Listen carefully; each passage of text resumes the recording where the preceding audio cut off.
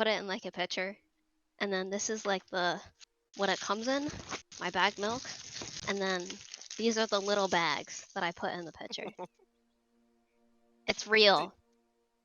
The more north you go in Washington, you can get bagged milk. Yes, I'm so glad. But I'm lactose intolerant, so I don't drink milk that often. But That makes sense. when I was a little kid, like my favorite meal was like mac and cheese and hot dogs and a glass of milk. Oh my god, yes. Mac and cheese and hot dogs. Let's go. So good. I had a hot dog today at the party. I want mac and cheese and hot dogs. I'm gonna text Cody to go buy mac and cheese and hot dogs. I gotta go text Alex. Siren. I hear I just siren. text myself.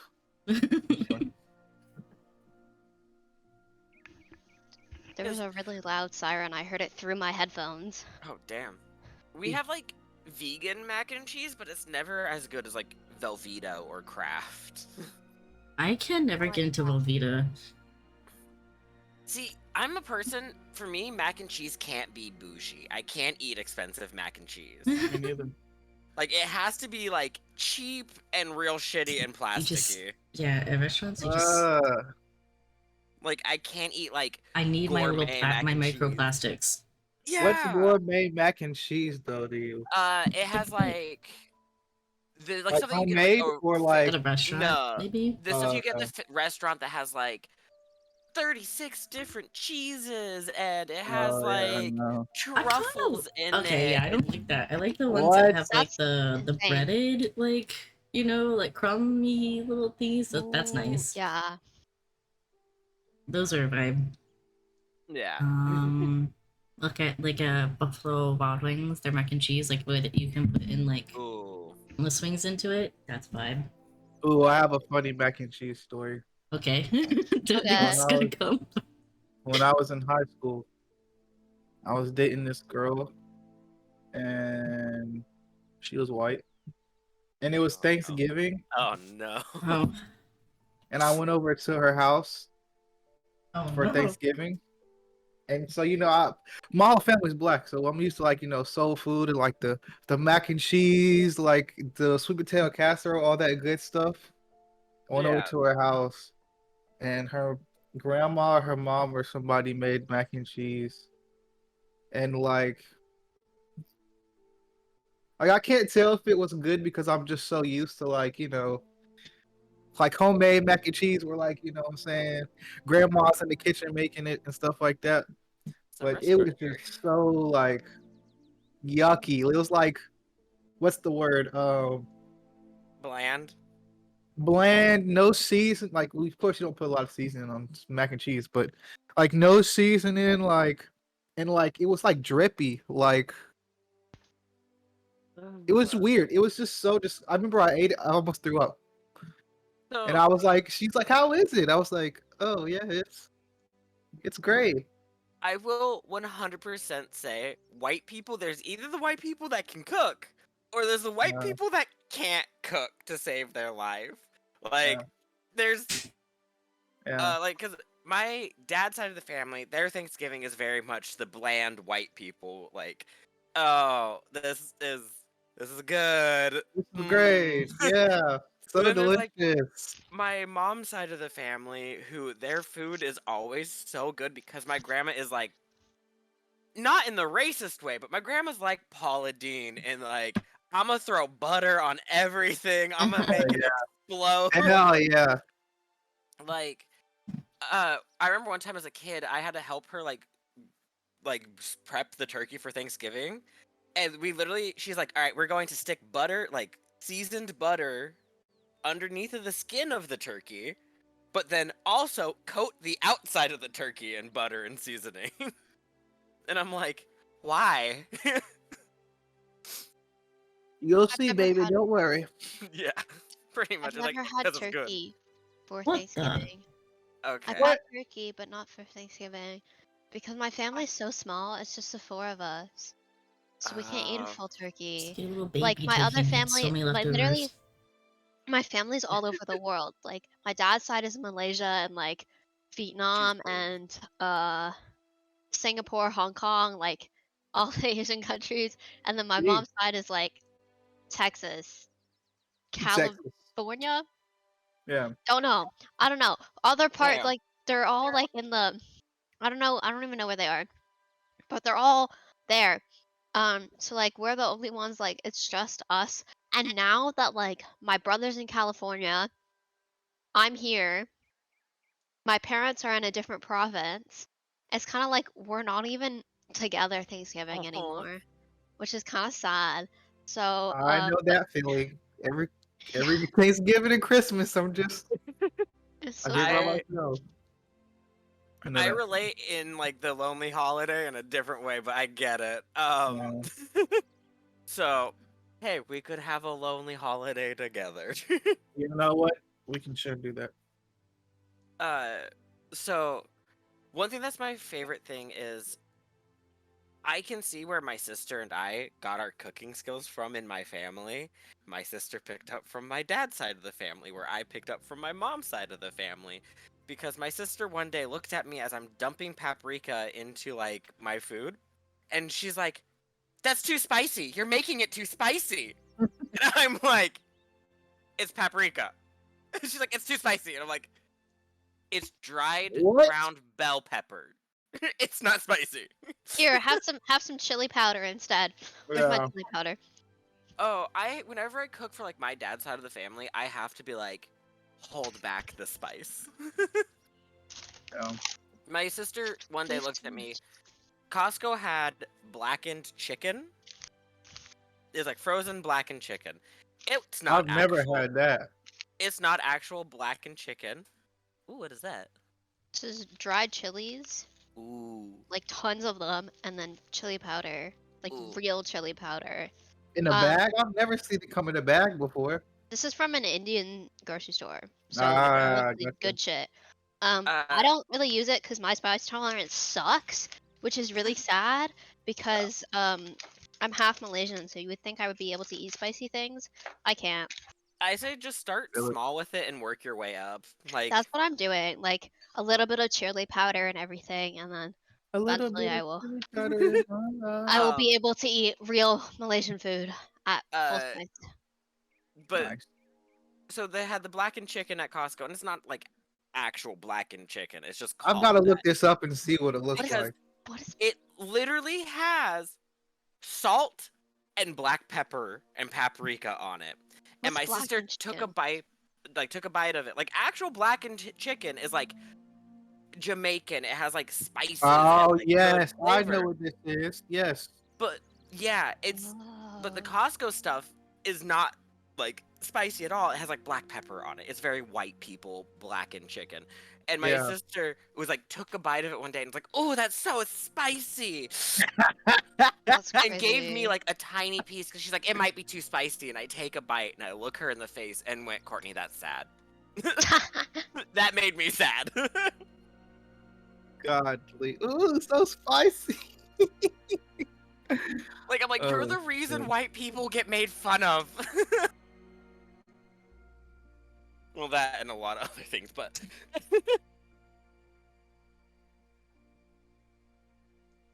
yeah. That's My hilarious. dad eats chilies like it's nothing, and he'll eat like Thai chilies like it's nothing. And Ooh. then so Like just whenever he's straight like, chilies? yeah, Oh, he'll no. like take a Thai chili and then like just eat it. Like, Oh, I no. okay, dad. Oh God, so thanks. one time I went to this like little like family-owned Mexican restaurant, and the lady like came out with like a roasted jalapeno and was like, "Eat this." Yeah, And so I did, and I'm like, "Oh, it's really good." And the lady's just like, "Oh," like walks away and comes out with like more hot sauce, and I'm like, "Oh, cool." I guess I passed her test to get you the good passed the hot test. sauce. Yep. Oh hey, Dee Oh, Dee. Are we live? Yeah, we've Oh been yeah, here we're shit! just the entire time. we're sitting in the back. We're sitting in what's it called? The back Oh, backstage. hello. Oh, look at my mug. It's a kitty cat. Oh, And they got kitty little cat. ears. And then I'm not gonna tip it Oh, right now, but there's like an actual like little cat when you drink down your Yes, coffee that my appears in it. My best friend has the same mug. I need to get a little. I need to get like something other than Okay. this mug because just use it every Let me day. get my animal mug. I have an animal mug too. Aw. I'm cool. I don't Like know. a glass where it cat went. mug, but Oh, it's downstairs. it's I too have high up. little cups. I thought they were shot glasses, so I bought them. But they're like actual drinking I was cups supposed to that picture look it. like cat paws. Cat Just pod. literally, Yeah, like, they the look like last little thing I cat did on paws. They have like Instagram. toe beans. Yeah. Okay, I got it. This was my dad's. Like it's real old. It's my well, this was my dad's and now it's mine. I took it. It's my Dalmatian Stick it. mug. Oh, And like Was the The Dalmatian, Dalmatians? yeah, it, like sticks Oh. out. Like sticks Oh that's out. my lovely. god. Yeah. That's lovely. Let me find it. I mean, I'll just look up on Amazon. I don't think I have a photo of those Dalmatian. glasses I own, and I I don't want to think get it up. was. I think it was my aunt's actually, and so it was my aunt's, like on my dad's side, like my dad's sisters, and then she gave it to my dad, and then I took it. So now it's mine. I don't feel like grabbing it, so there's a picture I took of it a while ago. See, I'm gonna. Oh, I love that. So this one actually shows the measurements. The last one did not show the measurements. Oh, that's adorable. I love it. Oh, it's so cute. You Just a rainy day with some tea. yeah. That's I don't know what every it is, rainy but day. I You can't always drink have tea tea. every day. I can't drink tea, bro. Put honey in it. Oh, It'll be fine. Okay. What do I you mean love you tea. can't drink tea? Like, it's not that it doesn't taste good. It's just like I've never like been like, oh man, I really want to drink some tea right now. It's just like That's me every day. I'm like, I literally crave tea. oh shit! I forgot my headset was dying. Have you had night. like Southern sweet tea? I haven't, but I want to try it. I've heard about it. I want to try it. Amazing. I'm from Washington, where like our sweet tea would make you cry because it's gonna be so bitter for you. I was like had to be like 8 or 12, and like I live in South Carolina almost my whole life. So like sweet tea was like like it's like basically it's infused in my blood. It's sweet tea. So like I went to like my mom's side of the family is from Wisconsin, and I went there when I was like 8 to go visit, and like I had went there. We had went to McDonald's or something like that there, and I was like, "Yo, can I get some sweet tea?" And they were like, "Sweet tea? What are you talking about?" I'm like, "What do you mean, sweet tea?" Because I thought like it was everywhere. And they gave me like, go ahead. Washington, we do have sweet tea at our McDonald's, but it's just like Lipton tea, Yeah. and then they give you sugar packets Yeah. to pour in there yourself. They did something similar. How is when that I gonna had melt got it in? somewhere It's else. iced. Yeah, it doesn't It's work. so depressing. Yeah, the further north you go, the more bitter the tea. The more bitter the sweet tea. Well, Is sweet tea a South Carolinian thing? It's a southern what thing. No, it's more Okay. south. Just It's southern. a southern thing, but Battery it's not low. like Please specific to charge. South Carolina. It's just a southern thing, Is like it anywhere in the in south. South Carolina? Yeah. Okay, cool. Yeah. Because my mom is from South Carolina, so she might know. Or do you know which part? Nope. Oh, okay. One thing with Washington that from like other states that I've traveled to, cannot get right in my mind is apple cider and hot apple cider. Like no state can get that right. Like Washington's is one of the best because yeah, I have so much cat hair on my screen. I'm noticing that because I'm seeing Christian Wave and I'm like, Mine is like out of focus. I'm just seeing all this cat hair because Okay, there we go. But yeah, Washington has like great apple cider, and then like our alcoholic ciders are really good. Mm. Looks like heaven is like shining in through my window. Like, I'm really looking at heaven on the side. Oh god. But I posted a photo of those like cat paw glasses. You might like them, Liz. Oh, let's go. I think I might have seen. I think I know what you're talking about. They got Oh, little. they Yeah. They look like little shot glasses. I thought they were shot glasses, but no, they're like actual glasses. And so I'm like, oh, okay. Erin says she'll be on in like 5 minutes. Okay. Wait, where's the? Oh, there you go. Oh, nice. Dee Dee says, ain't nothing like Southern sweet tea. There is a Hey, restaurant Max.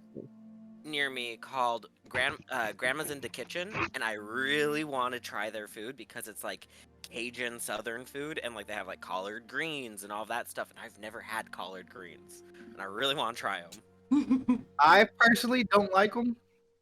But I know a lot of people who do. But like, I want to try like gumbo, jambalaya, and like all of those things, and they serve them there, and I'm like, jerk chicken. They have that. Like, Fire. I'm. The only reason why Cody and I have not eaten there is they're expensive. Yeah, It's like for one of their things is like 3 things from a Thai food restaurant. so I noticed like when I had like left the South, like you could get like a plate of like jerk chicken, macaroni and cheese, collard greens, and like rice or something like dirty rice for like Yeah. $5-6. But then like anywhere else, it's like $15 a plate. I'm like, holy crap, bro! Like I don't know if that's just because I was in the South or maybe probably inflation had a lot to do with it too.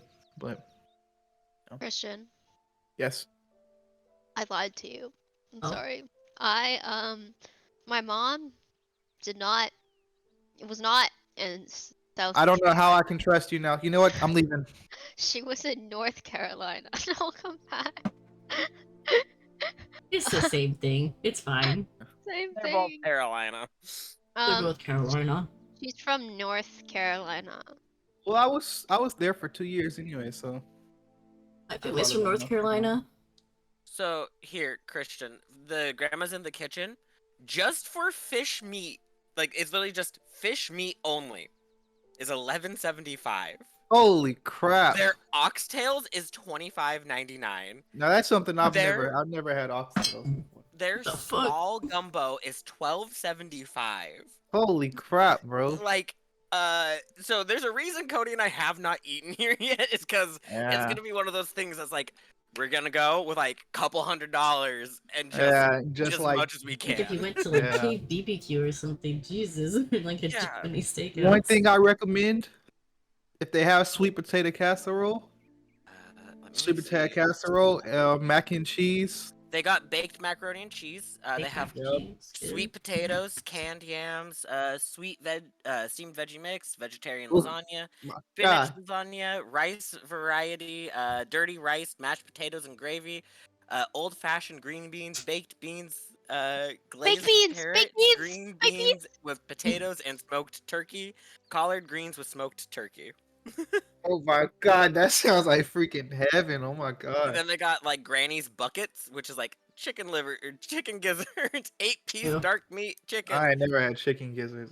I've had chicken gizzard before, and I've had liver before. I'm not a big fan. That's liver before. And deer meat. Ooh, they got raspberry filled scones. I successfully made it through all of like I grew up in like a very I don't know, farmer town.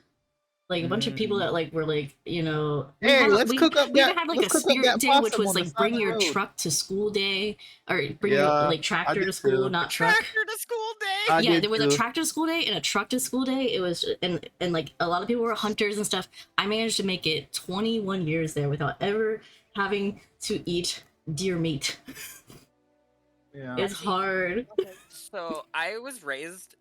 Shocker, I was raised very redneck. I was a hunter. I've gone hunting, I have fished, I've gotten deer, I have shot buffalo, I have gotten like a buffalo fish. I have had.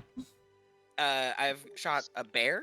Like there's things I've shot and like had to skin and gut and do all of that Jesus. stuff. Not the Yeah, bear. like we had to like butcher and do everything ourselves, and then we ate everything from it. So, because my family, we're not trophy hunters. We're like, we eat. That's what. If you want meat, you go get the meat and you put it in your own freezer, type of thing. Mm-hmm. So, I grew up eating like venison and buffalo like 90% of the time. But then once we got out of the good meat, it'd be like, all right, we got liver, tongue, brain Yeah. and then Eh, like intestines. yeah, Yeah. I never did all that, but There's Have a you had? reason I went mildly vegetarian for a while. I feel it. I'm interested because you said you fished and then you said that you would eat like every part. Yeah. Fish head. Have you had? I've had fish head stew. I I've love. also Oh eaten a yes! fish eyeball. Oh, I haven't Oh, tried fish eye. I yeah. want to try fish eye. I So love fish head. I And did Uh, not eat loved the it. eyeball in That's the good yucky. way to eat it. It's literally, I was like on a fishing trip with like one of my school classmates, and his family was like, "Oh, our tradition is you have to suck the eyeball out." Ew! Uh, You're uh, canceled. You're So I had to canceled, buddy. you're canceled. Yeah. Bye. I'm So out. funny. So yeah, Yuck. I've had Yucky, to eat yucky. disgusting things. Fish Yeah. head's so good though. I love fish head. Fish head stew. Fish head curry. Mm. Facts. Would recommend. Fish head curry. 10 out of See, 10. I am not a fan of liver, but No. I would be willing to try it one more time because the way my grandma makes it is just liver and onions. And Yeah. I'm like, Mm, Yeah. I don't like no it. thanks. It's too like rich for me. Yeah. Have you had Hi, chicken Aaron. feet? Hi, Aaron. Hi, I Aaron. have. I know you were just Hi, sick, Aaron. but we're talking about Hello, lizard, friends. gizzard, and liver. And like other weird things we've eaten. Fish Oh head. yeah, from the south. I'm Yeah. from Redneck, Washington. Like tiny hick town. Yep, I was in I'm a from tiny hick town Canada. too. Jeez Louise, man. The weird things I've eaten are all like, cause they're part of like Malaysian dishes, like chicken feet, fish head, classics. Yeah. I tried Amazing. this Filipino soup one time. It was like a cold soup, and it was like a pickle soup. And it was really good because it just tasted like you're Oh. eating pretty much everything was pickled. And it was pretty good. Oh, cool. And I'm a That's person who's interesting. not a big fan of pickles, so. Yeah. Yeah. See, Like Christian. I will try anything at least once when it comes to like food and stuff. It'll be like, That's all what right. Such a that's what hard crackheads say time. too. That's what crackheads say. I have a I mean, hard time. I'm white. I I can't do do a lot that just because once. I have like a lot of like sensory like problems, like where like if I eat something that just like is so unappealing to like I'm just so sensitive to like a few textures and like but if I have that texture it will just make me so nauseous like I actually want to throw up. But I do like to Yeah. try everything at least once still, even though I'm considered a picky eater. Balut, that's like whale, right? Didi was Balut? saying that they've attempted to eat balut, so that was the weirdest thing I've had. And I'm like, isn't that like whale? Balut. What is balut? I'm trying to remember. B-A... Oh, it's the fertilized bird Oh, What egg. the fuck? I have not had that. Oh. I It's have been street food. offered a century egg, but I have yet to eat that. I was thinking of blubber? No, I don't Have know. you eaten a fried cricket? I've licked a banana slug. Oh my god. This is It made my tongue go numb. Oh my god. Yeah, so if you lick a banana slug, your tongue will go numb. I found that out in elementary school. What better place to find that out? Yeah. Now I'm curious, Colton, what did you think of chicken feet? Did you like it? It was Oh my okay. God. Like, it wasn't my favorite, but it wasn't bad. Okay. Like, Nice. yeah, I've eaten alligator, frog, kangaroo. Kangaroo. Yeah. What Where the do you fuck? get these? There is a store here in Washington that sells like different Isn't types it of like like illegal? Isn't it like illegal? No, I don't know. But like here in Washington there's a store that sells like different types of meats and like different things, and one of the things that they had was like kangaroo jerky and alligator jerky, and so I got it and tried it, and then I went to a restaurant that like sold alligator, and I was like, I'll eat it. It tastes like chicken pretty much. Same with frog. Not the Legally chicken. kangaroo. Oh, I picked something in my face. Interesting.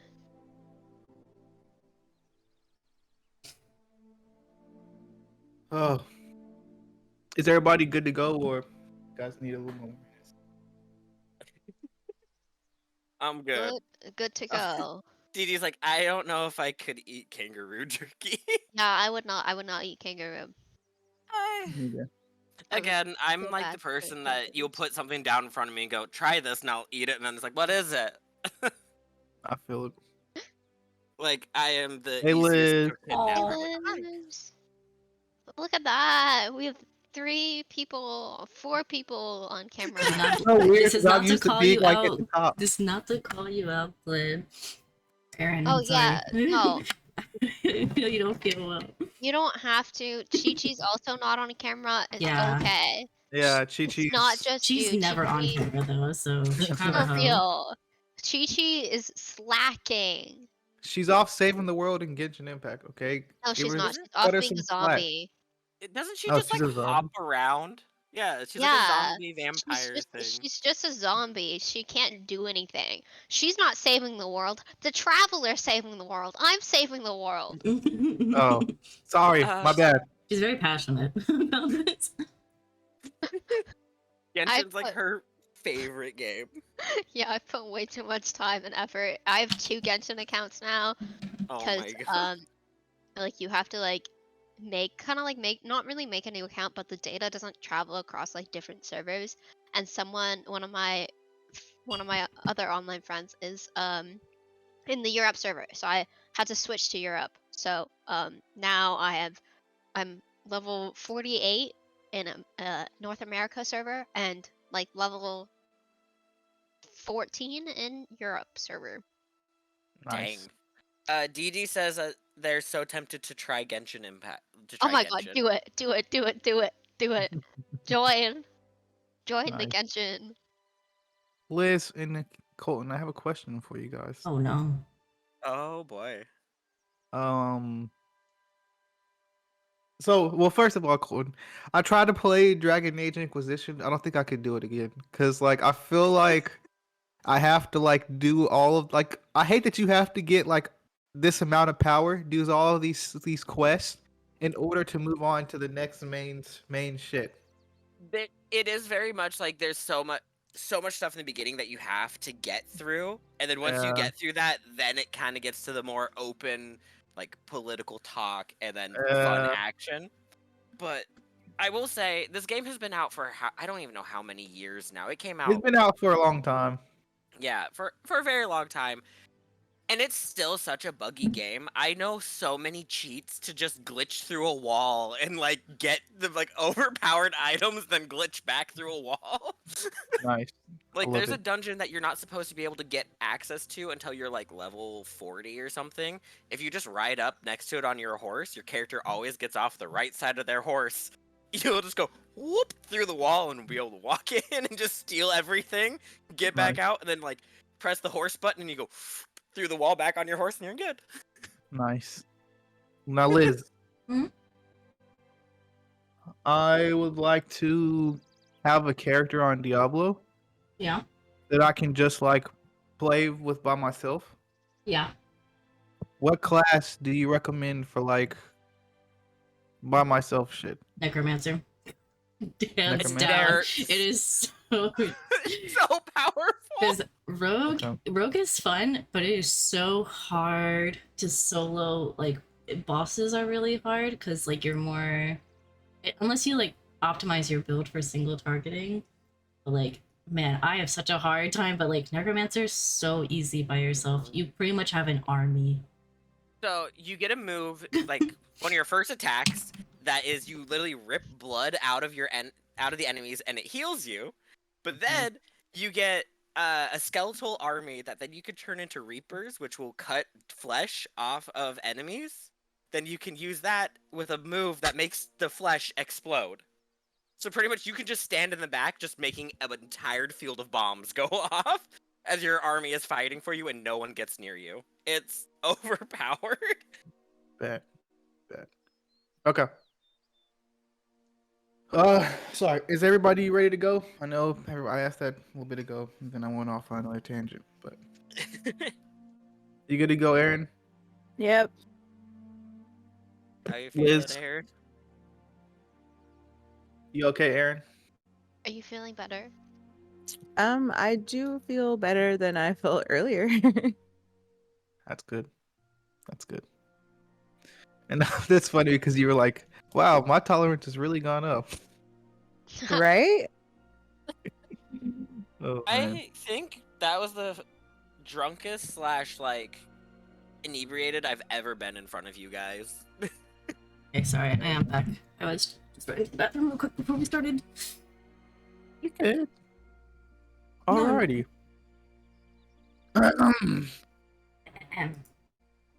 Welcome back to Road Magic. We cast some spells and tell some tales.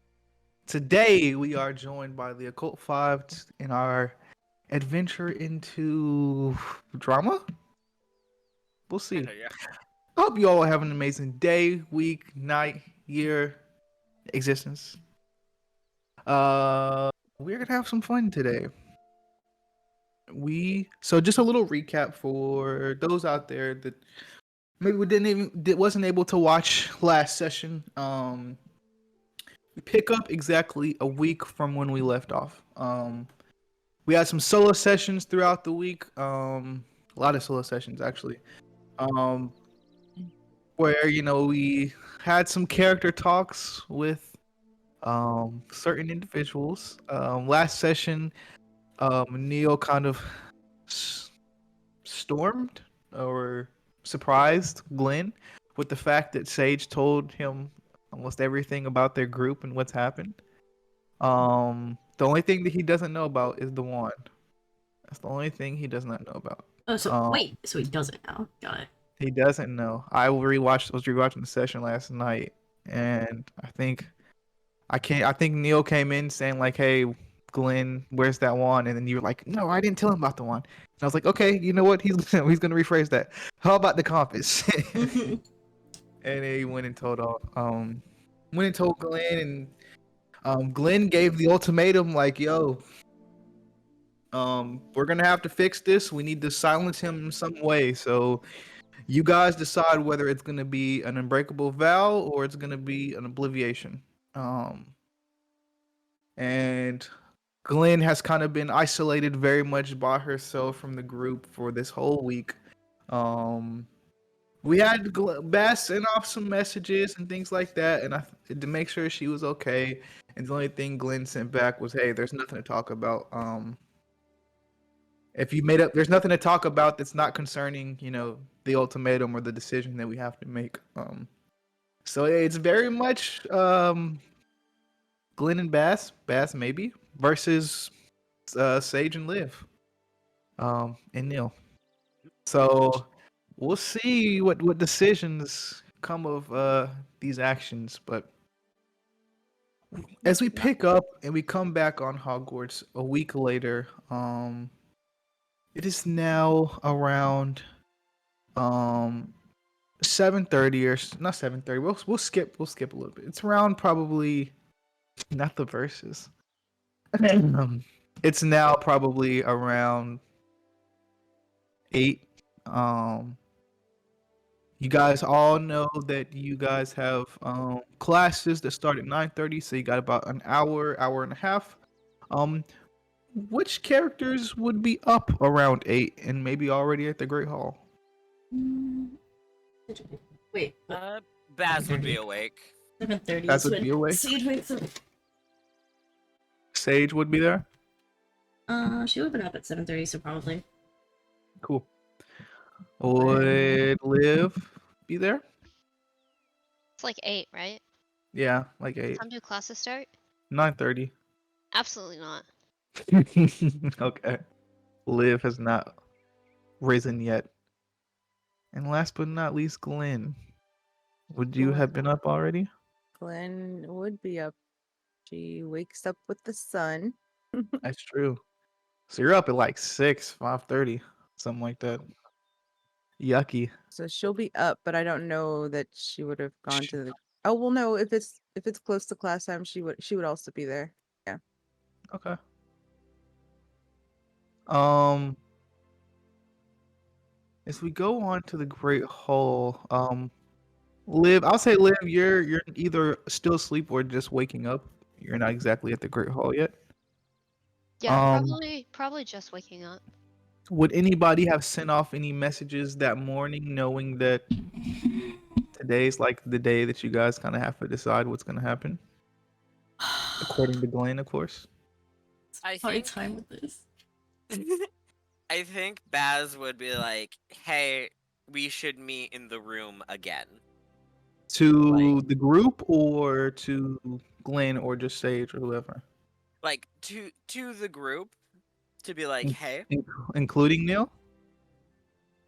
I think he's leaving that to Sage to tell Neil Okay. because right now Neil is her responsibility.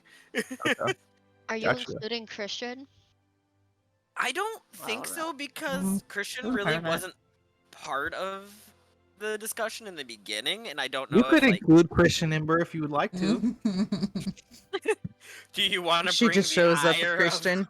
of Glenn to Hey, the this is Hey my friend. guys! By the way, by the way, told I also Christian. told him everything because yeah, so I think not Baz is pretty everything. much I don't just think, sending right? it to like the main three, like you guys, and being like, "Hey, I have the room ready for us," because Baz has been spending his week to Day, himself, night. pretty much Existence. redecorating the entire room and like making it look like an actual spot for us to be able to go and hang out and get stuff done. Like Aw. You're I've not. been working on it like an HQ for us. You're not slick. This is the room. This is your room of requirement in Hogwarts Legacy. Yes, yes, it is. I It's just. become that. It's become that. You know what? I stole it from the rich people, so yeah. Yeah. Hey, Robin Hood. Um. You're coming with me. But you guys would all, whether you guys would have been in the Great Hall together, you and Sage, or Liv, probably just waking up that morning, would you get a message from Basilton saying, "Hey, it's been a week." Is there any specific thing you say, or like, "Hey, let's all meet in the room, It'd be my pretty much secret just room"? like, hey, today is the day. Uh, Like trying not to be like, yo, yo, it's fucked up, but time to go. But yeah, being like, hey, today is the day. We should do this in this room because it's private and it is safe. safe?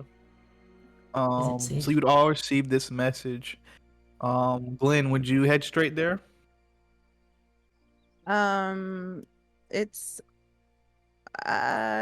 it's we're doing this before classes. Yeah, I was thinking, should we do this after? What classes do we have?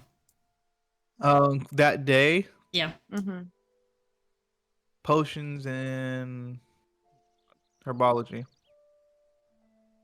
So Glenn will write back and say, let's meet after classes. Cool. And would you send Yeah. that to everybody or just Basilton? Baz. Cool. And I'm pretty sure Baz would relay the message to everybody else. Yeah, but he'd also send a message to Glenn being like, hey, we should meet up before everyone else gets there to talk real quick. Okay. You know, like Sage was gonna try to talk to it. at some point today we should talk. Okay. Yep. Okay. Sage is going to send Glenn a message asking if she would like to talk one-on-one before we all meet up, so it didn't feel like a big, like, I don't know, like ganged Like a up big thing. Like, like we're all like ganging up, like just like a one-on-one, no Neil, no like whatever. Yeah.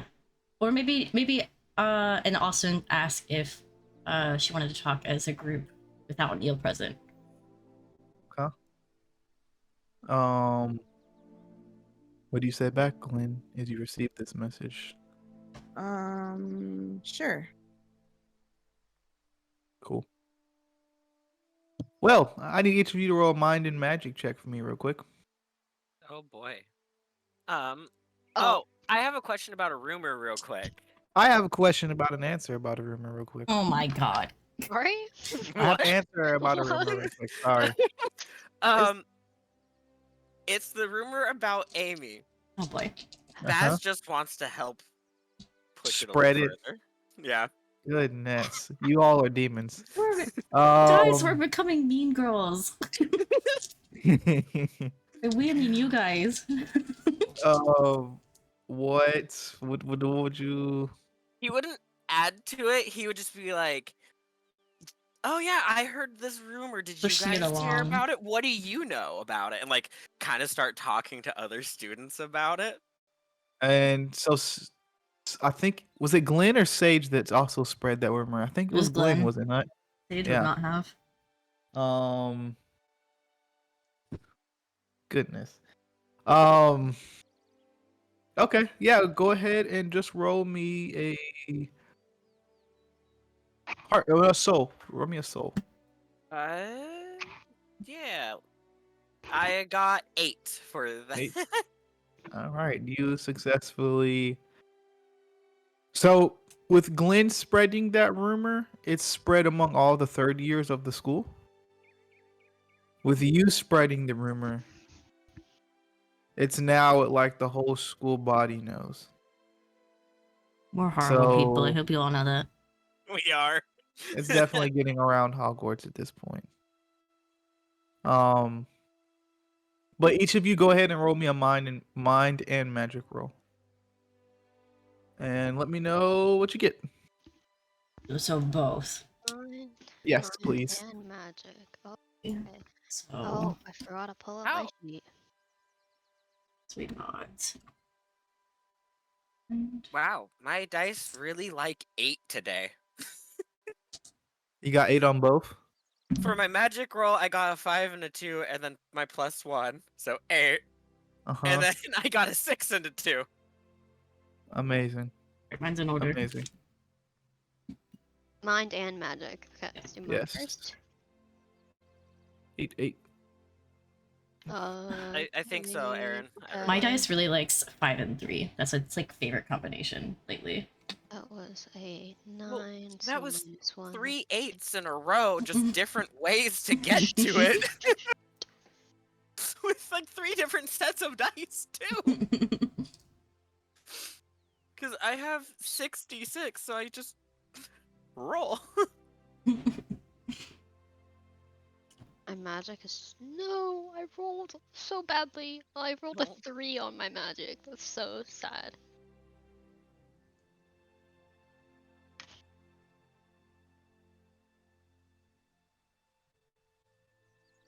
Okay.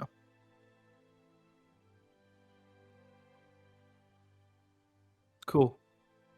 This wasn't like an individual roll. This is more of a team roll. Oh, okay. So, you guys can add some stuff to your spell lists. Oh my gosh. So I want to get straight to the action. Of course. So, you guys have learned in herbology. You guys have learned the spell. Where did I just Herbiforce? Herbiforce. This spell causes flowers to sprout from the victim. Oh, that's the one that you were talking about, Glenn. Or not Glenn. Liv having. That's her. Yeah. Oh yeah, that is. That was one of my that's options cute. for the signature spell. I was considering that one, and I decided not to. Feel it. And for 1 second. 1. There it is. I'll never be free. I think we just need to end up making that into merch at one point. It's just like 1 second, 1. Golden Clarifile order. You guys have learned the girding potion. What does that do? It causes. Sorry? 1 second. It causes prolonged endurance.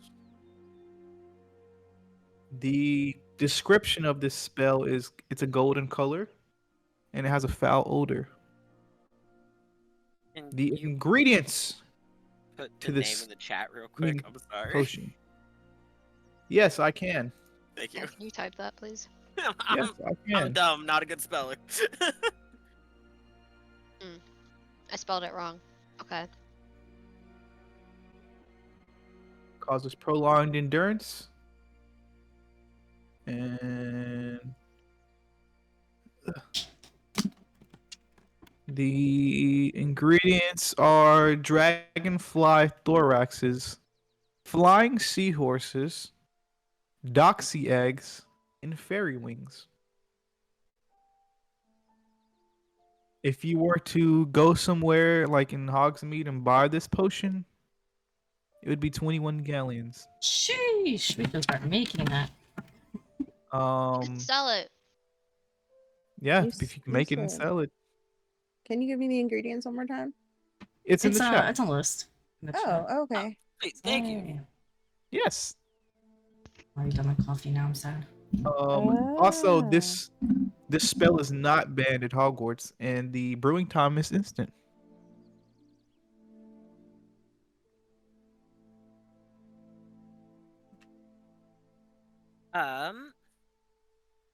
Could I roll to see if Baz could make a few extra? Sure. It is going to be. Let's see here.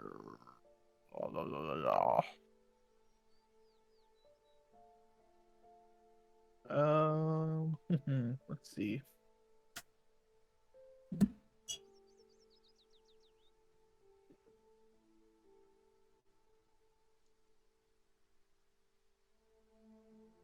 Oh shit, got on my hair.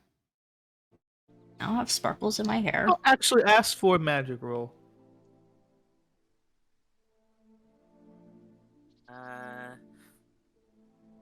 6, 7, 8, 9. 9. You bro. Bros. You bro. Fuck. You brew 2 more potions. Right, so that'd be like 3 then? I would say it's up to you guys, because I would say, you know what? Yeah, it'll be 3. I'll say that. Okay.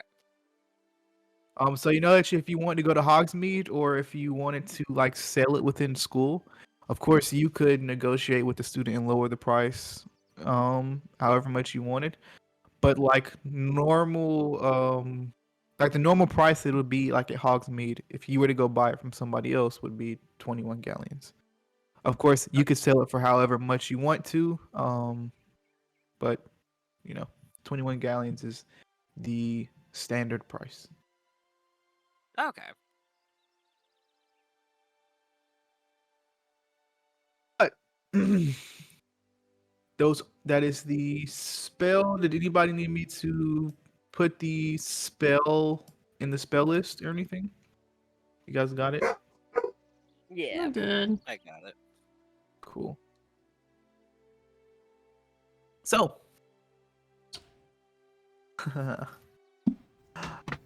you guys go out of class, leaving herbology, and Glenn, I'm gonna leave this choice up to you because you had 2 people that wanted to talk to you before you all get together. Would you like to talk to Sage first or Bass first? You can meet us both at the same time. Sage. Oh god. Sage. Because I'm assuming Baz kind of made it like, oh, well, just like right before we all join up, he wants to talk to me. Or Cool. Sage just kind of seems like, hey, when you get a Cool. chance, can we? Gotcha. One more question. Liv, sorry. Yes. Would you be inviting Christian to this meeting of the minds?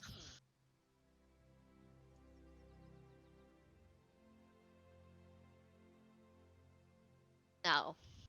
No?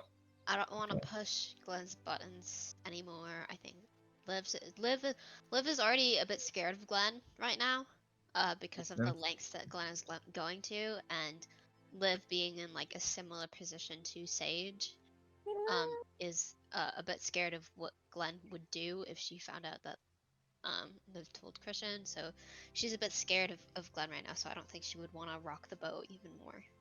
The longer it took you to answer that question, I was just sitting over here like, okay, well, if Christian shows up, what's about to happen now? Do a double whammy.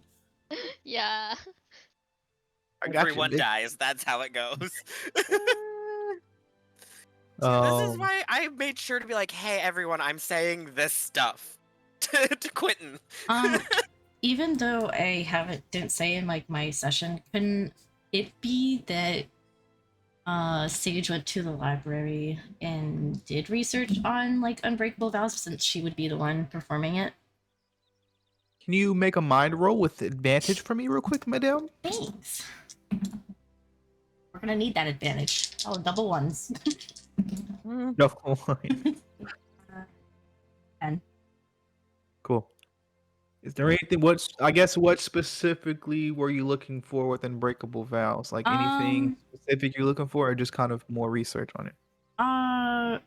Kind of like general research, but more so just like understanding like the wording that you're supposed to use. Because I, as a player, have already looked into it, and so I was like, I feel like she would want to like make sure like this is how it's supposed to be. Make sure she doesn't fuck anything up if this is what we end up doing. Yes. But I'm actually going to look it up and give a good definition real quick for just anybody out there that isn't the biggest Harry Potter fans and doesn't know what an unbreakable vow is. An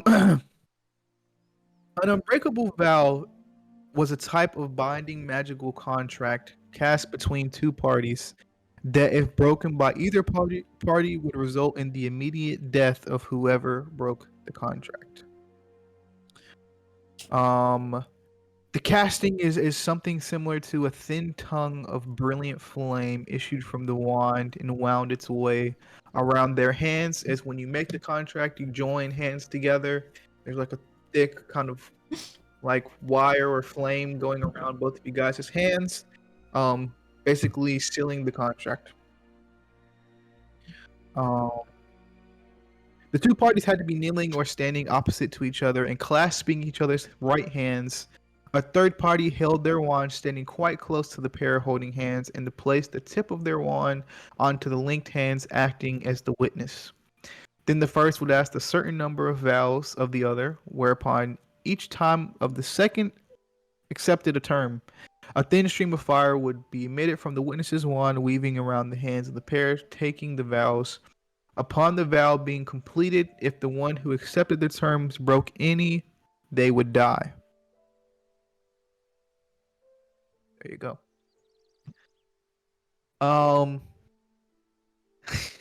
Sheesh. But yes. We're third years. And worse. But you guys head off, or you would go and meet up with each other. Would you just guys step off into the hallway, like a little corner in the hallway, or is there any way specific you guys would try to meet? I would be following Sage. Okay, Sage, where would you take Glenn to talk? Good question. My glasses on. My glasses. Can't see without my glasses. I think I'm the only one in the group who doesn't wear glasses. But actually.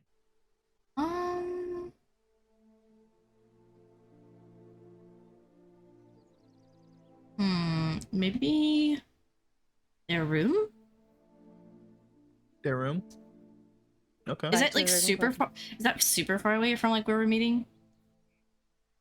Well, we can say like after our class. Yeah. Okay. What is go back to a close-ish private place? So you guys just got out of herbology, so think greenhouses. What if I want to put my books away? Yeah, I mean, you guys could go to your room. You guys don't have a specific time you're meeting. Like basically herbology. If you guys are going from herbology to Ravenclaw is kind of like at the top of the school, while Baz's meeting room is in the dungeons of the school. So you Garrett guys will be steps going in. from the top. Yeah, you guys will be going literally all the way across the school to the top, and then straight from the top to the bottom. So, but you guys didn't really have like I said, you guys didn't have a specific meeting time on when you guys were supposed to meet up. So you're more than welcome. You're more than welcome to go back to your room if you'd like to.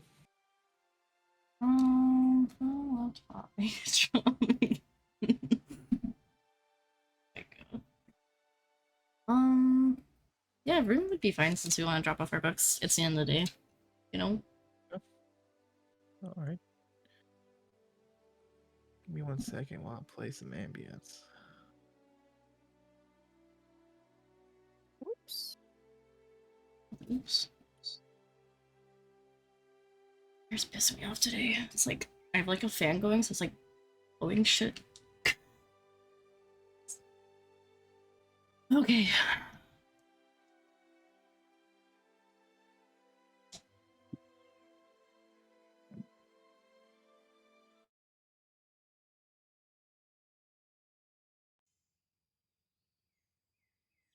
Nice.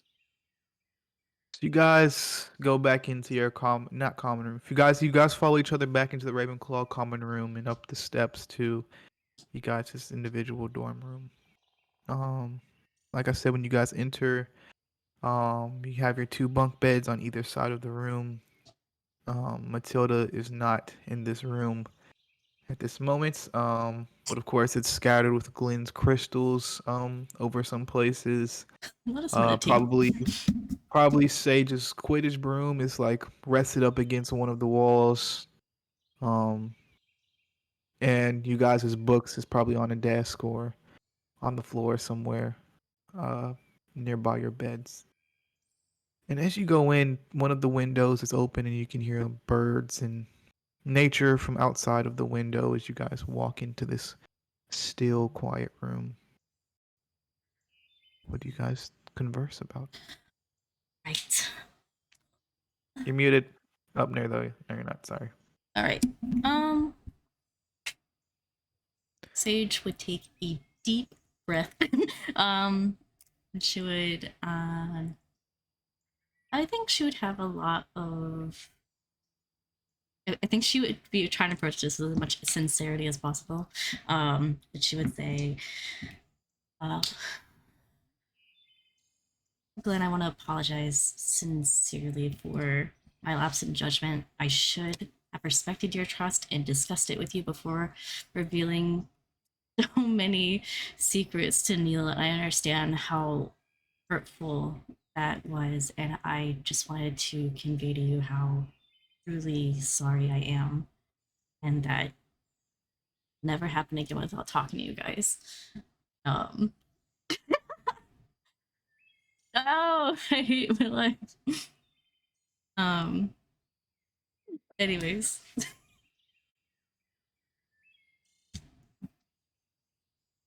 Do you say anything to this, Glenn? So Glenn is like, whenever she came in the room, she would have like stood like maybe against the windowsill, kind of like leaned back on it and was just listening. Not making eye contact, but just like listening. And then Glenn will say, okay. I mean, sure. I can I get that you mean that. Like you really mean it. But I'm just not sure. I'm not sure that I can trust that that will be the case.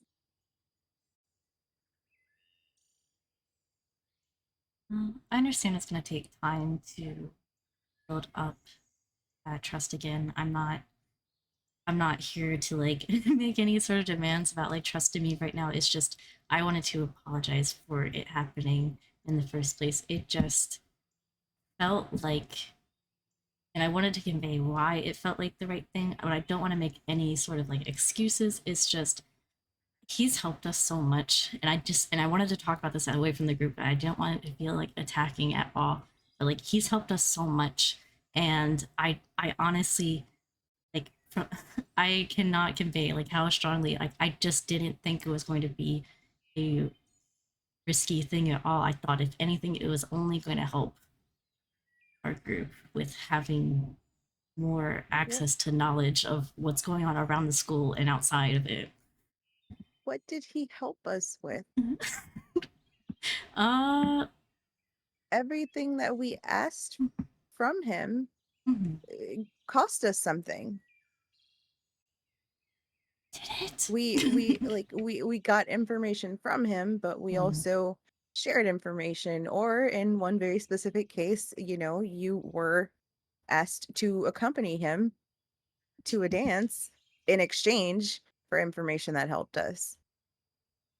But have we out of character, have we gave him like any like important information regarding the group in exchange for like shitty information? Not about the group. Okay. The only thing that you guys kind of did with Neil, where you guys exchanged information before, was when you guys went and asked him for some information, like I think beginning of second year, and he was like, "Yo, I'll get the information from you, but Sage has to go with me to the ball later on this year." Okay. I thought there was like another instance. I thought there was too for some reason. Not that I remember. No, Baz. I think there maybe was. Baz talked to him about something and told him he was a metamorphagus or something. Maybe. No, that was the him asking Sage out. I tried to take the bullet, being like, I can be whatever you whatever you want instead, and then he goes, I want her. Yeah. Yeah, I forgot about that. Baz has worked with Neil before, but that was on his own solo stuff, and he didn't give that information. Yeah, you weren't exchanging information about the group. That's what. Okay, I think maybe that's what I was thinking of. That something else happened with Neil, but it wasn't. It's okay. Sorry. Carry on. Okay. Well, he has never asked for personal information about us until we started getting like closer to each other. Like it wasn't like it never felt like, please know that I would be so cautious about this, and if he was like constantly like asking questions about our group and trying to get intel and like so he could do his little information broker whatever, I mean that didn't happen until recently when both of us have started like talking more about life experiences and stuff like that, and he's even told me like that he's willing to stop all of that, all the information broker stuff, and just quit everything. And I don't know if he's talked to you recently. This is where it's gonna get bad, I know. But he told me he was going to tell you more about why he wants to do all of this, and that it doesn't have everything to do with me, and like about his history and stuff. And so, have you talked to him? Well, I did talk to him last week. He asked me to go down to the bridge, and we had a little chat. I don't think it was a very productive talk, but we did talk. Not productive? Okay. What does that mean? He said he was supposed to tell me why he's What did he do instead?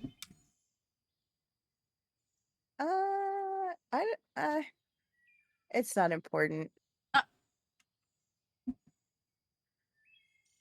It was just a little more confrontational than I was expecting from Neil of all people. Sage, that would have been a real Sage deep like exasperation. Yeah,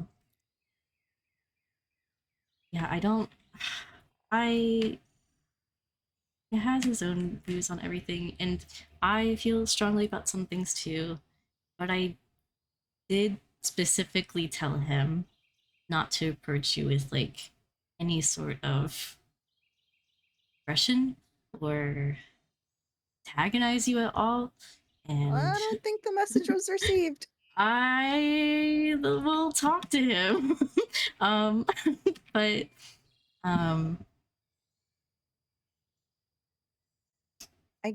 I guess I guess I'm not really upset anymore.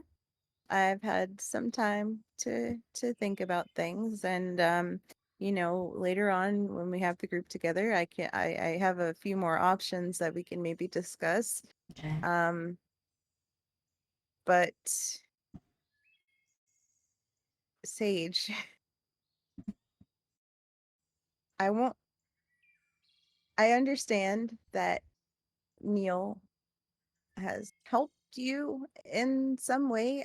I guess you've gotten closer recently, when none of us were paying attention. Um, but he's like an unknown to all of us, really. I mean, sure, we know his name, but he's truly a wild card to throw into our situation, to have him know everything about us, not just you, but things about Baz and things about Liv, things that maybe they didn't want Neil to know. I definitely understand where you guys can. I understand that I kind of definitely betrayed your guys' trust by giving personal information about you guys, and I honestly just was not really thinking, and in that moment, it just felt like, I don't know, it just came out. It just kind of word vomited at everything for some reason. uh, and I don't know, and it seems, and I know he didn't talk to you about anything, but it seems like he's starting to be and get involved in all of this stuff around the mass group and whatnot. He was in New York this summer, around where we were when we went into that church, was it? And got attacked, and he was approached by one of the masked members and questioned about his guardian, and I guess that's Wait, what he so would be. Neil was in New York? Over the summer, yeah, and he was questioned a lot about like his I think his guardian's name is Agnes, who works in Angus. Angus. Agnes. Agnes works in Glenda's gonna take out her notebook as Sage is talking. Start writing it down. Angus. What was his address? This was before. I think he worked in Nocturne Alley, right? Nocturne, yeah, you're right. Okay. In Nocturne Alley. Like... and and he was being questioned about like his connection to not Neil's, but like he was questioning his guardian's like connection to Harry Potter. And so I guess in that moment I just was like, okay, he's definitely closer to this information than we thought. And there's so much more I have to tell you guys about things I've been seeing lately, but it's probably best to wait until we all meet up. But there is just so much chaos and confusion and going on, and I don't know how to make any sense of it. And I want things to feel. I want to catch. We need to catch up so I can talk about these things. And I know, and I've been trying to give you space this last week, and I'm sorry if it didn't come off that way at all. Like, I just really wanted to respect your space, and it's been hurting me so much to stay to myself and keep all of this. And I just wanted to let you know that I God, this is embarrassing. No. that I've missed you as my friend, and it's been really hard, like not being able to have everyone together and talking. I'm crying. Oh no.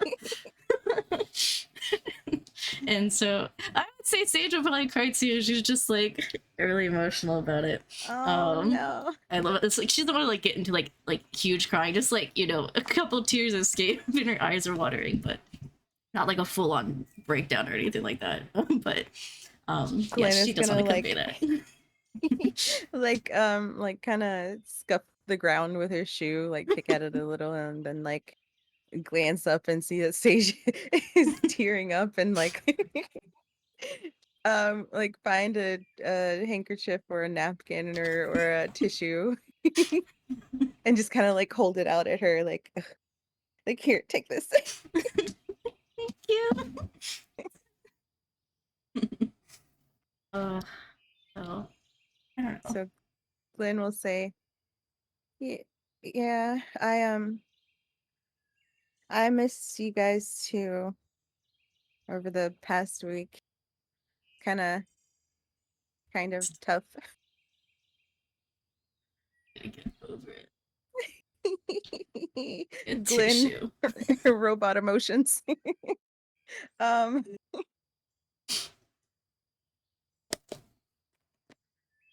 You guys would I kind of don't. hear a knock at the door. Oh God, it's Matillo. Hey, are you guys in there?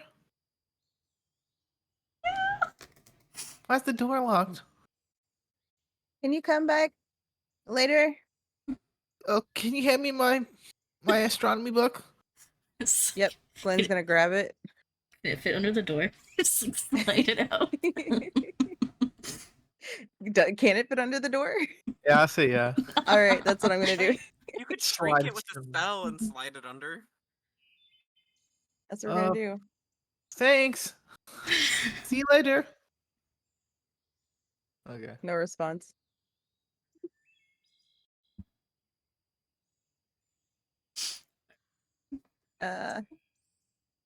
So Glenn, is gonna try to comfort Sage, but I'm trying to figure out the words. Okay, so Glenn is going to walk back over to Sage and like I guess put her hand on her shoulder and kind of like awkwardly like, you know, like there. um and say I don't want you to feel like this, Sage. It really upsets me to see you upset like this. And I think with all of her like uh so no, we're good. I don't think she's mature enough to like kind of like analyze her own self like in this sense of like, so we're gonna pull past that one. I just wanted to make sure that you were okay because things were very tense last week and you didn't really I mean, it seemed like it was a lot even for you because I know that you want to protect the group and our secrets and stuff. It just, I don't know, that day felt very, I don't know, you just, You seem. It's definitely understandable, but I mean, even from the beginning of the day, with how abrasive you were with Christian, it just kind of was like I just was just wondering if something else was going on, but I didn't want to like pry. I mean, nothing has changed, since last year. It's sort of the same old, same old. I will say I did feel a little triggered once Neil started talking. And yeah, I might have overreacted. He shouldn't have done that. I I'm specifically told him I was going to talk to you guys, and that was just not okay. I will admit I did overreact just a little. So, like I said, I'm not I'm not as mad as I was before, But it's still but gonna take I'm time. I'm just I'm just um I'm just determined at this point. It's no longer anger. Like I said, I've had time to cool off, but the fact still stands that, Neil knows too much, and we have to figure out a way to make sure that he can't use it against us. I've been trying to figure out things too. But we'll talk soon as a group and figure it out. Right. Right. We've got all day. So All right. I'm good with the conversation being over now. You guys finish your cool, conversation, cool. and I'm assuming you guys both leave the room. Head out into the Ravenclaw common room and into the school and such.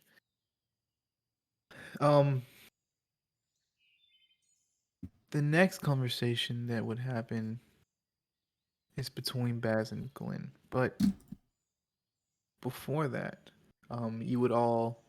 I'm assuming you all would go to Baz's secret room.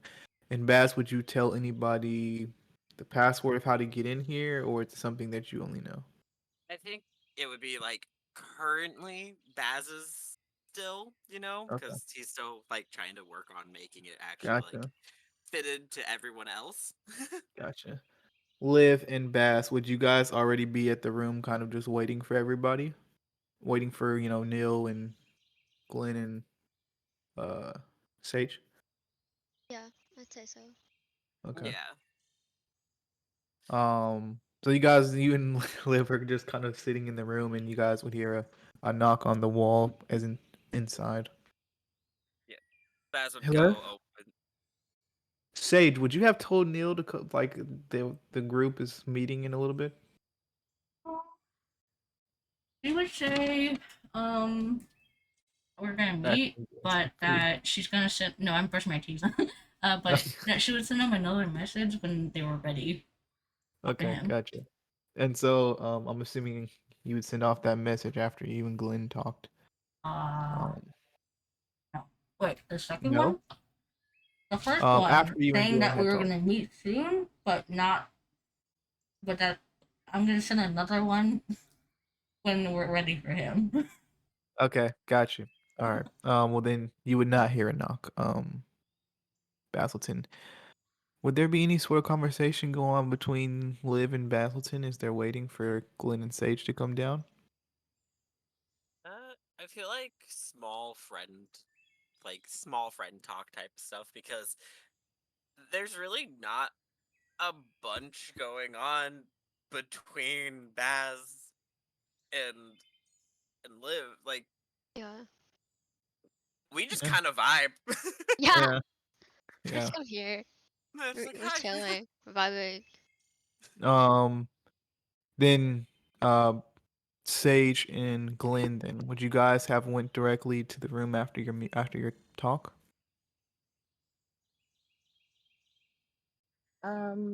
Yeah. Okay. Glenn would bring an extra wand and also her notes that she has been taking. On everything, gotcha. Um, and so you and Liv kind of just talk in this room, and tell us how has this room changed a little bit, Basilton? So there is now, like, along one wall, there's like a bunch of bookshelves that aren't fully full yet, but slowly getting more books. There's like a potion stand, like, table in one corner. In another corner, there's like a little nook that like is surrounded by glass. That's like kind of out in the water, but like Mm-hmm. dry. And that has like a bed now pushed into that corner. And then there's like more comfortable seating around for everyone, and just like pretty much a place for us to hang out. And there's like maps of Hogwarts and the surrounding like little I think it's called boroughs, like the little towns around Hogwarts and everything. So yeah, he's pretty much like trying to make this into like, this is Our going to HQ. be our HQ, our room. Gotcha. Yeah, but you could definitely tell that that bed is slept in like last night type of thing. Like, Baz did not go to his common room to sleep. He ended up sleeping in there. Um, Oh, and there's like training dummies that are somehow in pieces in a corner. yeah, I would say you guys Somehow. Somehow. Who knows? Who can know? somehow. But you Almost like we guys, know somebody whose signature spell is Defendo. And somebody who accidentally tapped into dark magic and used it to cut it in half. We have so True. much to catch on as a group. Catch up on. Yeah. So much. but sooner or later, you guys would hear a little tapping from. I'm guessing this would be Glenn knocking on the wall to come in. Oh yeah, Baz would go and like open the door for them, be like, Yeah. "Come on, like get them in real quick, And close the door." the wall kind of and like slides open for Glenn to walk in. I'm guessing Sage would be there as well. Yes. Okay. And Glenn and Sage walk into this room. You've seen that of course exactly what Basilton describes as he's changed this room a bit, kind of made it his own. You see, just like he described, the maps of Hogwarts, the bed, the training dummies, the bookshelves, and a dummy in pieces in the corner. But as you walk in, you can tell that Basilton has made this place his own, and hopefully you guys. Yeah. But you guys will walk in, and it'd be Glenn and Sage kind of coming into the room very awkwardly, and the wall will close behind them. What is the first thing you guys say to each other? Hey. Just kidding. Hey, Sage. Hi, Glenn. I did something. Oh. I feel like this is gonna be like where Baz kind of opens up about the dark magic, just like, so I accidentally used dark magic. You did Point at the what? like destroyed dummy in the corner. So I was like, I kind of copied you. I was meditating and trying to figure out like my eyes turning red and what that was, and then I had a sudden burst of power. And then I cast Defendo, and the targets that repair themselves after you hurt them. Yeah, it didn't repair itself. Wow. Well, that is something to look into. Also, I think I damaged my magic a little bit, but I think it will come back. I'm feeling a wee bit weaker than normal. What the heck, Baz? I was trying to figure things out, and I did things, and my eyes turned red again. That was an interesting sight. And when was this? Last week. Well, we were all kind of giving Okay. everyone space. You left me alone and things happened. Oh, seriously, we That's can't leave right. you alone. That's right. You're right. I understand. I am chaos. But so if what Felix tells me that my father's eyes do this too, and what Black and Moya are saying is that's another level of fear to add on to him, because that is, it was scary, but it was kind of cool too, because I got to destroy the target with like a Mm. flick of my wrist. Like The beginner minimal win. effort. Nice. And We I'm might want to be guessing careful with that in the future. No, it was dumb to do it for myself, but I learned things. Are you Baz, do you okay? pull Glenn aside as well? Sorry to interrupt you, Liv. Uh, yeah, about to be like, but before we start, I would like to talk to Glenn alone really quickly. So is that okay? And he's gonna kind of like look at everyone, and look at Glenn, like, you guys Glenn's good? gonna shrug, like, okay, well, here we go. Come with me. Round 2. More emotions. So yeah, I think Baz would walk like out of the room and into like a quiet part of the hallway where nobody else is at. Sure. And before we get to Glenn and Baz's convo, would there be any sort of conversation between Liv and Sage? Is they share something in common, of course, but is there any sort of conversation that goes on between them as Glenn and Baz leave the room?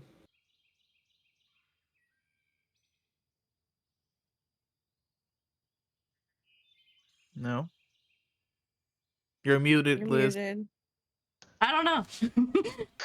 You don't know. Um, It's okay if there's not. Just wanted to know. probably not. I don't Talk know. Okay. about I can't think of anything. Okay. You guys talk about class or something. Uh, but out in the hallway with Basilton and Glenn Goodwin. What goes on there? Baz would be like, how are you doing? Because I mean, the last thing you wrote me, and like holds up the thing, being like, was not very descriptive, and I just want to make sure that you're doing okay. I wanted to give you space to be able to breathe and process things at your own pace and not space, be annoying. right? um, well, yeah. I mean, it said what I needed it to say. You know, I was fine, and yeah. The only thing we really needed to talk about was how we were gonna resolve this whole Neil situation. Um, but we didn't really talk about it, so I guess you guys talked about it. I haven't talked to anyone. I've been by myself in this room for pretty much a week straight. Wait, what? Well, that's not Oh, promising. oh yeah, Baz did talk to Neil a little, but not too much. Baz like, I talked to Neil a little, but not a lot came from that, if I'm fully honest. Okay, Little. well, I mean, hopefully, It's better than his conversation. hopefully, hopefully Neil and Sage and Liv have something, you know? Uh, I I would hate for mostly this to be just another rehash of last week, true. I mostly just want to see if you truly ready to do this. Are you truly ready to have a person's life on your conscience? After what happened at the end of the year last year, under the lake, I haven't been sleeping. I have not been having good dreams. Every time I close my eyes, I replay the events of that day. And taking a life is not easy. But I don't want you to have that conscience if this is something that ends up actually happening. I I understand that.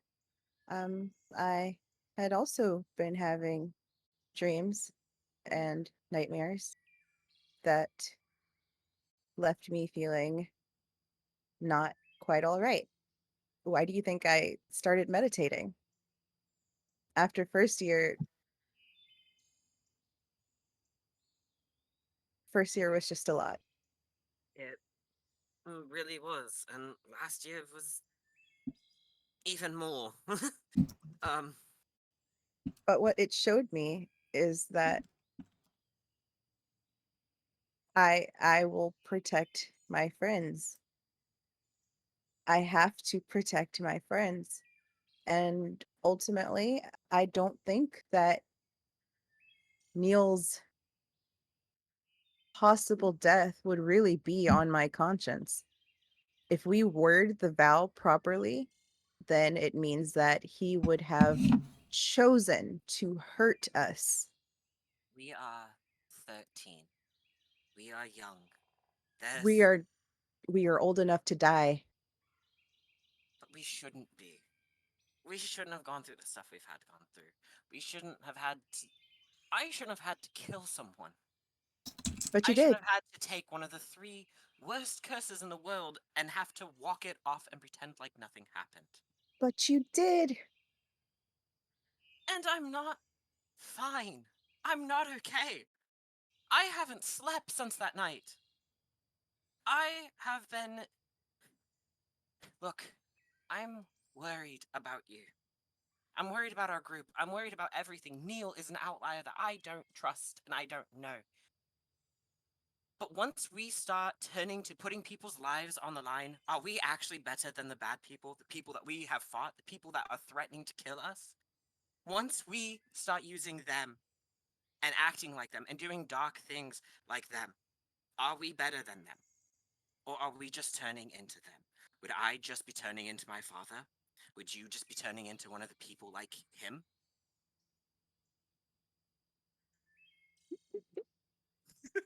I'm sorry. So let's say that we trust Neil. We let him go on his merry way. The best possibility that happens is that he's honest. He genuinely cares for Sage. He'll never use any of this information against us. But if that doesn't happen, what's stopping him from saying, "Oh, I know who Baz's father is. Why don't I contact him?" I'm not saying that things like that won't happen.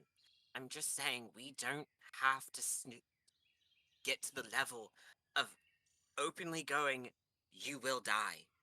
We can do other things. We can figure something else out that does not involve having more blood on our hands, more blood Well, on a roster for us that seems to be growing in the past 2 years.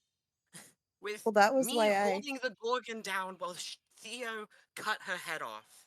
Me decapitating the Dark Witch at the bottom of the ocean after getting hit by a Cruciatus curse. That we don't need to be like these people. We have to be better than them because if we are not, then we are them. well, I will say this is why I gave us a week to find other options, to think about how it needed to be done. So hopefully there are other options, but if there aren't, I'll let you be better than those people. But I will take this on myself. And maybe that makes me like them. Maybe it does. Maybe I'm broken. Maybe there's something wrong. But I will do everything I can to protect my friends. And if that means taking this on, then I will. I will do what I can to protect us, but there's some things that we shouldn't embrace wholeheartedly. Things that we shouldn't go out of our way to use. Magic like this, magic that involves other people's lives, is something that we shouldn't take lightly. And I know that this isn't a light situation, but this also There are other things. There's other ways that we can handle these situations that don't involve us killing someone else. Adding more blood. Well, we can discuss those other ways with the group. Like I said. And if we can't find other ways that are satisfactory, well, you know, we have our options. The ones that I've discussed already. I was just gonna kind of give her a look, being like, look, if this is the way that you want to go with things, this is a path that you're going to lose the things that you're trying to protect. I know you're trying to do what you think is the best route for us.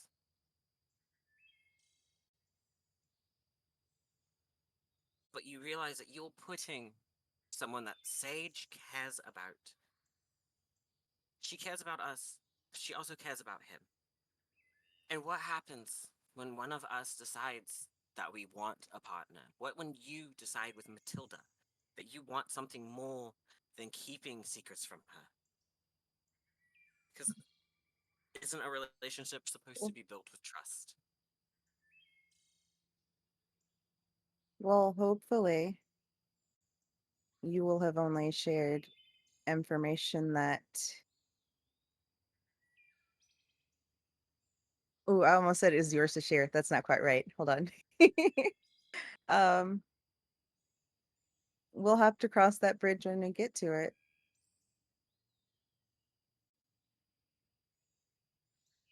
I think Baz is just gonna kind of like shake his head a little and then walk away and just go like open the door and be like, let's get this over with. Yep. Seems like we're just talking in circles here. All right.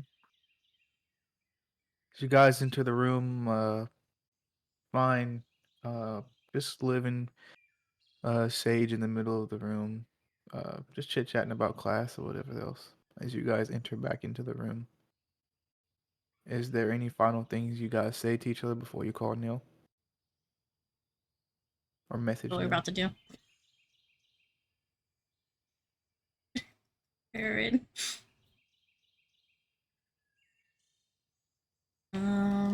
Weren't we planning on talking like as a group before Neil got here? Or were we waiting for Neil? Or we wanted to wait for Neil to get I here? mean, whatever you do is going to involve Neil, so I would think that you would call him and then. I mean, that's up to you guys whether you want to discuss it before he gets there or discuss it while he's there. The choice is yours. It was more so Sage asking the group, like, Oh, are we discussing this now, more in depth, or do we want to go ahead and get Neil in here and then talk about it? Our final. Up to y'all. Sorry, what were you saying? Sorry. I think we should get Neil in here since it does involve him and it's such a big decision and I wouldn't want like him to not have a say in like the situation, you know, since it involves him. Go ahead and send off a letter to Neil saying, "All right, gamer, it's time." he sends you back a message saying bet. I'm just like he just sends you back a Bro. okay, I'm headed there.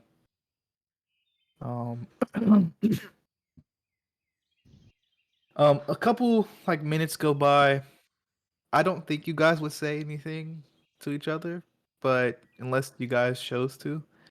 But if not, then I'm just gonna say you guys just all kind of stood in silence for a couple minutes waiting for Neil to come.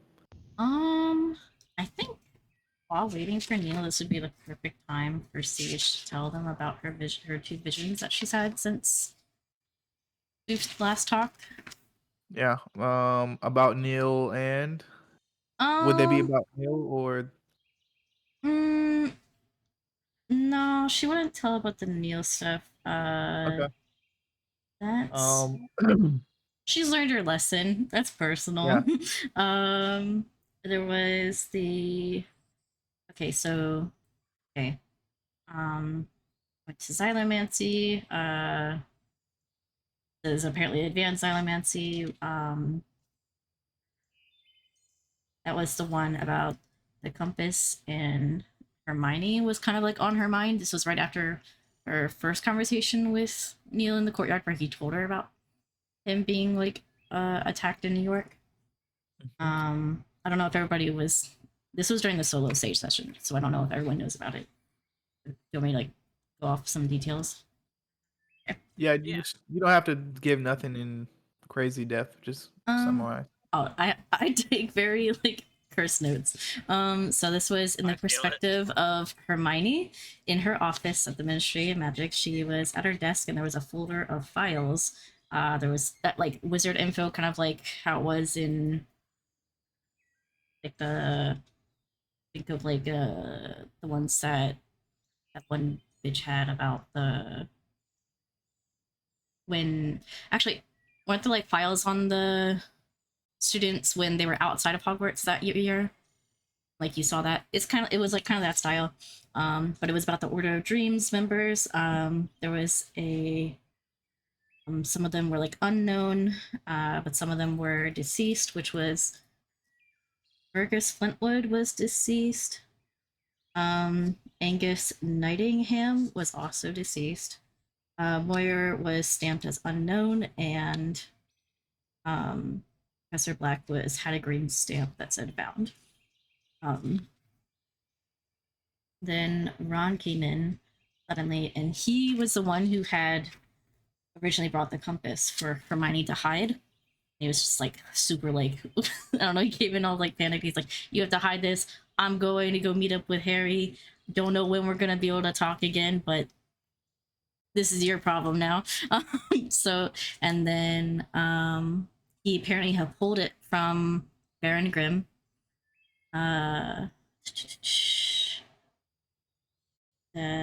So he's probably gonna go Mia. As soon as he left, Nixandria came in and was saying that she was gonna have to search the office, and then it kind of faded out.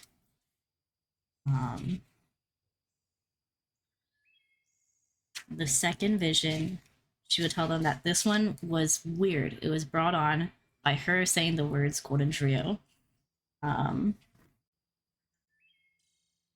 Where she saw three in a London like suburban neighborhood or whatever like that.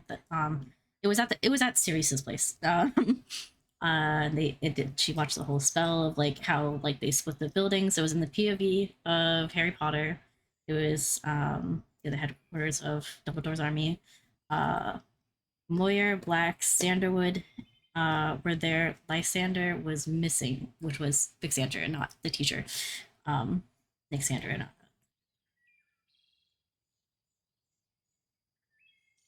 That's whack. Okay, just made a connection in my head. Okay. I was waiting for you.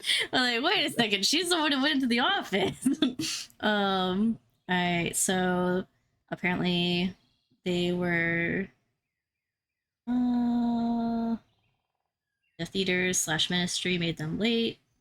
A bunch of them the people that were not part of the Golden Trio were wearing silver necklaces that were circular and they had like spinning orbs of blood. And so that was the three from that were currently there of the Order of Dreams. Black said something about a prophecy that was getting closer, and so I wrote prophecy of dreams ? Fades out.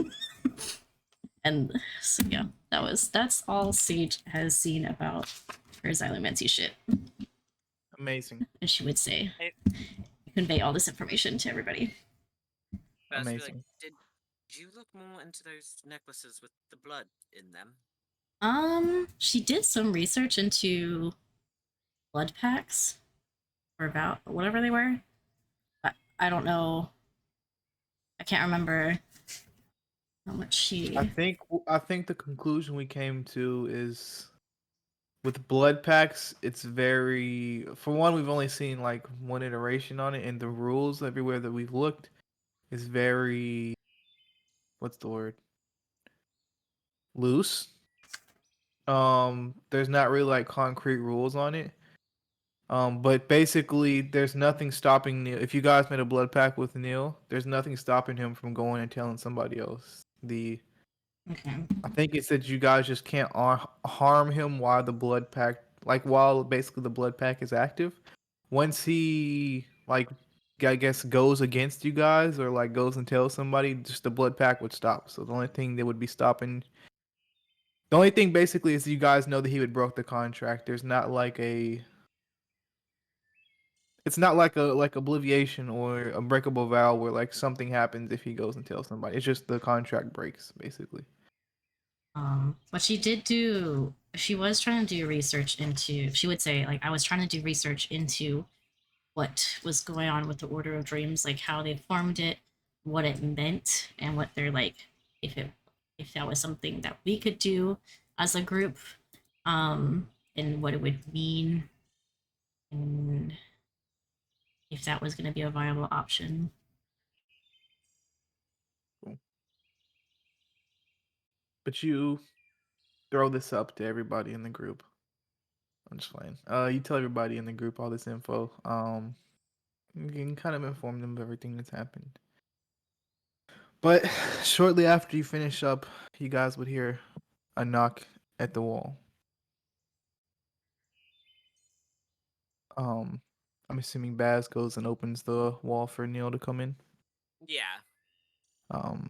You see the wall slide open, and Neil by himself in his Ravenclaw robes would walk in. So, hello everyone. Hope you all are well. Hello, Neil. Hi, Baz Neil. just kind of nod at him like. Bruh. He says, so, actually, let me change this. Birds. A little too happy. Yeah. Yeah. A little bit too happy for this moment. But the thing is, Baz wasn't using it to hurt people. He was Just trying hurt to figure out himself. what's going on, like, with him and why it's happening. Type of thing. So, yeah. That's funny. But, Neil would walk in the room and he says, the wall will close behind him. He says, so, I love what you done with the place, Battleton. It's nice in here. Thank you. Ignore the broken dummy. And then we'll just keep walking. He's calling more attention to Yeah. So, Partially to go use ahead. it to intimidate him. Partially like, oh, one of the magic dummies is in pieces. Oh, shit. Because I'm picturing it like the Hogwarts Legacy dummies that, like, when you knock them down, they just, like, get back up and are, like, ready to come at you again type of thing. Imagine Neil's face was, like, on one of the dummies. Yeah. A moving picture. Thumbtacked Like, thumbtack, yep. That's exactly how it's imagining. But Neil says, so. So. Lynn is gonna move over to one of the like the comfy little seating area that Baz described and pull out her extra wand and her notebook and like open it and start like pulling out papers like this is things I've prepared. He kind of walks over to you, Sage. He says, so, do we have a decision?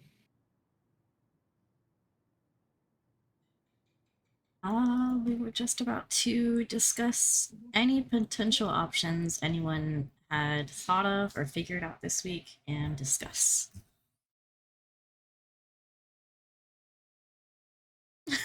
Those, Glenn, does your ultimatum still stand? We're here, aren't we? Yes, but I'm talking about just the two options.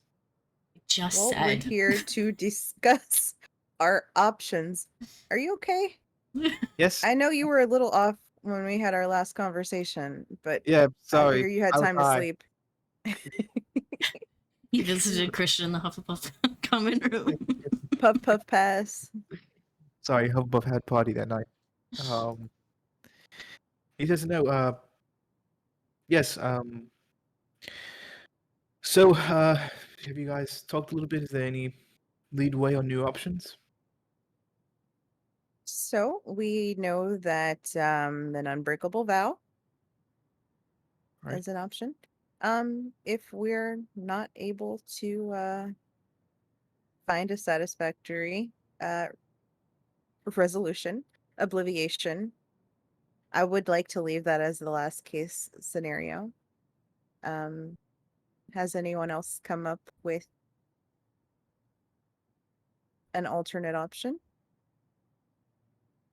I have not found one myself. So Liv, do when you have any say-so on all this? What?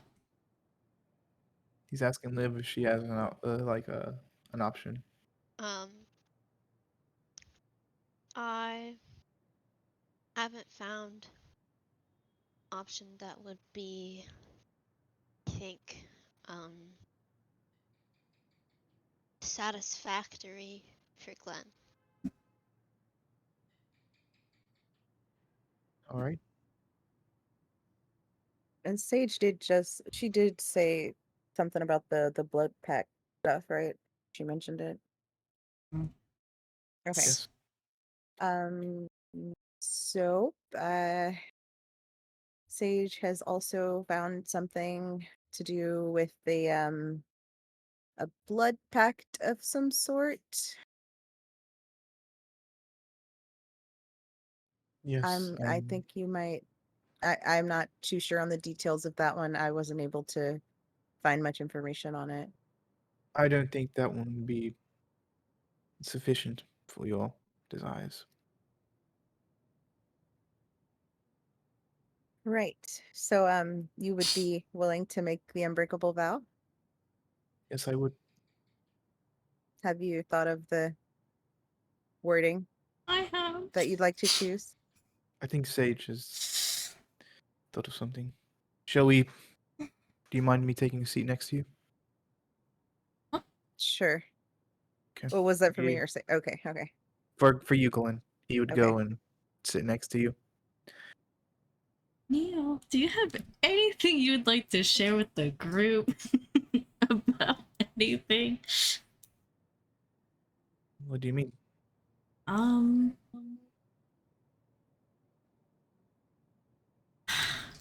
you know how we talked recently about you sharing more about your history and intentions with Glenn and then with the group?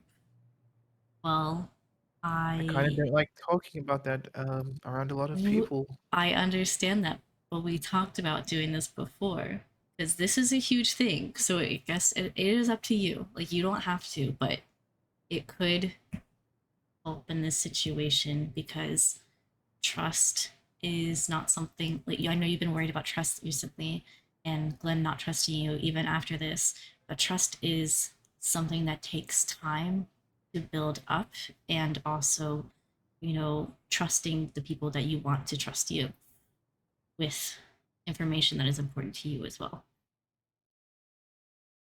I understand.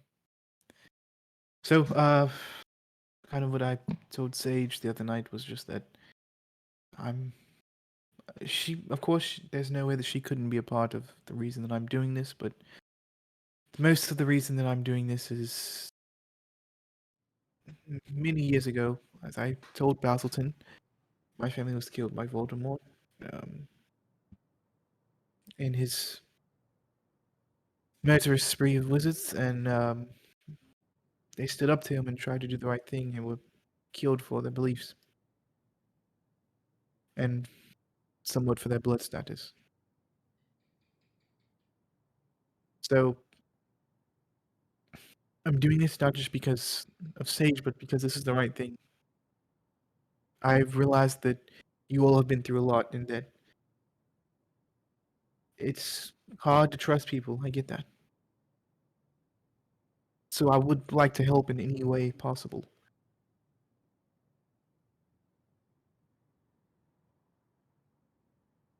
And hopefully help you all and be a part of this. Of course, after the time that you've trusted me.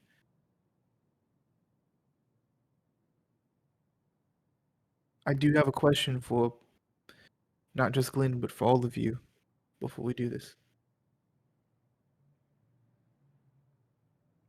If we do this unbreakable vow, and which I am ready to do, but if we do go through with this unbreakable vow, will this be all that I know? Or will I be, I guess, considered one of you?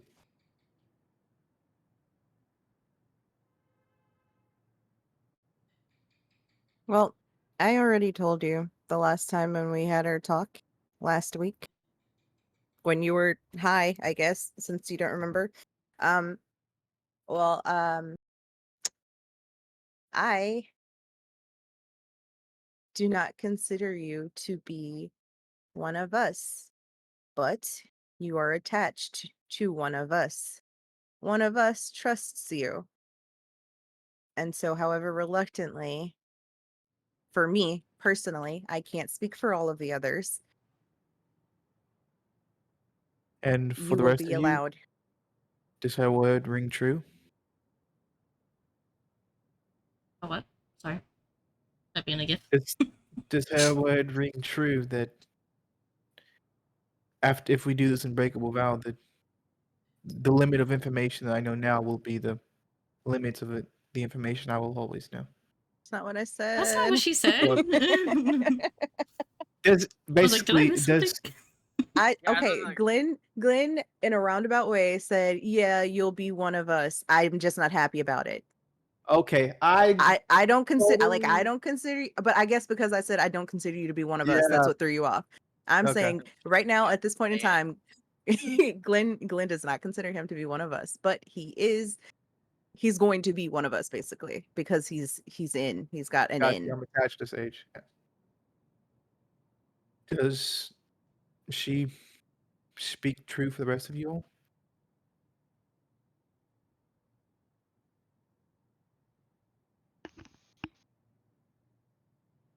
I am happy to share more information with you. So, yeah, I think you'd be one of us. Thank you, Liv. As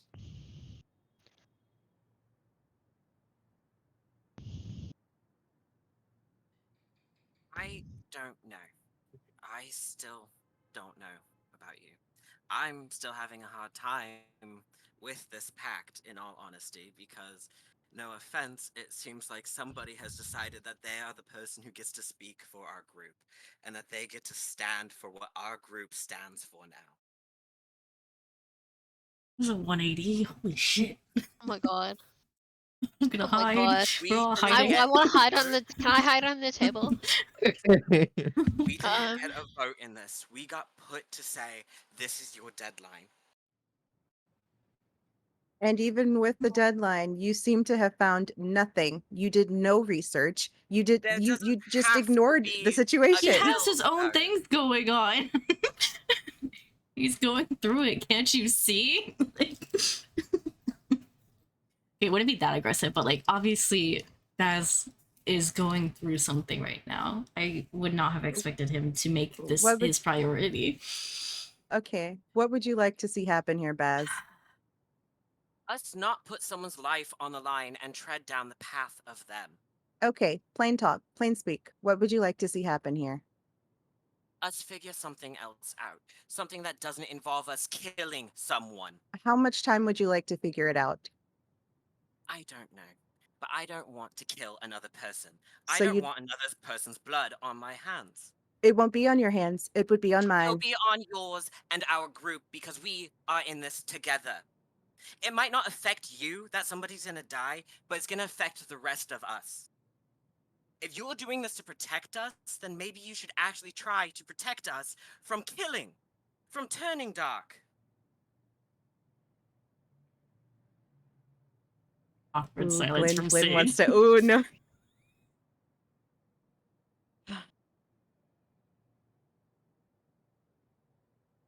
It's nice to know what you think of me. I don't think anything bad of you. I'm scared for where you're going. And at that, Glenn is going to reach through her papers and then pull out a piece of parchment that she has written. However, Sage was going to word the unbreakable vow. Yeah, that one. Or okay, so we would just be I swear upon my life and my magic that I will not under any circumstances willingly disclose any information shared among the group, blah blah blah. That is written on the parchment. And then it would just have a spot for Neil to sign. And Glenn is going to say, well, unlike some of the others who seem to just want to trust the world with their secrets that could possibly harm them, I actually did go and do research to try to find a satisfactory resolution that my friends would not be upset with. And then she's going to like glare at Baz a little bit and then say, this is not an unbreakable vow. This is a jinx. This is a jinx parchment. If Neil breaks this promise, he doesn't die. Okay. And it gives us the opportunity to trust him, since that seems to be so important. But it would permanently disfigure him. I'm sorry, I just see fucking Liz just being like, oh, in the corner. Is everyone agreed on this term?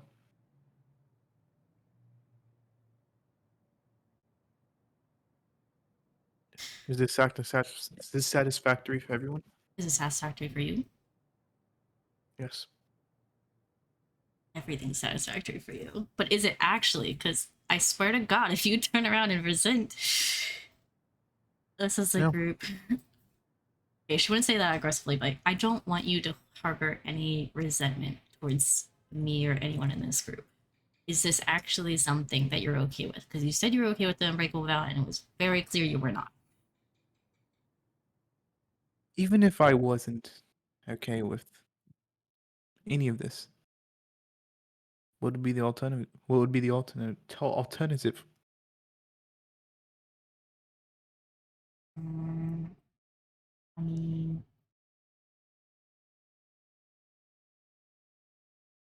Exactly. Glenn's gonna cross her arms. Sit back. just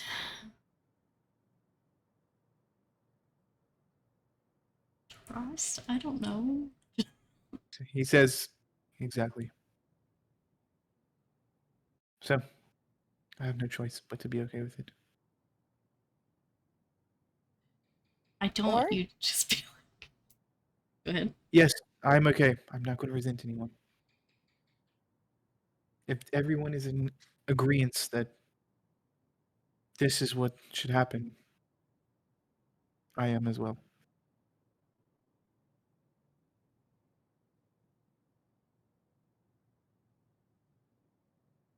Baz? Baz will be just like, as long as no one has to die.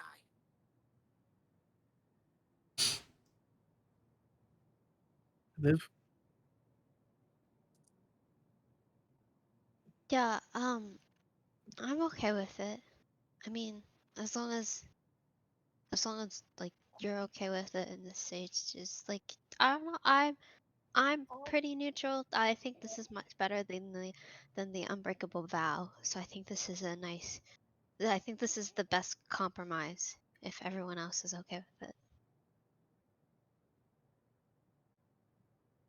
Understand? Possibly go back to how he looked in his like first couple of years.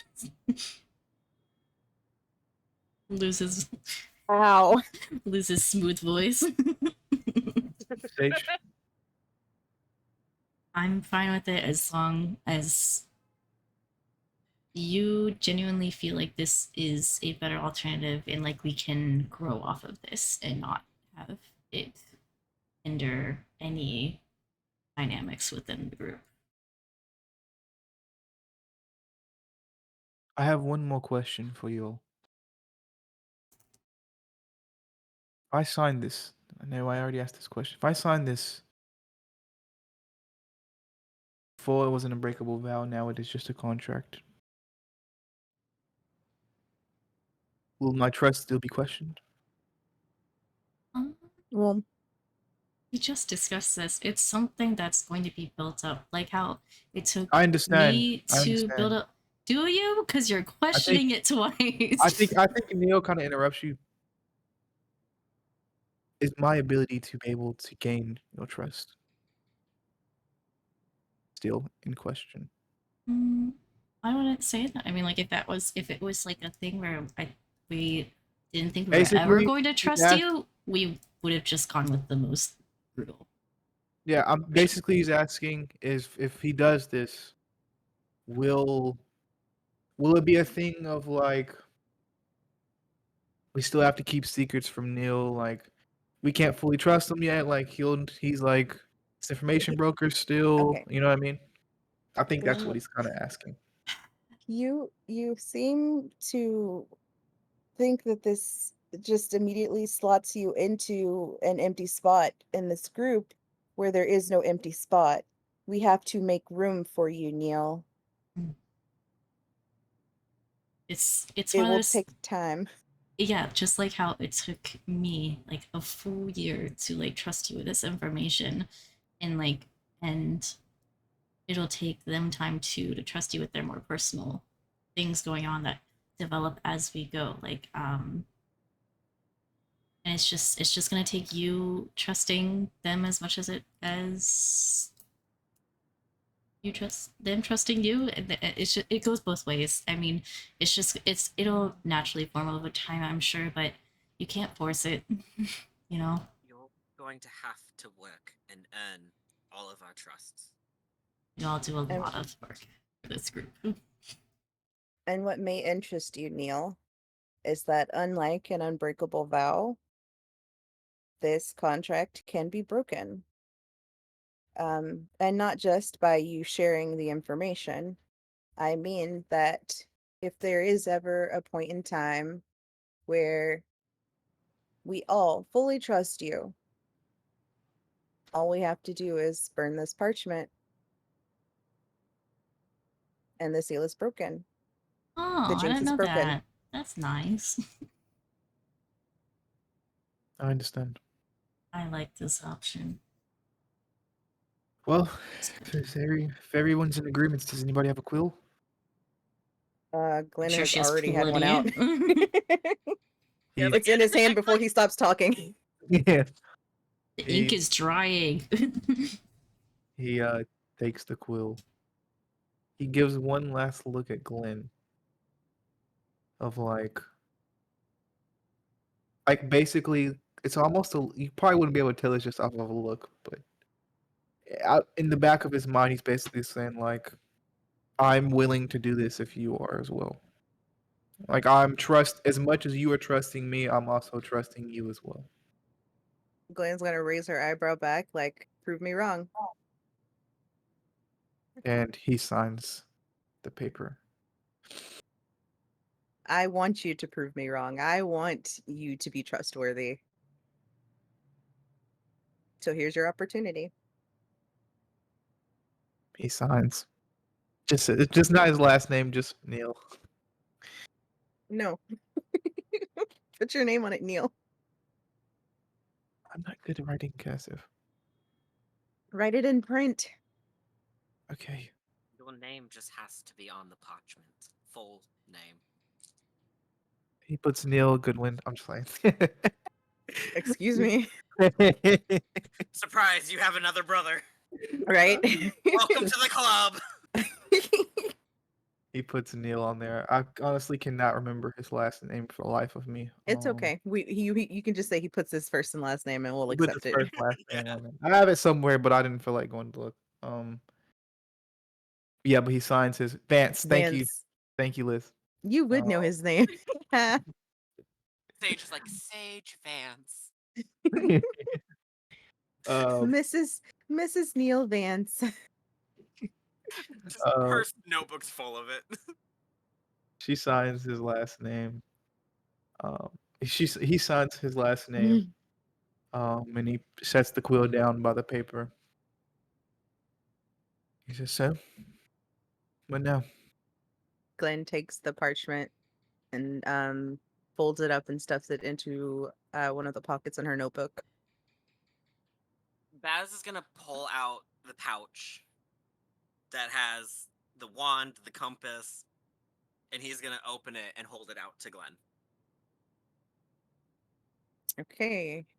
And be like, it's safer in here. Okay. Glenn will take the pouch from Baz.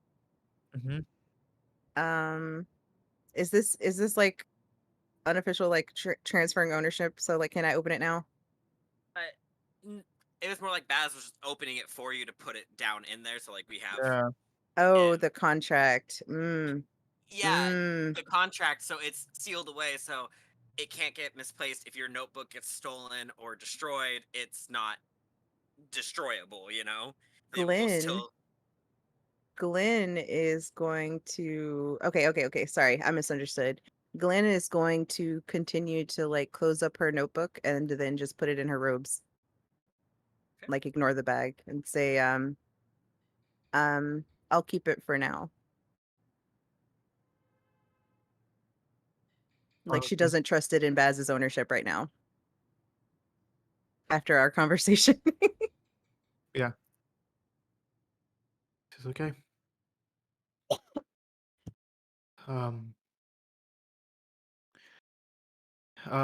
Is anything you guys need me to do for you all?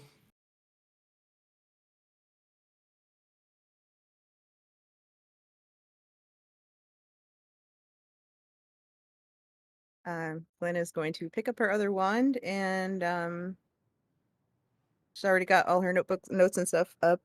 So she's gonna stand up and say, nope. This was all I needed. I'm gonna go get lunch. Okay. If anyone would like to join me, and then she's just gonna walk out. Does anybody follow her? I think Baz will, because Baz does want to talk to her. I wanted to talk to Baz. Oh no. I mean, I can wait a minute and then catch up with Glenn. Yeah. Or we can talk later. That's okay too. Like I don't mind either way. Either way works. Up to you.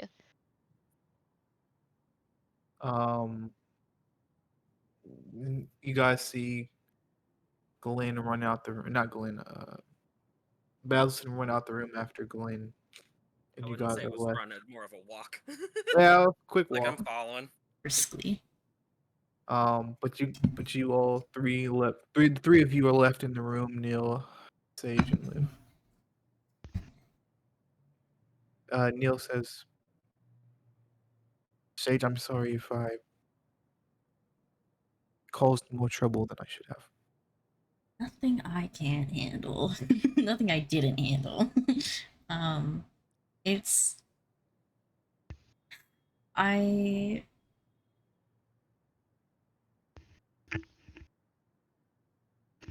understand why you ended up saying what you said to Glenn even though I don't know the details of it. It definitely seemed like the conversation went sort of the opposite of what I was hoping for. But I mean, at the end of the day, as long as everyone's okay, I personally feel fine about everything. I don't know about you, and it seems like everything's kind of chilled out.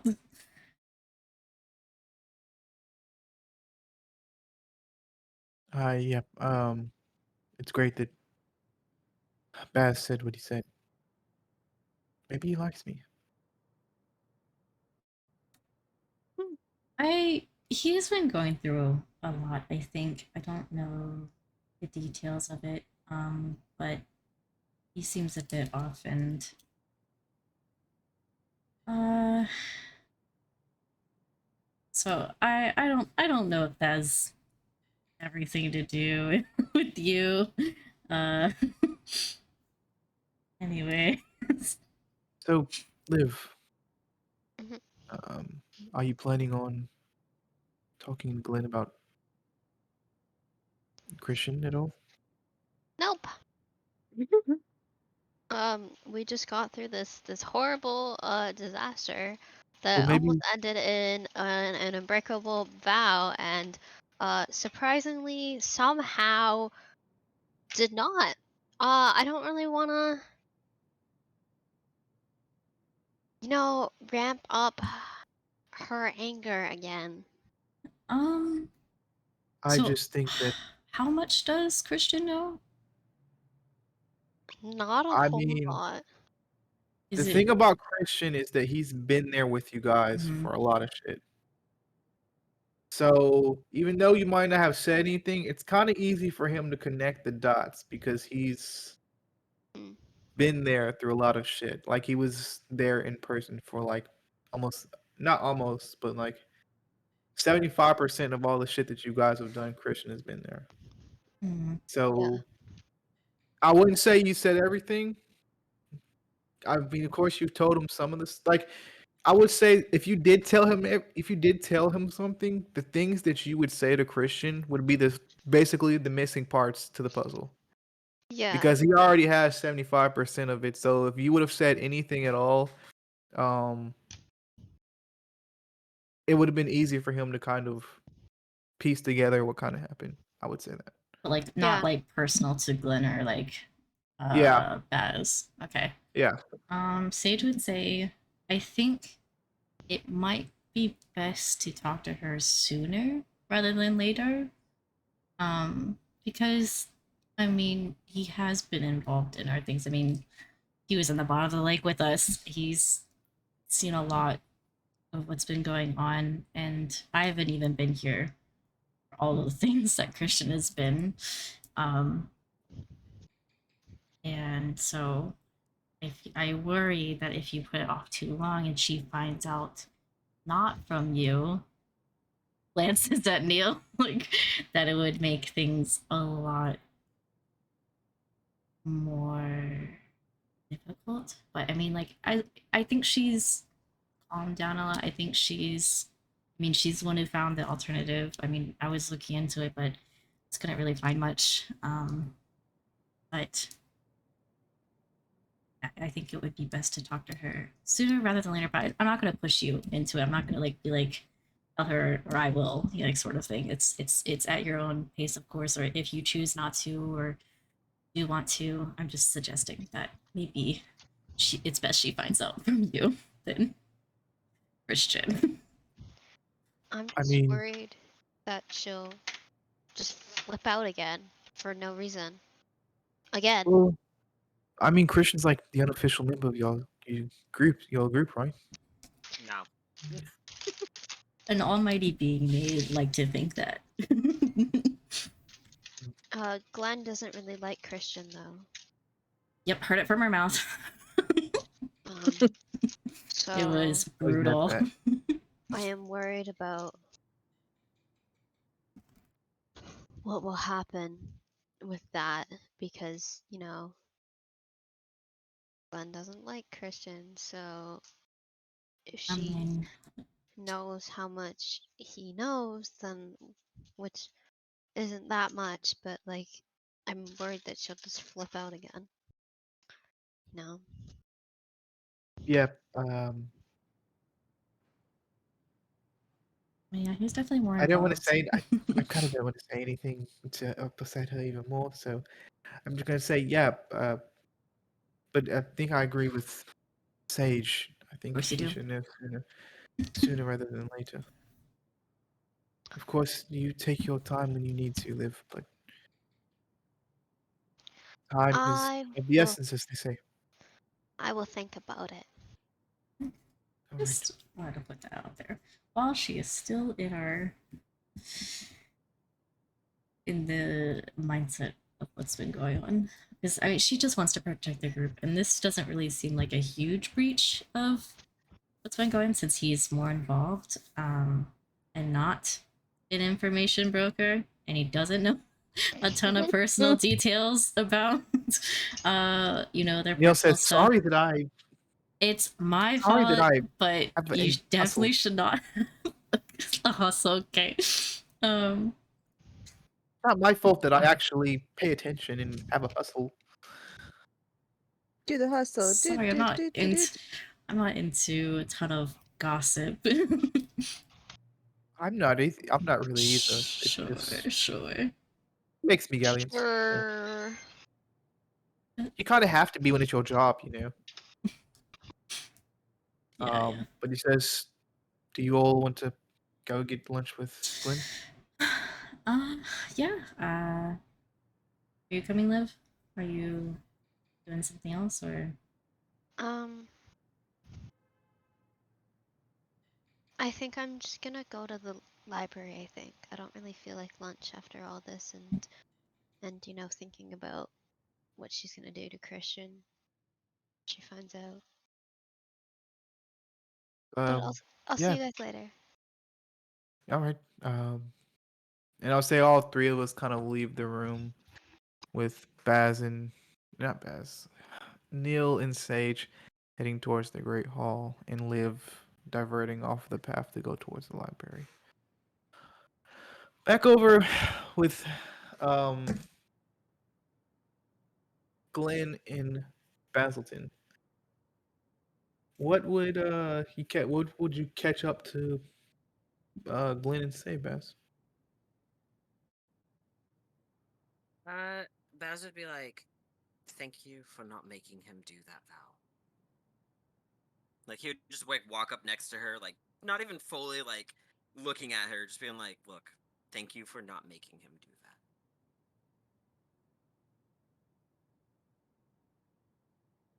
that." Yeah.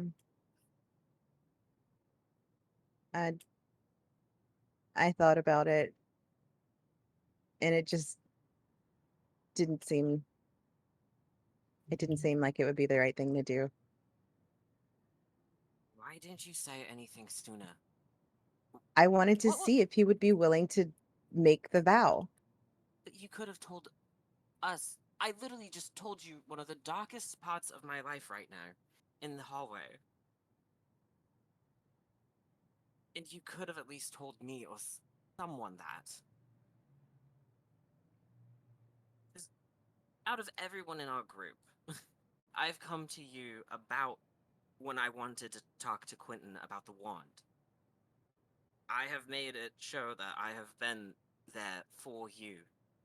So it would have been nice to know that I wasn't sitting here thinking this entire time, oh shit, we're going dark, we're going evil, we're turning into my family.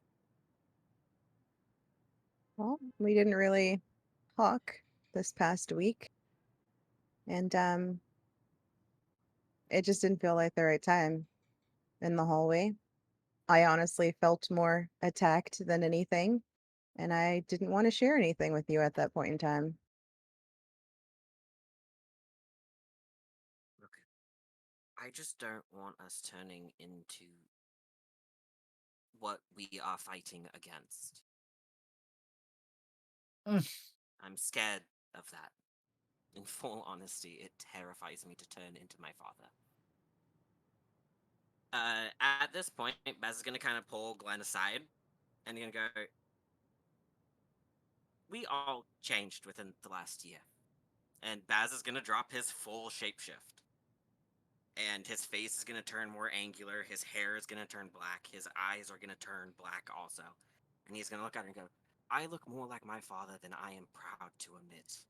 I'm scared of the fact that I look like my father. Yeah. I don't know what to do about it.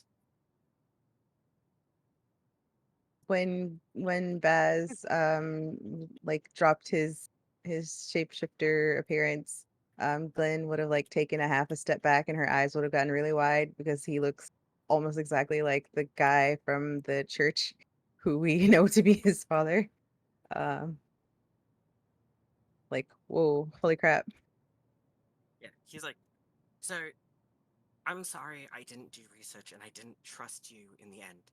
There's a lot of stuff I've been dealing with in the fact that I am turning into him against my will.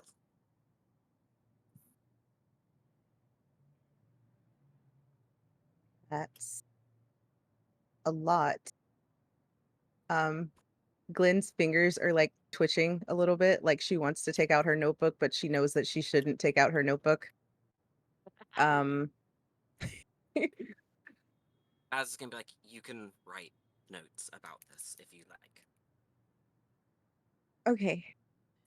Um, uh, maybe later. And then Baz is gonna, like, before anybody else knows this, is gonna re-shapeshift back into himself. And he's like, uh, I'm scared of becoming that man. Glenn's gonna be like, I'm sorry, I've been a little bit hyper focused, recently, and I don't know how I missed this. I'm sorry I wasn't able to be there for you. It's okay, we were all dealing with different things. So, I just also wanted to apologize. And then Baz is just gonna kind of, not fully hug, just kind of lean his head onto, like, Glenn's shoulder. And then just kind of like, let's go get food. I'm hungry and I'm done with emotions today. You're done with emotions. Okay. You guys kind Also, of take a step Yeah, off. Glenn's gonna like pat his head and then say, "You're done with emotions." What are you gonna say, Cole?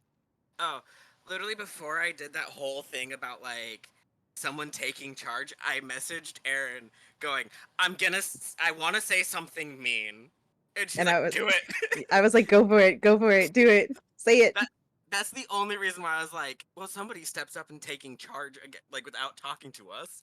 Yeah. Yeah, I didn't know what was gonna come out of his mouth, but he was like, "Oh, I think I'm gonna say something mean, or I want to say something mean," and I'm just like, "All right, let's see, let's we're here for the drama." Yes, we are. Jeez, like But numbers. just around then, as you guys kind of step off to go to the Great Hall, Sage and Neil kind of come around the corner and say, "Oh, did you guys take a detour?" Nope, we just walked really slow. Oh, I have oh, small legs. yeah, that's true. Same. We better hurry before the food gets cold.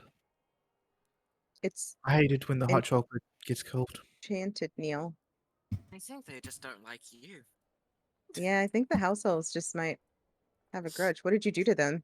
Yeah. Did you kick one while they were laying down or something? No, I may have gotten one of them fired my first year. That's Got a news. house elf Oh my fired. god, what did you do? Those wasn't poor my- creatures. It wasn't my fault. Somebody came to me that's had a peanut allergy, and they wanted me to spread the rumor that one of the house elves put peanuts in their uh food. Do you know how hard it is for them to find Work? good employment? decent gainful employment. Do you know Neil. how hard it is to make money around here? Oh my god, you're horrible. I bet you. That's gonna look Neil straight in the face and go, I bet you I can make over 20 galleons in less than 5 minutes. Please say it's a Okay, I joke. would love to Please see. say it's a joke. Please say it's a joke. That's just gonna send a note to the twins going, hey, I have a deal for you. You instantly like 2 seconds later they walk around the corner. Hey. Baz is gonna pull out the energy potions that he made. And then he's gonna pull out the confusion potions that he made on my solo session and go, I wanna sell these to you. They're top tier potions. These ones are 15, these ones are 8 galleons a piece. They'll say 15 and 8, huh? This is a discount. There's not like a buy one get one free type of deal. I'm already discounting them. If you go to Hogsmeade, they're $21 for one of these. And these are 10 galleons a piece. How much of the energy do you have? I have 3 of them, but I can make more. Who's your supplier? Myself. Actually, you're making and selling. Bez as well. I'm quite a good businessman. Well, what was the other one again? The energy and what else? Confusion potion. We'll take one of the confusion potion and 2 of the energy. All right. How much was it again? 15 a piece and 8 a piece. So 8. Let me grab my phone. 38. I'm not doing. 38 galleons. Yep. He says, I say, all right. What if I gave you? Nope, never mind. Got you into that. They both like open up their grove and like they're like digging inside. They kind of talk to each other. I only have 30, but we're supposed to save that for when Mother's supposed to get us over winter break. No, you're doing this and I'm doing that. Can I try to roll a persuasion to make them go a little faster? Just being like, the deal is about to expire. Yeah. Go ahead and roll heart. Heart or soul? I'll give you a choice. Heart or soul. I'm gonna do soul because I don't have a negative to soul, Mhm. and so that will be a 12. 12? Yeah. They say. Okay. Here, 38. They hand it over to you. I'm gonna hand the potions and I'm gonna look at Neil and go, easy, and then walk He says, away. they say, wait a second. How do we know these work? Baz is gonna open one of the confusion potions, hand it to one of the twins, go, drink it and find out. A little sample. They say, I can't hate your business taxes. Your business tactics are amazing. I can't hate the game. And they hand you back the galleons and walk off with the 2 potions or the 3 potions. Sorry. Yeah, Baz is just gonna kind of turn, look at Neil, and go, see, easy, and then walk away. Okay, whatever. Okay, I'm not the best at patience. He looks at Sage. You know I'm not good at patience. I'm not good at a lot of things. Neil, that is deeply concerning that you do not care about a house elf being I do.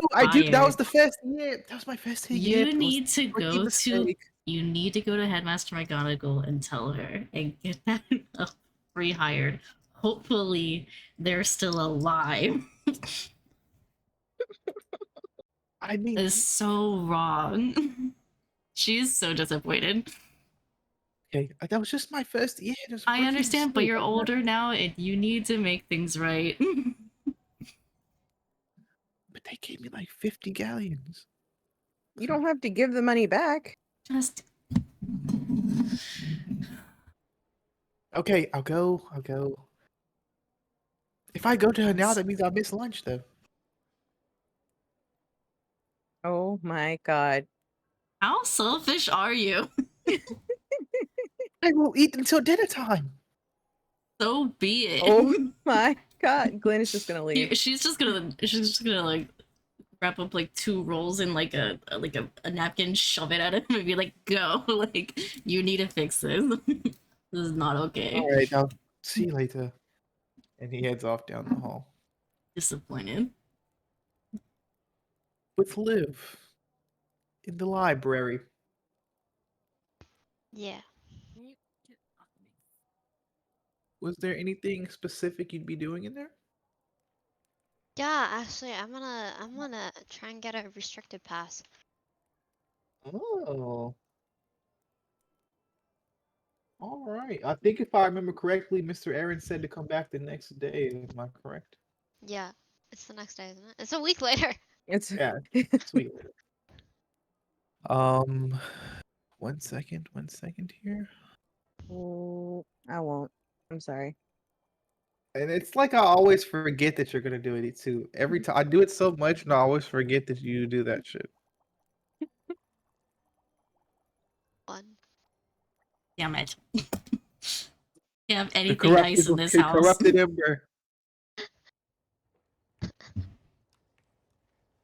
New side mission: locate fired house elf friend. Um, you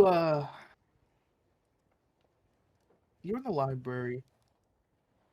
Can you give me just like maybe a little bit of just how Liv is feeling after all that? Did you walk into the library?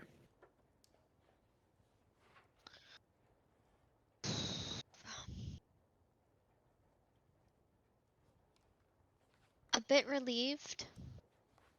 Mm-hmm. Very,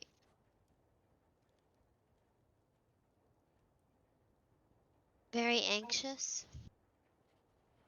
Yeah, definitely. Very, conflicted. Yeah, I would say so. The contrary. Um, Probably, but scared too. Okay. Um, You head into the library. I'll give you choice: mind or body. wow, wow, -2 or -1. Really pick your poison. The Mind. less poisonous one. Yeah, Mind. lesser of 2 evils. Um, yeah. Go ahead. Can you go ahead and roll mind for me real quick? No. Just kidding. All right, I'm out of here, guys. I'll see you later. No. Spread light and 11 lumos. No, somebody else do it today. Yeah, she is. She's trying. Throwing all the rules out of here. That is Thank you. a Thank you. 7. 7. As you're walking in, you can kind of see, before that, would it be visible on Liv's face that something's wrong?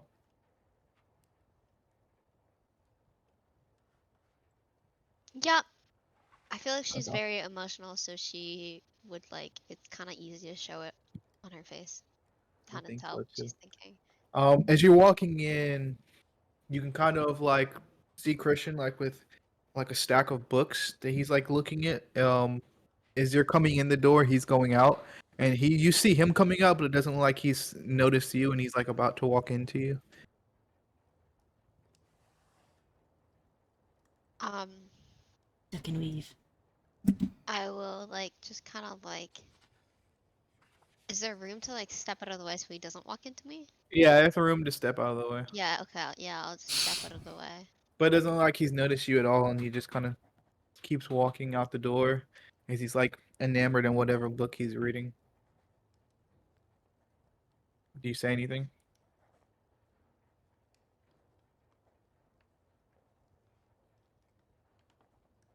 Um, Let's roll for it. yeah, let's roll I for it. love when she rolls for her decision. I'm so indecisive, which is why I may live indecisive, because I can't decide things, so it's like kind of Feel it. easy for her to not decide things, because it's just really me not being able to decide. Feel it.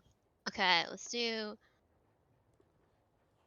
odds not talk to him even. Like odds let him pass, even say something. Let's see it. Is it 10 even? Yes. Yeah. Yes, Okay. ma'am. Yes. She's fine. um. Oh. Um. What did I say? Even talk. Even talk to him. Mhm. Okay. Hi, Christian. Oh, he kind of poked his head back up from his book. Oh, hey, Liv, I didn't see you there. Yeah, you were really into your book there. Oh, yeah, and he kind of closes it up and just puts it in his other arm. Uh, wait, are you okay? Um. I think so. Just bit like shaken up. About what? Do you want to back inside and talk? If you have time, I don't want you. I don't want to like. If you're going somewhere, I don't want to like No, I wasn't delay you. really doing much. Um, I was actually just talking to Mr. Aaron if you want to go speak with him and we can go do whatever you need to do. It can wait. No, I'm not doing anything. We can go. Okay, sure. Thank you. Um, and he turns back around and opens the door for you as you guys walk inside the library. I say Um, chivalry is dead. he's just so amazing.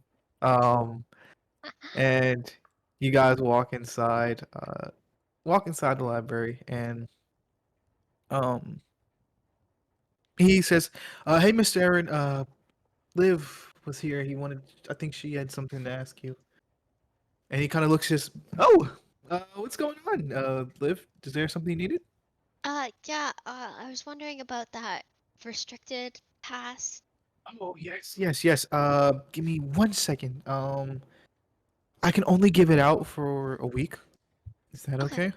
Yeah, that's perfect. Thank you. Okay, yeah. Give me 1 second. I'll be back in like 2 minutes. Um, he like goes out from the counter and like goes towards the restricted section while you and Christian are at the counter still. Give me 1 second. One. Um, but Christian says, "So, what's going on?" Um. Well. Um. Glenn kind of had like a big fight with us. Um. And I'm just like.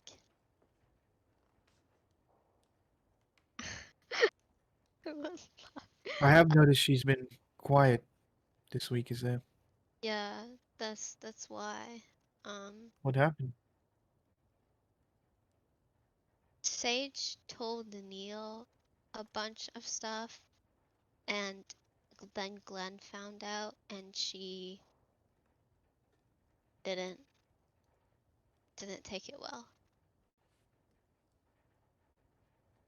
She even went as far as to demand that Neil and Sage made an unbreakable vow.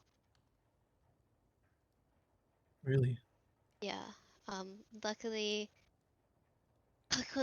it didn't come to that. Last minute, she changed her mind and settled on like a jinx paper or something. Yeah, Jinx parchment, I think. jinx Is, parchment, jinx parchment.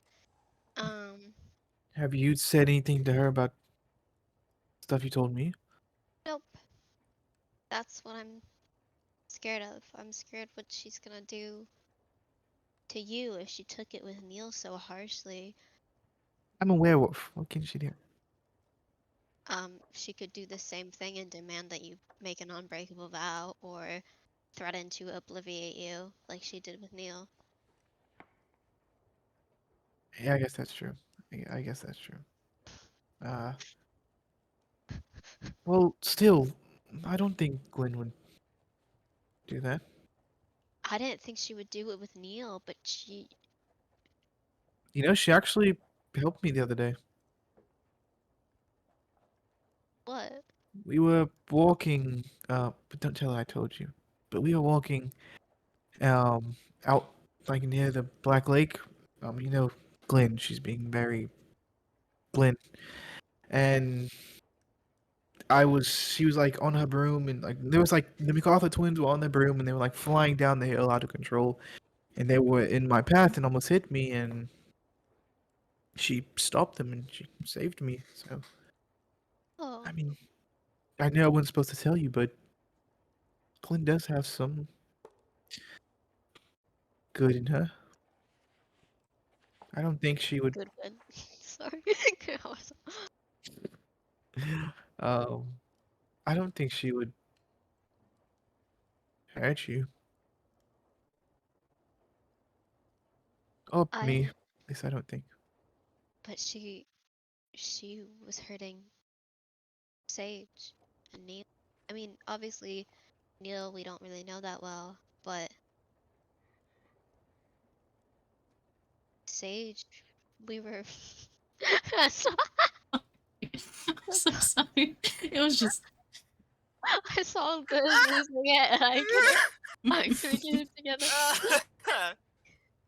Good winner. Oh, Kyle! Oh my I get it god. now. Okay, it took me That's a actually bit. good. That took me a bit. It's so bad it's good. Right? This is what I deal with every week, guys. Okay. It's what you do every week. This is what I Right? deal with every week. In your mind? I said this is what I deal with every week. In No. your own Okay, head? we get it. And she said, "This is what you do." Yeah. In your own head. You That's how brought you're us dealing with all it. together. This is all on you. This is your fault. He joined the club. Um.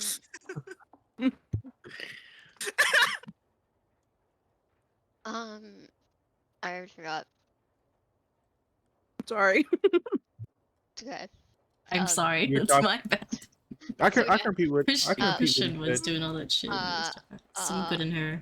Oh, yeah. Okay, yeah. Like the hurting Sage. Yeah. Okay. Um. Well, like Sage is our friend, and I thought she was Glenn's friend too. But then, as soon as Sage told Neil, and Glenn found out, Glenn was like, "Oh, I don't trust you anymore, Sage." And it kind of like it really drove a wedge between us. I think not just like Sage and Glenn, but all of us as a group, because Glenn kind of like pushed us all into this. Um, I never wanted this unbreakable vow, and Babs, I don't think did either, because he really stood up to Glenn today, and I'm so glad that he did, because I'm like to I think that's the reason why Glenn backed down on it, is because Baz stood up, and I'm really glad. What is your accent? Um, it's not, but Liv thinks that that's why.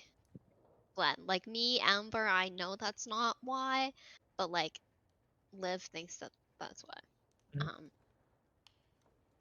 Uh.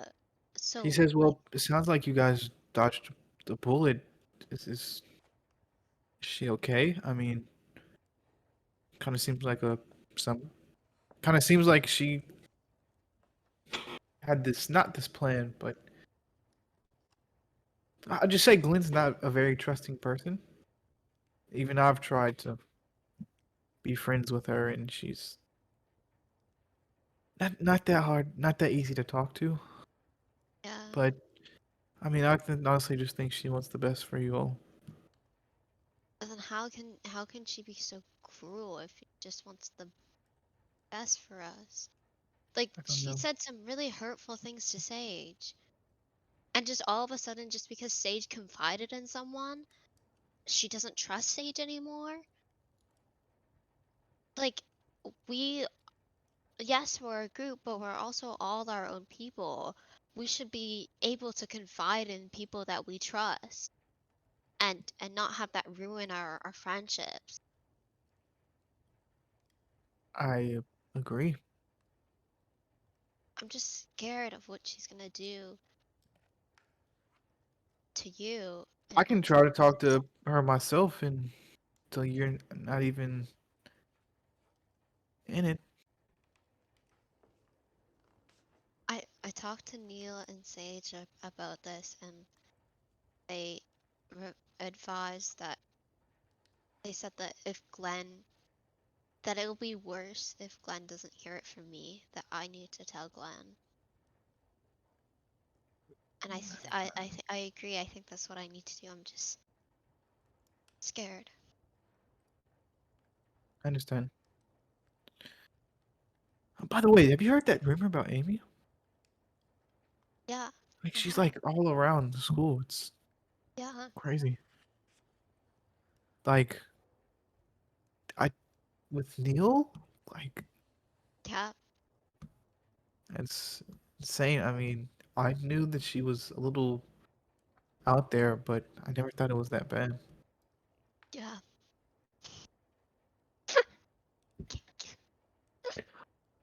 Yeah, and Uh, himself. what? I mean, is she gonna get like expelled or like at least talked to by one of the professors? I don't know, but I mean, I hope so. I mean, that's pretty I mean, we're only 13. That's crazy. Like, Yeah, like, very inappropriate. yeah. Uh, Jesus. Liz's reactions. Go ahead, Liz. What are you gonna say? What if what? No, she said what if. Aaron What if said, what? "What What if if? what, What Aaron? if what?" Why didn't he mention that he was also a part of the rumor? Huh? She Yeah. doesn't Huh? know. Huh? To live to The ask. I rumor was mean, that he was trying to. I mean, she was trying to heal Christian. oh, I Christian's heard thought you about the meant she rumor, was but just like sleeping around, and then she No, it had an was STD. that she was like really trying She to was get with like Christian and like Christian Neil, and even Okay, though Neil. they're both like okay, obviously like into other people Yeah. or in a relationship or something. Yeah, that she's like going after like not just that she's sleeping around, but that she's sleeping around and going after other guys. gotcha. Who do you think?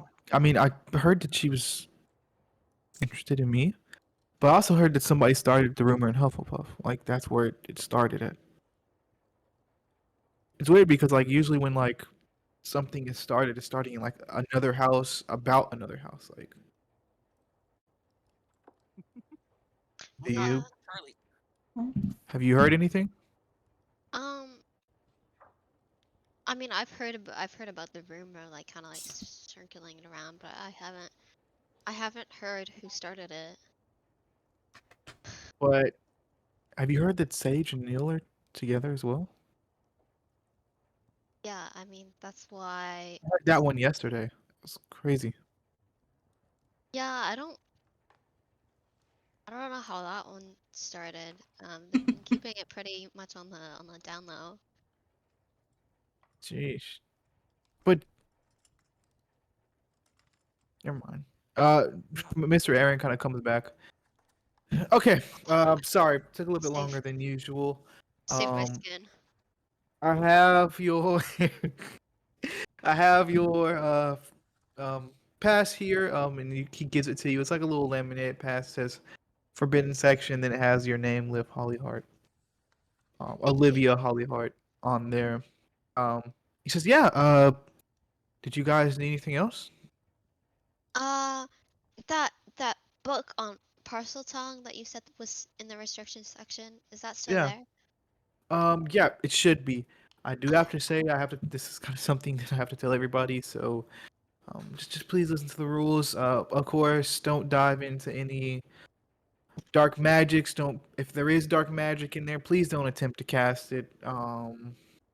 If there is something that you see that needs to be improved on, please let me know. I can go and handle it myself. Please don't rip any pages out of the books in there. Please don't attempt to summon yourself to different worlds. Please don't rewind time. Please don't mess around in time magic. Please don't do blood magic. Please don't get Trying to into get this black running. magic. Please don't sacrifice yourself for some holy being.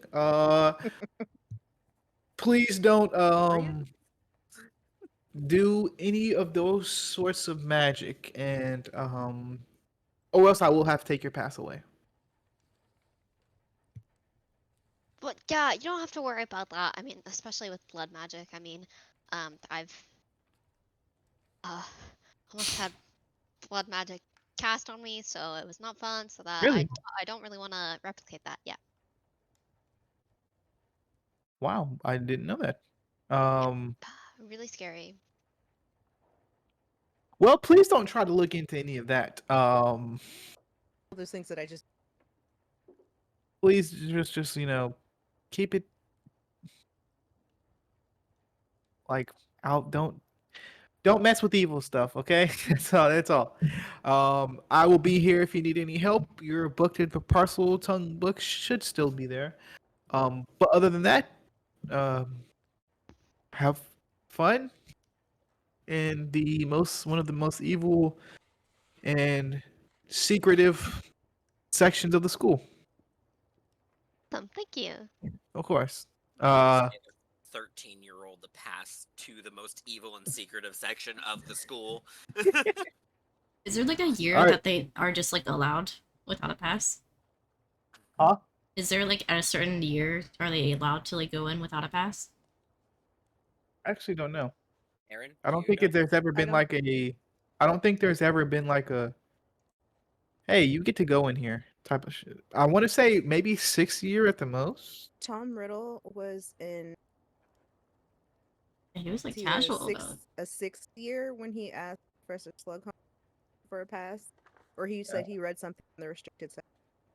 Yeah, Mr. I Aaron's think it's. definitely I'm Right? looking at the wiki right now, and it literally says it has like just students in general. They might Oh, only check out a book from the section if they have like a note of permission. well, interesting. Mr. Aaron is with the shits. So, you're good to go, Joe. Um and you guys you and Christian kind of walk in together to this forbidden section. And you guys walk in. Can you roll me a mind roll with advantage because you also have Christian helping you look for this book as well. Finally, thank you. Thank you, Christian. You're welcome. Advantage. Oh, you know what? Don't even need your silly advantage. Oh, I got an 11. I got a 12 on the dice, so that's an 11. So wow. don't even need it. Um, tell me exactly what you're trying to. I know parcel mouth is what you're looking for, but is there anything specific? Specifically, how someone like not becomes a person mouth because it is like hereditary and you can't learn it, but like basically It is how indeed. someone can be a parcel mouth. So basically, what you find is, and can like we'll say this is like over an hour span of you and Christian kind of like sitting on the floor in the middle of the forbidden section, like in one of the aisles, with like 10 books kind of spread out between the two of you. and you guys just go back comparing like what you found and this and that, and maybe some things, some leads that you found that didn't really quite map out, and you guys just go back and forth for about an hour or two, just like in the middle of the forbidden section on the floor, um, with all these books around you. Basically, kind of what you find is a lot of theories, rather than you find some factual stuff and a lot of theories. The factual stuff that you find is that as far as the wizarding world knows, like as a whole, Uh-huh. partial mouth and like the ability to talk to stakes ended with Voldemort. Oh, parcel That was mouth. supposed to be the last person that, at least Harry, and Harry of course, but when Voldemort died, Harry could no longer talk in parcel mouth either. Oh, interesting. With Um, so that's kind of like what you find. You do find a lot of theories about Salazar Slytherin kind of having bastard children that weren't recorded in like official family trees and official texts and such like that. The bastard. Basically unsolicited children. He was a whore. Oh shit. So unsolicited children.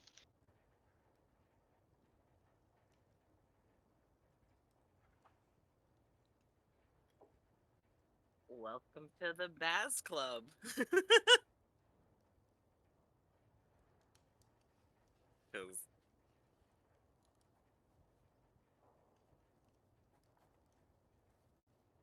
So you could maybe assume that whatever bloodline that yours is, or not that yours is connected to at least, is that maybe whoever's bloodline that your family is connected to is maybe part of that unsolicited child type of deal.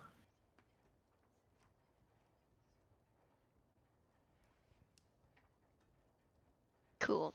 What? Maybe for the Who knows? most. You could be a descendant of Salazar Slytherin yourself. Okay. But Interesting.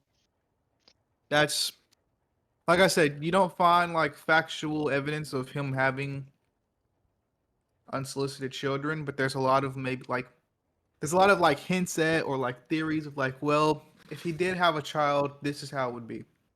Mm-hmm. And he didn't tell nobody. Like, if he had like unsolicited children, like he probably didn't have them put in his family tree and no family records and all that good stuff. Okay. But this is so big. So okay, so they could have just basically like, okay, so theories of unsolicited children, factual that Parks Mouse were supposed to end. Parks Mouse ended with Voldemort and Harry, as far as I know. No factual evidence of unsolicited children. And could assume that whoever's bloodline Lives is connected to is maybe part of those unsolicited children. Did I get Yes. it? Okay, cool. And this takes you guys about like an hour and a half. And Christian kind of comes up from his book and like, okay, I think we found what we're gonna find for today. My eyes are hurting. Yeah. Yeah, this is a lot of information. I think this is a good point to stop for today. Um, he says, I have an idea. What's your idea? The way Colton looks like.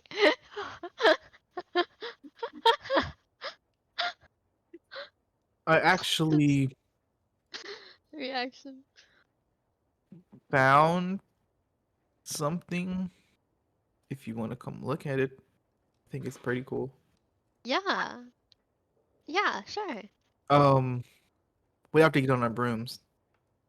Oh, cool. I'm Yeah. excited. We'll have a Um, good fly. uh, it's not till nighttime, and it's only like 3 o'clock now. So, do you want to Okay. meet at like 6 and take Yeah. a? Okay, yeah. Yeah, it sounds good. Um, I have to go. I actually have to finish this potion I'm working on for Professor Blackstone, and apparently there's like, do you know Samuel from Ravenclaw? Unfortunately. Yeah, he wants me to tutor him in potions, Oh boy. Are you and are you are you going to? I mean, weirdly enough, I think the one who sent him to me was Glenn. I thought she was a tutor herself. So why is he Maybe not tutoring? maybe he's so annoying that she wants to pawn him off onto you.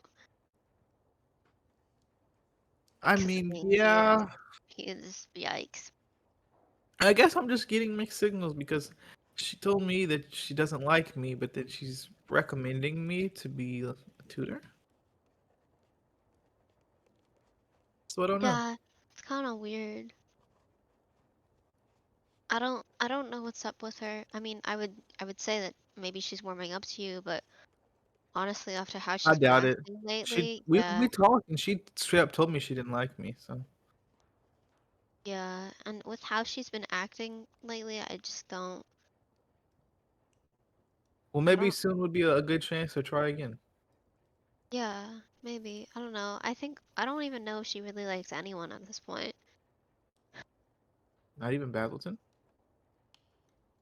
I mean, she seemed kind of mad at him today, and like I don't know, like What clearly he's about? going through some stuff, and it's like she doesn't even care. She's just so focused on this. She was so focused on this ridiculous unbreakable vow that like she didn't even care to like try Yeah, to find out that like what Baz was going through, because like he doesn't. He's usually so calm and composed. Like he doesn't really like lash out like that. And he, yeah, I just, yeah, I don't really know. I mean, Yeah, are you do you like her? I don't know anymore. I just a kid. I I loved her before. Like she was amazing. She's always so smart and everything is so logical um and I thought she was like a really good friend before, but now after this, what kind of friend does that? And I just don't I feel I guess betrayed even though it wasn't even me who like who she was like targeting, but like I just feel like she doesn't trust any of us. And it's like how can I be friends with someone who doesn't trust any of our friend group? And I really don't like the way she went about this. It was scary and it she seemed like kind of the people we were fighting, like going to such extreme measures for nothing. And I think I don't I don't know how I feel about her anymore. I just I don't think she's a very good friend right now. Um, sh- Yeah. I I'm sorry. I feel bad. Okay. no, you did great. Christian says, I understand. I mean, I never thought that it would be like Glenn to ask that or to ask that out of you guys. Exactly. Me neither, 'cause she's always so logical and level-headed, and for her But to jump to that, that's not. logical. But I do want to. I feel like it should be. I mean, we were in the same class the other day in Defense Against the Dark Arts. You saw what she saw. I'm from the Boggart. What did we see? Her, What did we see? her. Remind me. He's gonna tell you. He's gonna tell you. Her greatest fear was that you all were gone. Not That gone, you dead. all were Yeah. dead. Dead. Sorry. Difference. He was trying to say it in a less direct way. Her greatest fear was that you all were dead. And I think that's scaring her. I think maybe she feels like she's trying to help you without helping you in a sense. Uh, In a way, I guess in a way I kind of understand. I just don't. I don't understand how someone so logical can like be this unreasonable. Like, have you ever watched Star Trek? No, no. Come on, it's Christian. I did watch fuck 2015. You know it's crazy? When all of this is happening, have you seen Wizards of Waverly Place on Disney Channel? Yeah. Yeah, like I first found out, like, I was a wizard and I got my letter and everything. I thought that's how this was gonna be, but it's totally not. It's out of character. That's crazy. Yeah. Yeah. But what about Star Trek? Oh, well, there's this species in Star Trek called Vulcans, and they're super super logical. Like, they're actually like they're they're super super logical. Like, they really think through logic about everything. Like, they're so calm and level-headed. They don't really like do like emotions. They just like they are they are logic through and through, and they always think the most logical way, and they like kind of um they're very like proactive and pragmatic, and they only really they kind of don't um they don't worry about emotions. They just find reasonable um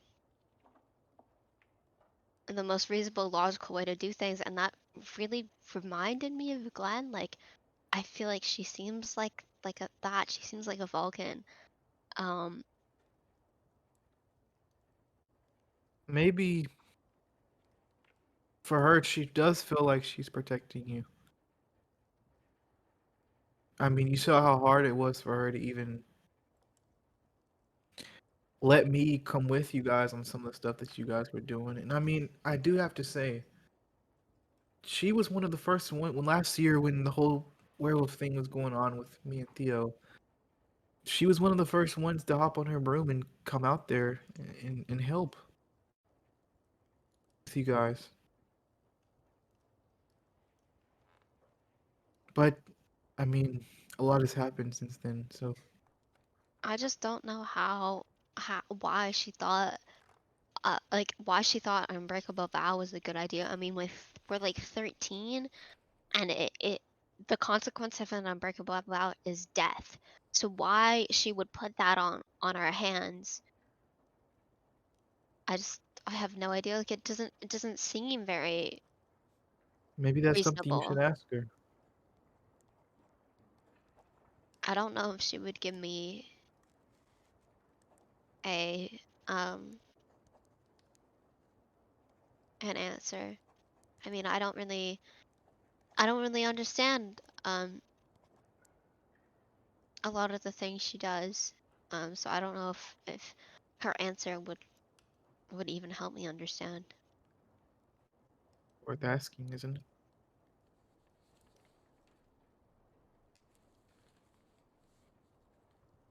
I mean, I don't know. It's over now, right? So why Is it? rock the boat?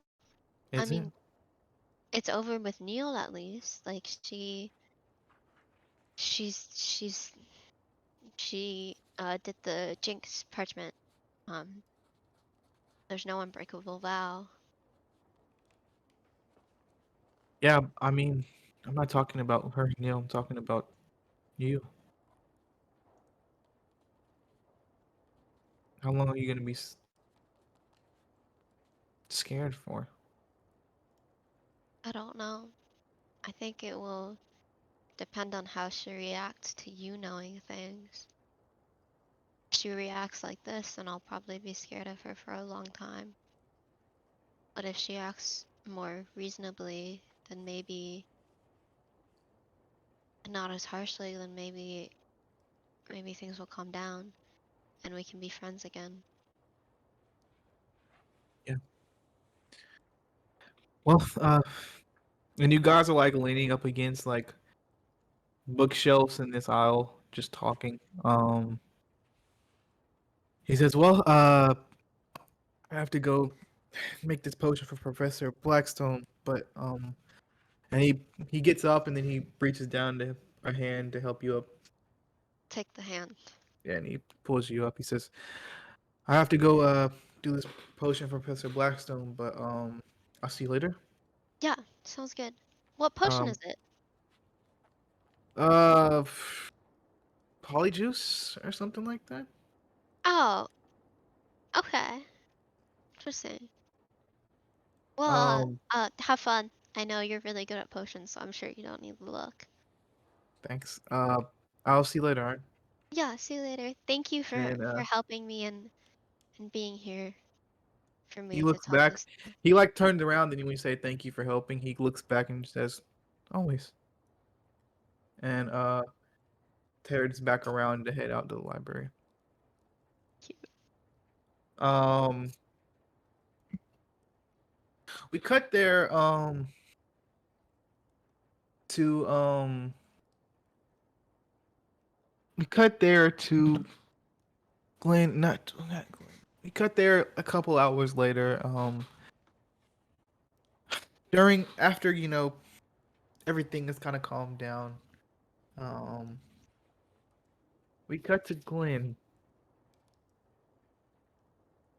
This is about an hour or two after you all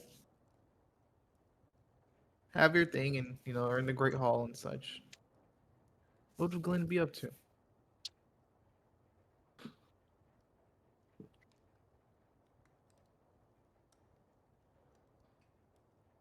Hey, I know y'all not talking about tired. I do. I'm the one that does this all. You got a break just now. I don't get no freaking break, dude. You didn't have to talk for like the first hour, pretty much. Yeah, literally. That was just today, though. That was just today. Last session, it kind of went off. Whole thing. Whatever. Whatever. Uh, Sorry. Take Glenn. it back. Glenn, what would you be up to? I'm sorry. What time did you say it was? Say what? What time did you say it was again? I'm sorry. This is about an hour, probably 2 hours after you guys left the Great Hall for meeting lunch. Is there anything specific you get up to?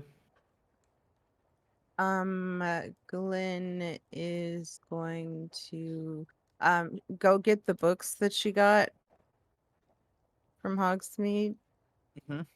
and go distribute them to her friends. Nice. Um, you get one on Metamorph Magi, Maguses, Magi, um, and give it to Baz. You give, I think it was either a divination or a xylomancy book. Am I wrong? Yeah, Yes, it was a xylomancy. Xylomancy book. Yeah, and you give it to Sage. Um, you got another one, didn't you? Uh-huh. Parcel tongue? Parcel magic? Yeah, Parcel. parcel magic. And go give it to Liv. Is there any other sort of agenda that Glenn would like to do besides that?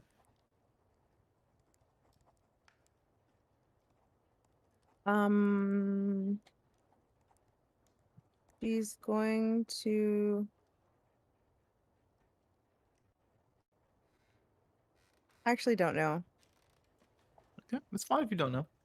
Do you want me to come back to you? Yes, please. I will shall indeed. Bass, Hey. is there anything specific you would like to do after those next few hours after? God, Lee, he pulled out the notebook. I have things I said, "Is written there anything down. you want to do?" He was like, I'm Yes. glad you asked. Because I write down a to-do list on my stuff of goals I have. Um, so one, Baz would like to kind of keep an eye out and see if he can see the one kid he tutored, Bradley Fitchenfork. "Yep." Just to see like if he can see the kid, just to see like if he's getting bullied or what's going on with him, and like why would, yeah, I'm glad you because asked. I didn't get a good roll, but I still got like something's up, and it's not what he's telling me. Can you roll a magic roll?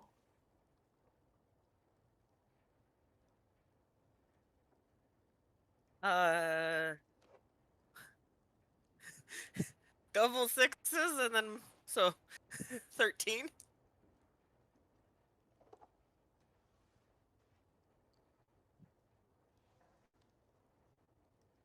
You actually walk into the Slytherin common room and find him talking to Charlie. Um Charlie's kind of on a couch and he's sitting next to him and you can't tell what they're talking about, but they seem to just be having a conversation. Unless you walk over and try to eavesdrop or I want to try to eavesdrop. roll a body roll for me.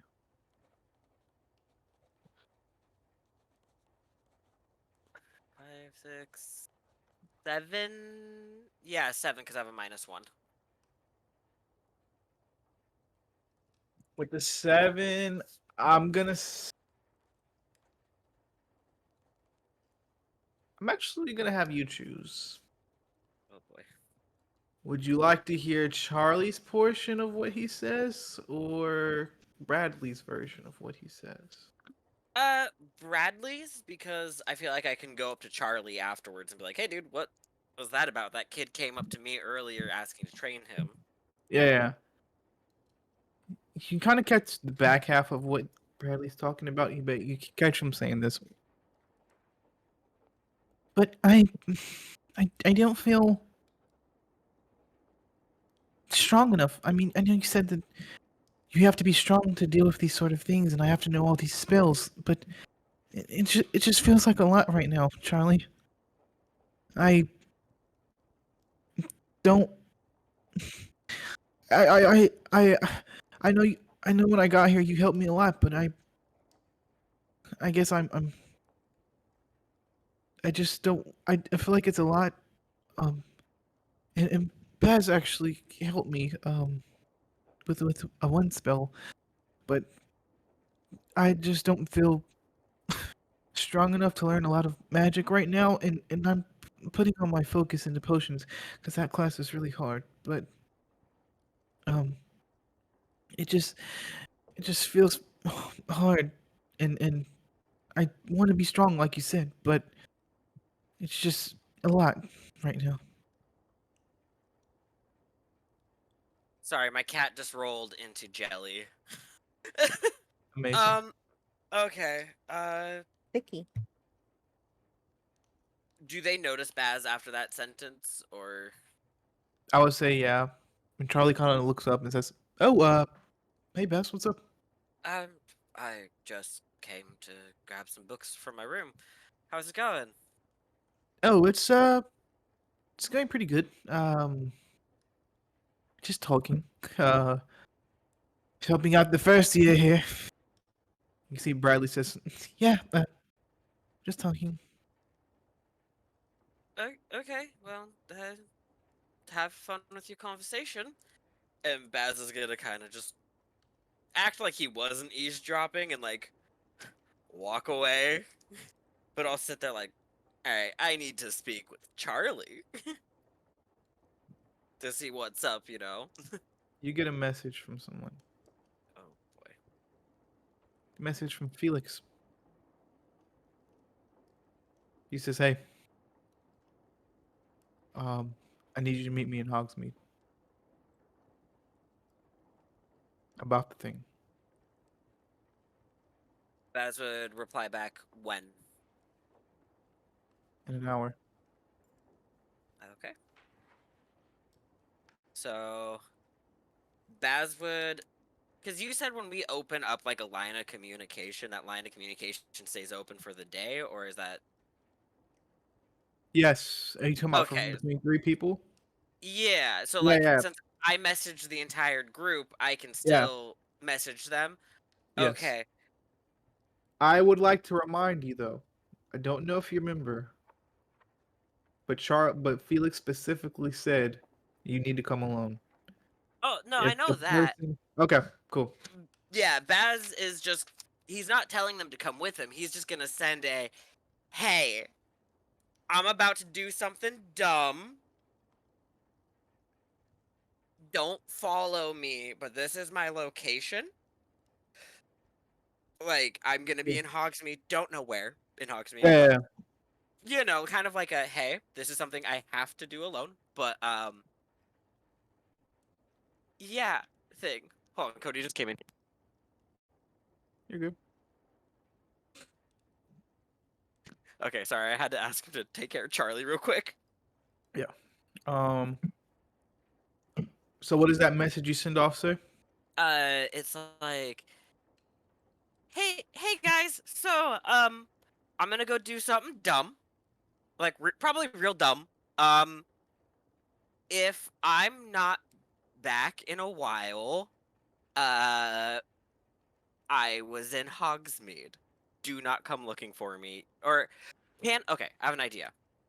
Can we have a spell with a timer on it to send the message after a while? Kind of like a planned text message where you can have it set up in your phone to send at time. I'm gonna say no. Damn it. Okay. So yeah, Baz would just be like, hey, I'm gonna go do something in Hogsmeade. If I don't come back, check out Hogsmeade. Are you giving like a time, like, hey, for like an hour, 2 hours? No, because he doesn't want them finding him. They just, if they don't see him in like the next day, that they'll know that like, oh shit, something went bad in Hogsmeade. Gotcha. Also, in the Um, note to Glenn, it's gonna say the passcode to the room is gonna be written in there, and he's gonna be like, use it how you wish. And gotcha. then, yeah.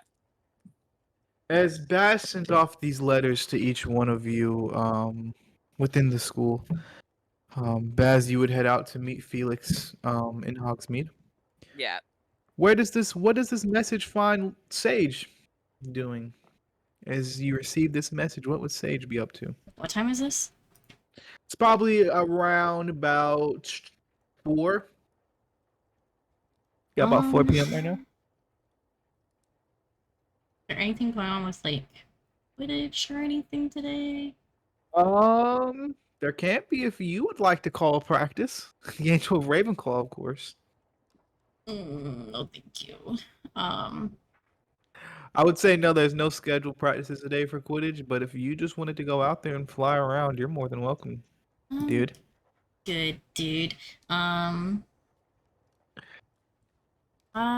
Shoot, there was something I was kind of wanting to do. But I have forgotten. Can you come back to me? Yes. Glenn, have you you want me to come back to you as well? Still? Think I've got an idea. I think I've got an answer to your Yeah. idea, hopefully. Yeah, no. Didn't That work one that time. doesn't work. Okay. No, Gotcha. sorry. What did you want to do? I would like to go to the library and observe the fireplace Observe the fireplace. or study the fireplace. Okay. Make a mind roll for me. Oh, I remembered. Of course.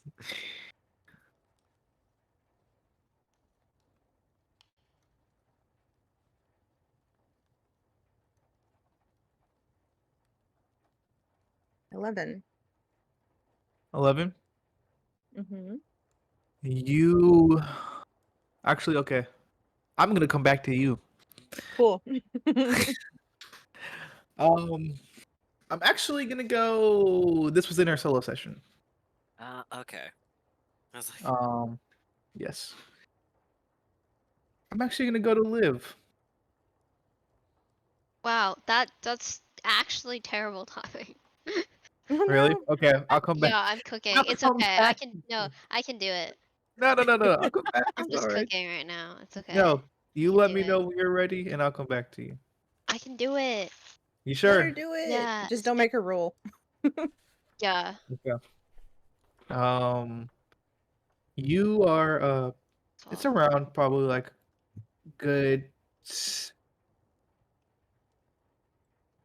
hours. Not 6 hours. Sorry. 2 hours after you talk to Christian in the library. Is there anything specific that would be on Liv's mind after finding out potentially that she's a descendant of Salazar Slytherin? Uh, thoughts of like, um, I guess like confusion, um, like surprise, Mm-hmm. uh, bewilderment. I don't know what that word means really. Um, Surprise. Almost the same thing as surprise. oh, but okay. Sometimes I use words and I'm like, I don't know what these mean, but they sound cool. I'm gonna use them. Just like periwinkle. What does periwinkle mean? That's a color. Anyway. Oh, okay. Mm. Um, yeah, surprise, bewilderment. And then you would get a message from Christian as you're kind of. I'm guessing you're in the common Hufflepuff common room. Yeah, I'd be in the Hufflepuff common room. Sure as Damn it! is. I need you to make a. Can somebody roll for Liv, please? Hold on. I Are you sure? yeah, hold on. It's in mine? Yes. Man, someone else should have done it because that's a one. That's a Ooh. 1. Yeah, I got a two and I'm negative one, so it's a double ones. I need you to make a soul roll for me with disadvantage. I don't think you're gonna beat that. One, two. Okay. Let me do a roll of Yeah. my own. I mean, two is the lowest I can get, so. Two, but plus one, so that's the three.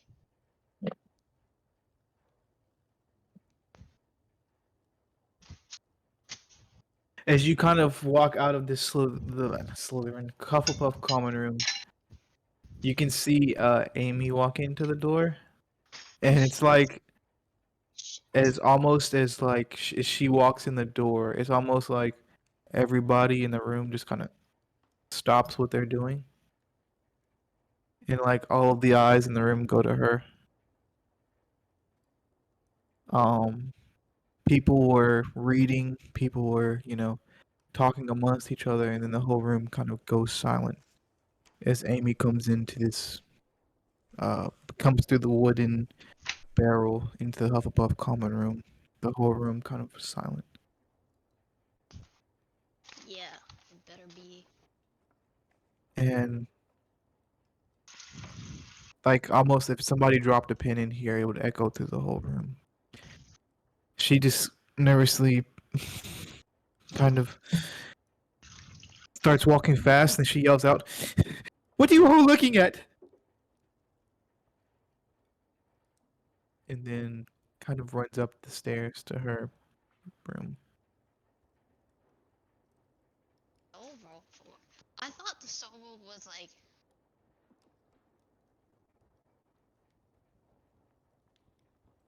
Say what? When you said she walks in, I thought the soul roll was gonna be like to like see if she notices that like I had something to do with the rumor. But I guess No, now that I'm looking at it, soul was nothing to do with that. So no. It was inspire something of my others. own. It Inspire was others. something of my Resist own. influence. Show courage. Oh, okay. It wasn't okay. So I was like, I'm confused. Inspire Um, others. Resist influence. Show courage. Yeah. Okay. Something. Was it something unrelated? Something of your own. Confusing. I Anyway. cannot divulge those secrets yet. Okay. It was just something not. No, I can't say if it was unrelated or not, but it was something It of was your own. something Okay. related, just not something that Something I can related. share at this moment. Okay. Gotcha. Okay. I kind of almost feel bad for her. Do you follow? Nope. I said kind of almost. All right. You get a message from Christian just being like, "Hey, can you meet me at the Quidditch field?" Yep. Nice. You head out. Yep. I was like, oh, I kind of almost feel bad for her. That doesn't mean I do feel bad for her. She's a bitch. Deserves it. Why am I gonna feel bad for Mean Girl? Goodness. Um. If you Well, couldn't tell, I had Mean Girls in high school that were not great. I feel it. So Mean Boys too. I feel it. So I'm not hate Mean Girls. This is my revenge. Your revenge arc. Yep. Nice. You and Glenn are on the same tip then. Excuse me? What? You you head out to the, it's as you walk outside, you go over the wooden bridge, and I've described this 3 times this week now. But as you walk over this wooden bridge, you see the lush green forest and the Scottish Highlands off to your right. Um, and the Forbidden Forest off and to your right. As it's almost golden hour, the sun is kind of coming down and it casts a nice orange and yellow over this horizon slash skyline. As you make your way to the Quidditch fields, you would see two hippogriffs fly up and out of the Forbidden Forest to your right. And as you enter off of the bridge, you can see the quiet, still black lake to your left, reaching as far as the eye can see. Um, Nice. but you head off down the hill to the Quidditch pitch. And weirdly enough, when you're out here, you're usually out here for Quidditch practice or a game. So it's kind of like a not almost unnerving silence, but like just different kind of silence than you're used to when you come to the Quidditch field of just nobody's really out here. And 1 second here, let me. One.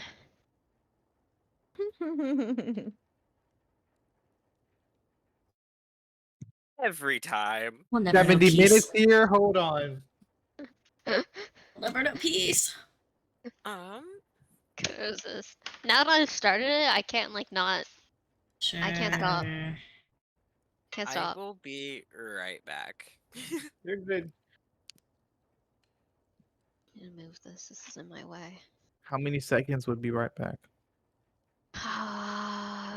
Depends.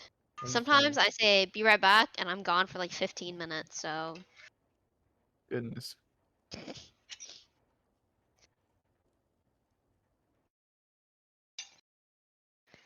Um, and I'm assuming you take your broom with you, of course, right? yeah. Liv? Yeah. For As sure. you head out, um, Christian kind of he's at the Quidditch pitch. He says, "Hey, over here." He's just like kind of in the middle, already kind of on his broom.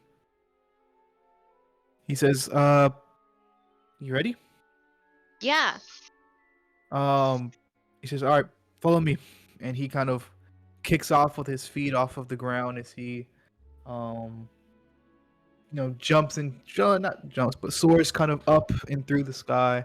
I'm guessing you do the same. So can you roll me a body roll, and you get advantage because you are indeed a Quidditch player. Oh, I have a -2 to body. Also, 1 second. 1 second. I mean, not. I mean, one. One. 1 minute. Fuck. 1 Just minute. asking for it. Yeah. Okay. I had to wash the thingy my.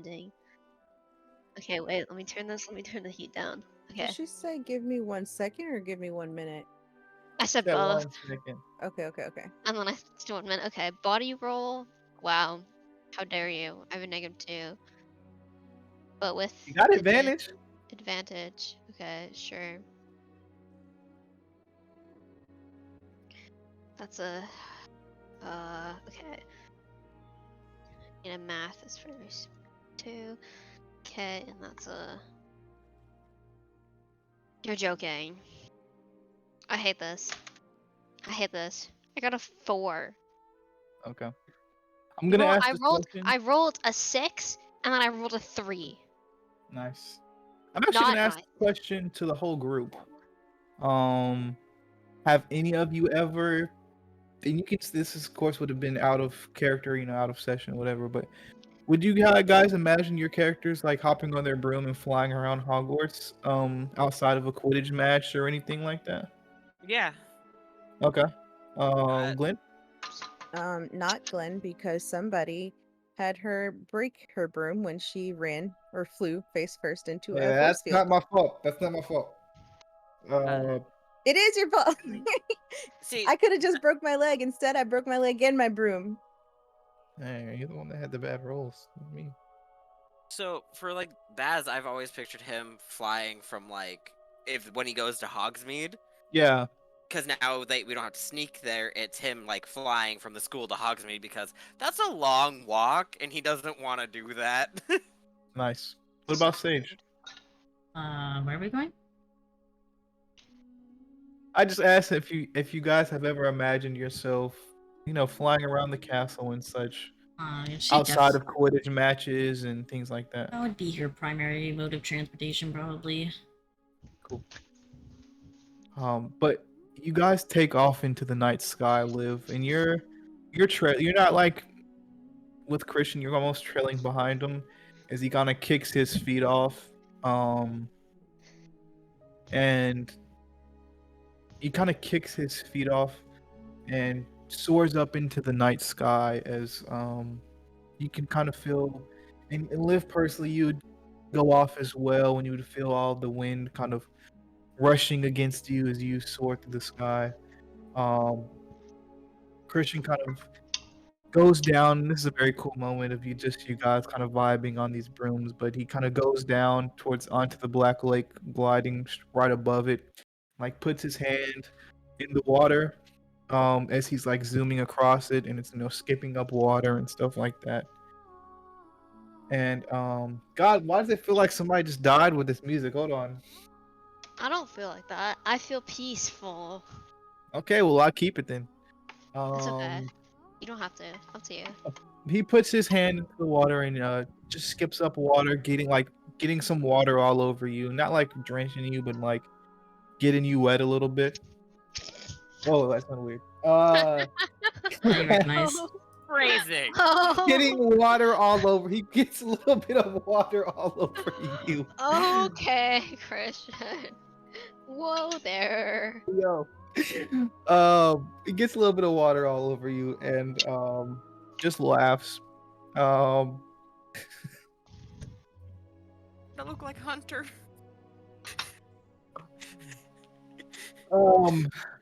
Gets water all over you. Then he actually takes you underneath the school. He goes to where the boats are. It's like a little alcove, I think is the right word. Underneath the school, which is like hidden by like some vines and leaves and such. And you guys fly under the school as he takes you inside, and he jumps off of his broom. And all the boats are kind of sitting there rocking within this little alcove on the water. It's just pretty cool, right? I was just flying around and I noticed this place. I don't think a lot of people come here. Yeah. It's so cool. It's so pretty. It's very peaceful. He says, I can trust you, right? Yeah, of course. Like, I mean, really, trust you. Yeah. He Why? says, Why would you think you wouldn't be able to trust me? Did I do something? no, I found something the other day at the school. I'm not gonna take you there, but it was a entrance in the kitchens, right by our common room. And it was some sorts of tunnel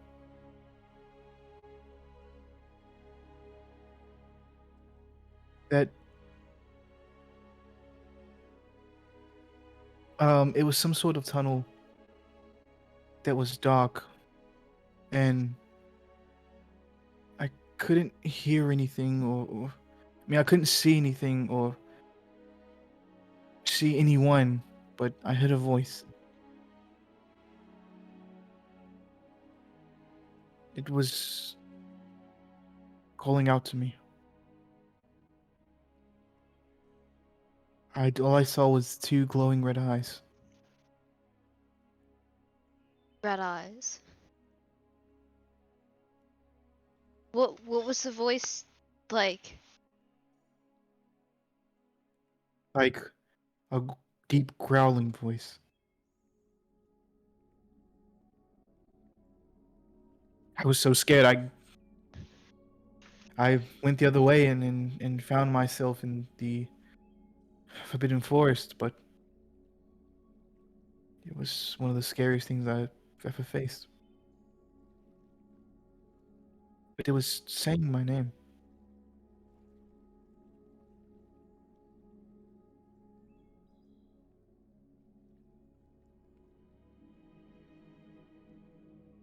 Did you? And you didn't. It. Has it? Have you heard it since? No.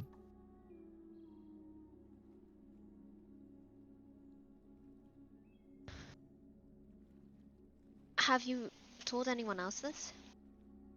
Killed the first.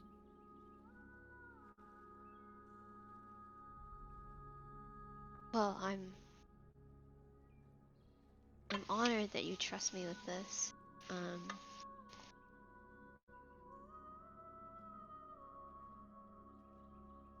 He says, yeah, I don't know much about it, but I kind of wanted, I don't know, just felt like telling you. Yeah. Thank you for telling me. That sounds like a really scary experience, and I'm sorry you had to go through that. Right. But, you want to head back to the Quidditch pitch? Yeah, sounds good. Um, he says, alright, don't worry, I won't go too fast for you this time. Keepers don't have to fly much on their broom, so I'm pretty sure you don't have the speed anyway. It's not that. I'm just shaken up. You know. He says, I'm just teasing you. It's alright. Then he hops on his broom and takes off into the air. Yeah. Same. We're gonna cut there, and don't worry, I know we're going on pretty long today, but we're ending soon. We're gonna cut there to Basilton. Oh, 1 second. boy.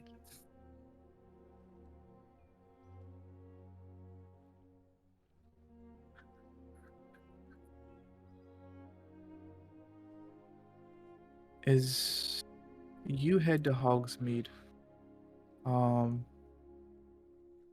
you would kind of find your brother kind of standing outside of um Ollivander's,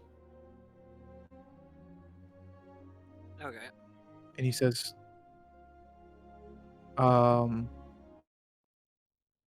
you didn't bring anybody, did you? No, I came alone, like you asked. Good.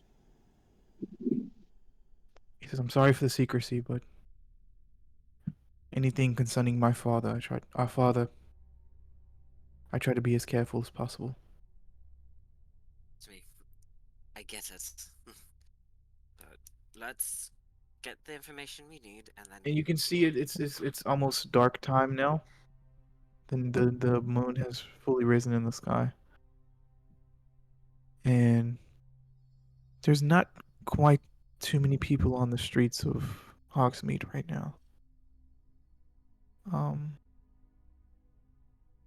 I do need you to roll. Nope, never mind. Not yet. Sorry. He says What? the meeting spot is inside Ollivander's, but the doors. He kind of puts his hand up to the lock, and he says he tries to like jiggle it. It's locked. So we have to break in to Ollivander's. That's what she said to me.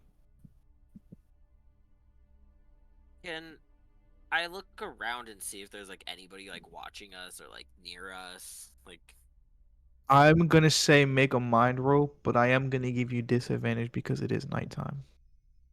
okay. This is how Baz gets arrested. Fucking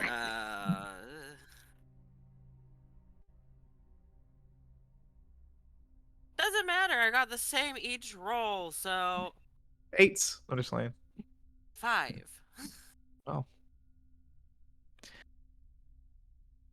I got You 2. see, you don't see too many people on the street now. Baz is gonna be like, You can let's. see You can see Felix start to take off his robe, and like he kind of balls it up around his arm. What He are says, you doing? "Gonna bust the window." Why? We literally have spells to unlock doors. Yeah, that's true. Okay. And he puts his robe back on. Go ahead, do your casting. I mean, you can cast the spell. Why don't you? Because I'm the good child. Air quotes. That is true. Um, and he says, "Okay," and roll a magic roll for him.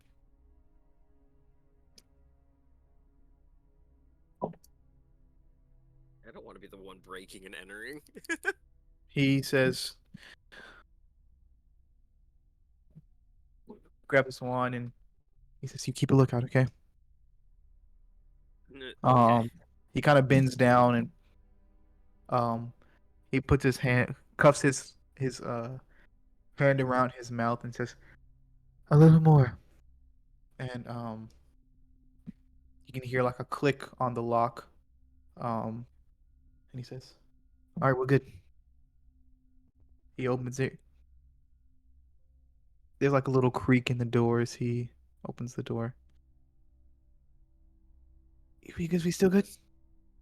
Just like, and then gonna kind of like slip through the like crack, like not open.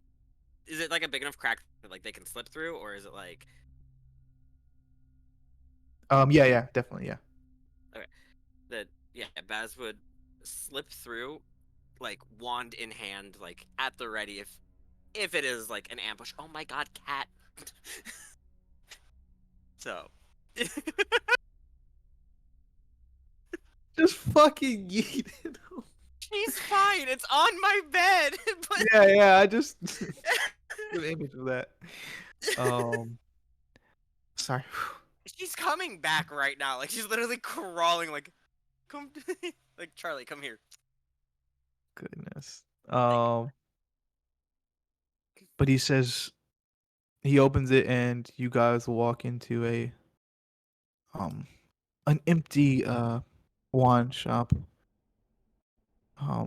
Which is kind of unsettling because you've never been here.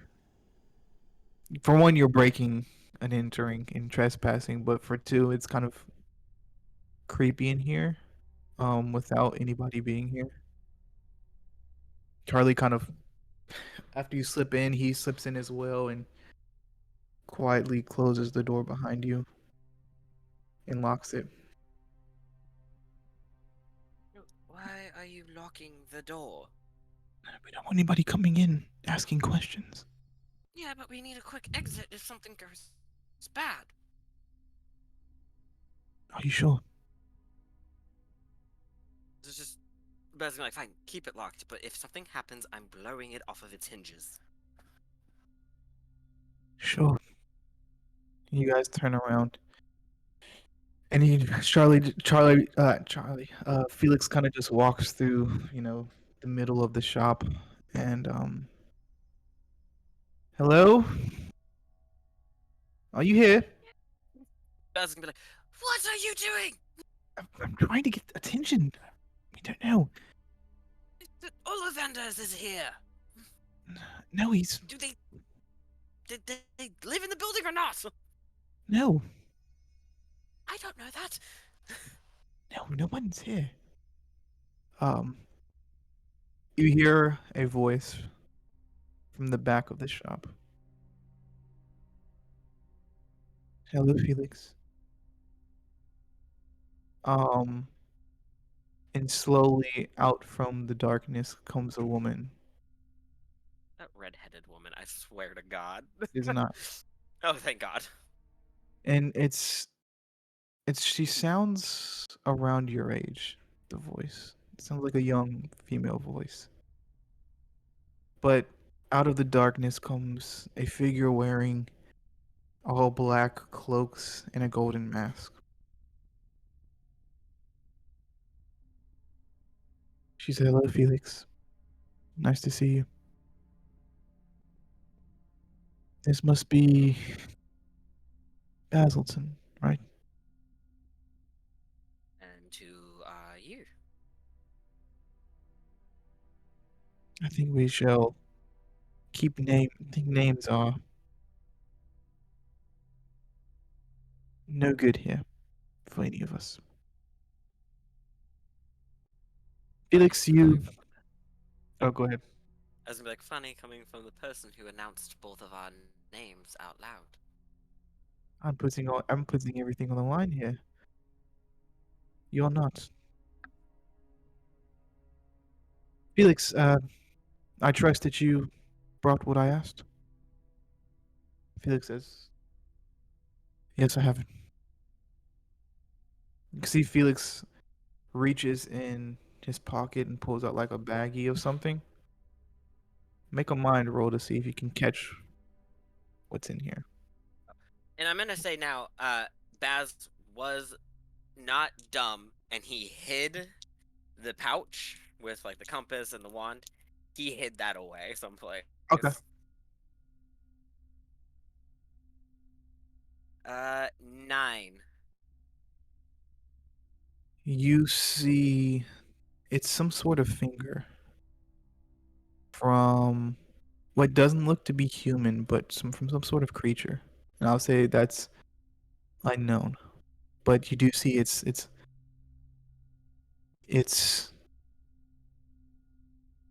you know what? I'll take it's a finger, but it's like in this case it'd be like a claw or like a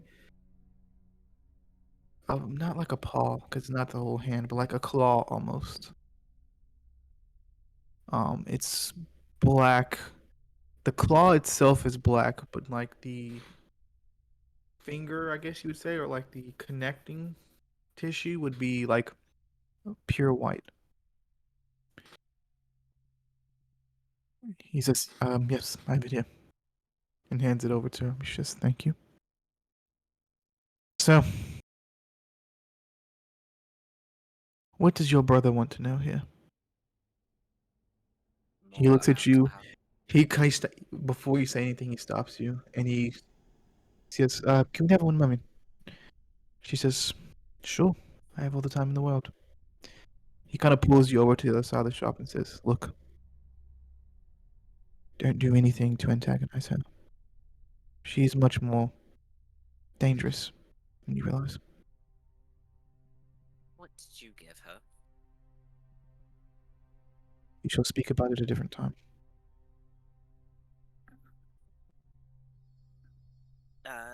Baz is gonna kind of nod his head and be like, "We definitely will," and then kind of turn and like look at him and be like, "Is there anything else I should know?"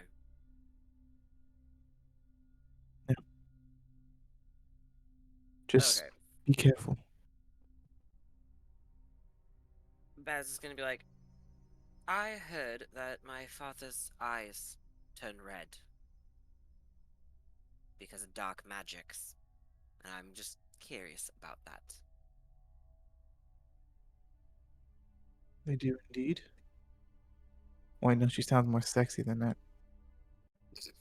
They do I mean, indeed.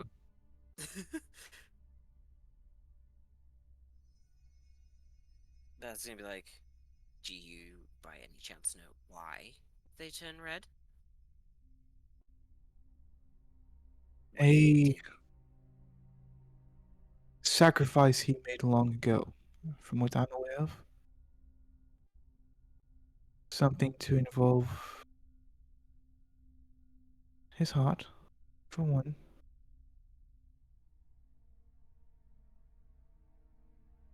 A sort of sacrifice for power.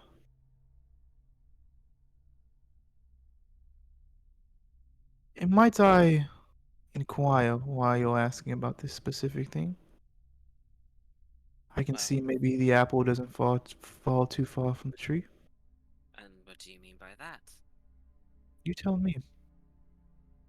I'm curious.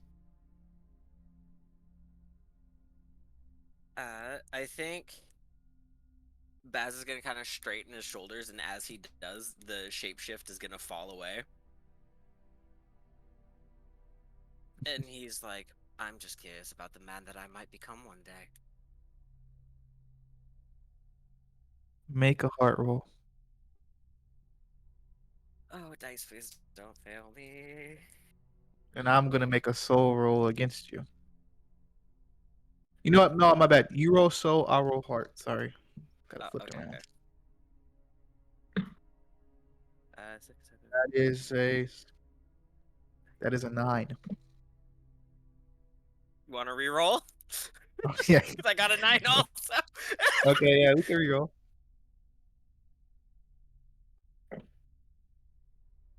That's a 7. Same 9, but You got 9 different again? dice now. Yeah, I got 5 and a 4. Okay. She says, wow, splitting image indeed. So, is that all you wish to know? Well, if you can tell me how to kill him, that'd be even better.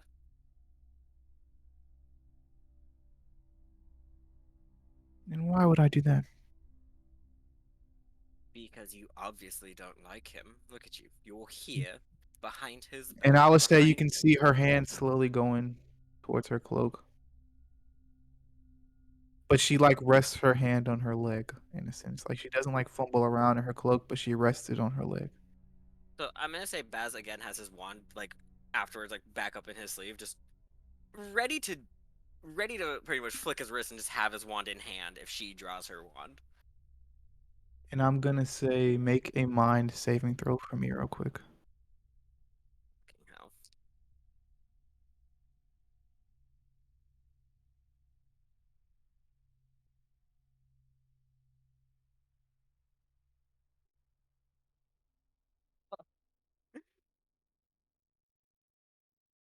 As she reaches for your wand, you hear something from outside, and then instantly see a cast of Lumos outside the door.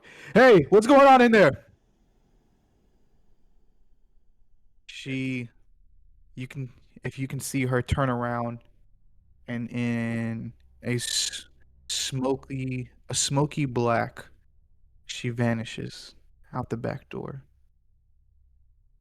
And that's where we're going today's session. Boom, baby. Woo! Whoa.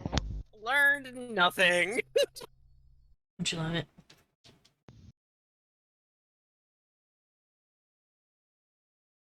Oh boy. Ah, so amazing. So amazing. Great job, everybody. So, as always, did you guys have fun today? No. Of course. No. Oh, The drama was real. I'm sorry, it was fun. All right, I'm leaving. It was. We're loving limos. Oh man. Well, as always, I'm actually gonna start with Ember. What was your favorite part of today's session? I don't think I've ever started with you before. I'm not ready. This is why. This is why. I need time.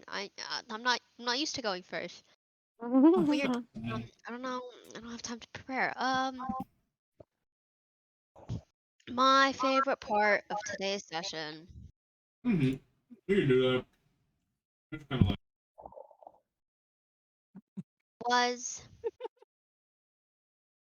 I think, all the drama, kind of like Baz. Oh, Baz standing up to Glenn, I think, was my favorite part.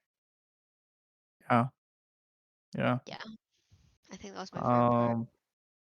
Amazing. Found out some more about your parcel mouth stuff and parcel Yeah, tongue I stuff. also really And like Christian that. helped you. Yeah, I have been waiting to learn more about like Liv's parcel mouth heritage for like forever. Um, so really excited. I wasn't even planning to do it in a group session actually. I was planning on doing it in like a solo session, but like I was like, oh, this actually seems like kind of a perfect opportunity like to give her like kind of like the distraction she needs. Oh yeah. So that was also my favorite part. And then like actually having Liv kind of like be upset with Glenn and not really consider her like a good friend anymore. I think that like I felt like I'm like oh I'm actually like getting into being a part of the drama now, getting into it, I'm getting Yeah. involved. I So love that it. was kind of I think those are my top three. I love it. I love it.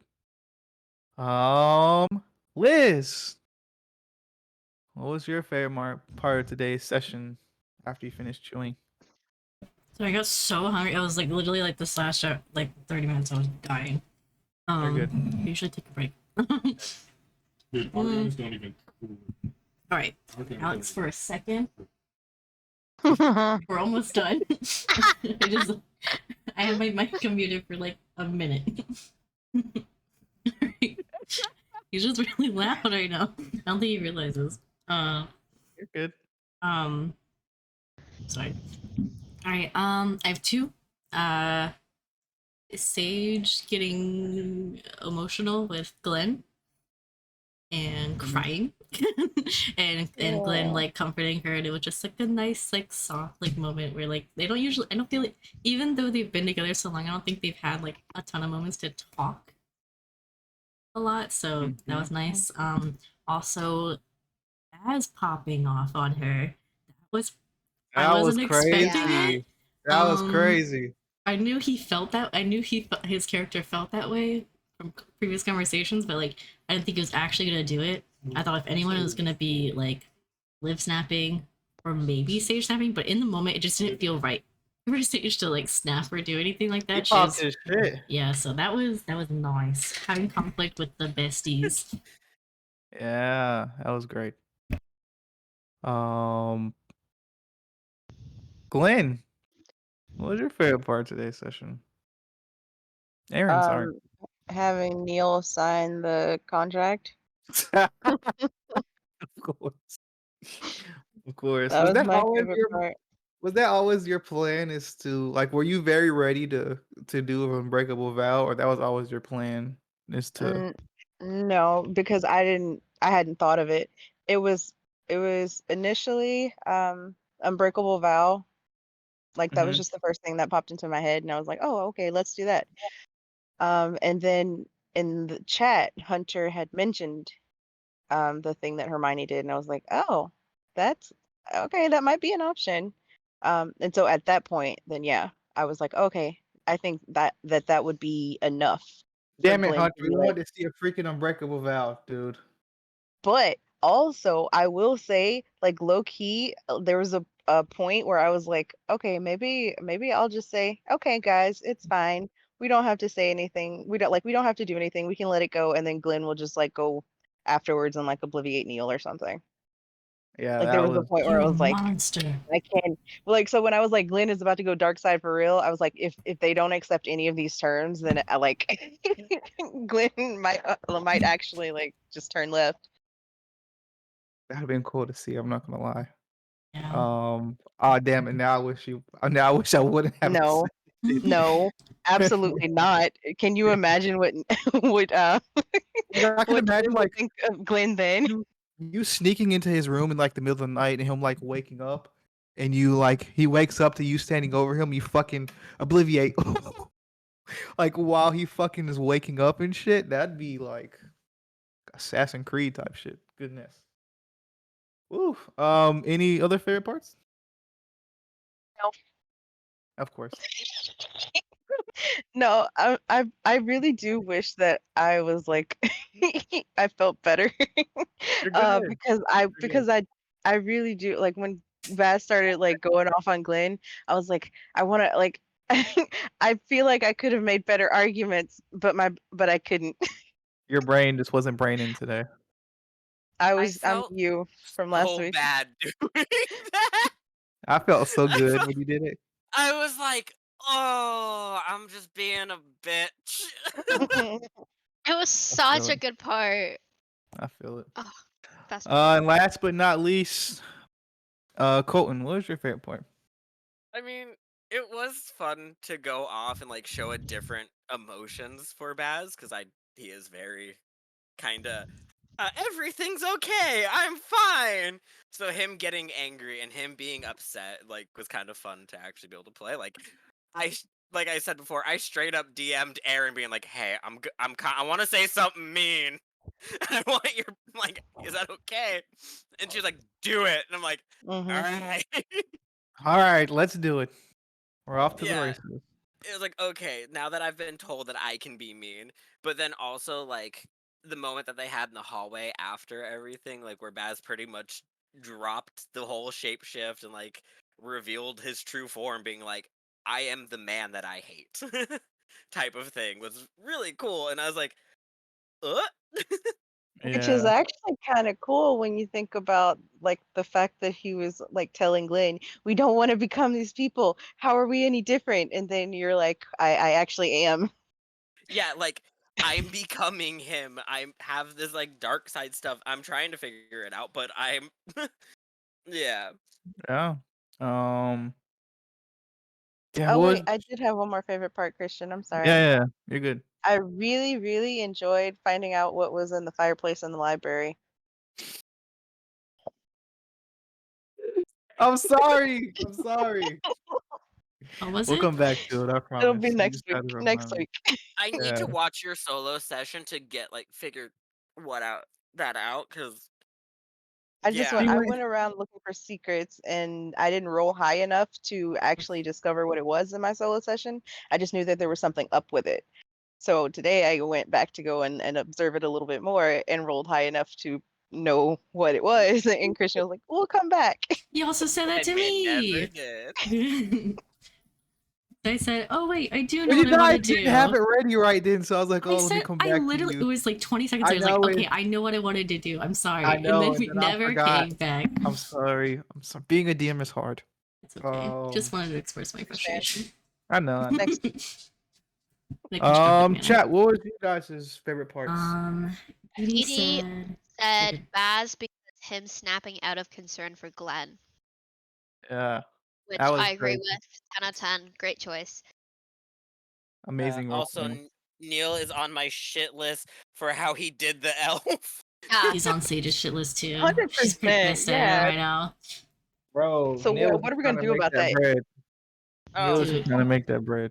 Bro, it just seems so out of character for him. That's fucked up. Is it For though? real. You go off, Is you're it like, though? he's this kind person. He would never want to hurt anyone. He came from such rough, like, background. And then it's just like, yeah, I don't give a shit. I would say as well though, like his first year, he never. You guys were a big influence on him. Being this nice guy. Not to say he wasn't this nice guy still, but I mean, he looks at the world a different way now that he's been through a whole year with you guys. And things Been like through a that. So whole year with us. yeah, with Sage. Sorry. Hunter says his favorite part was but my favorite part was when I can't read today. Holy shit.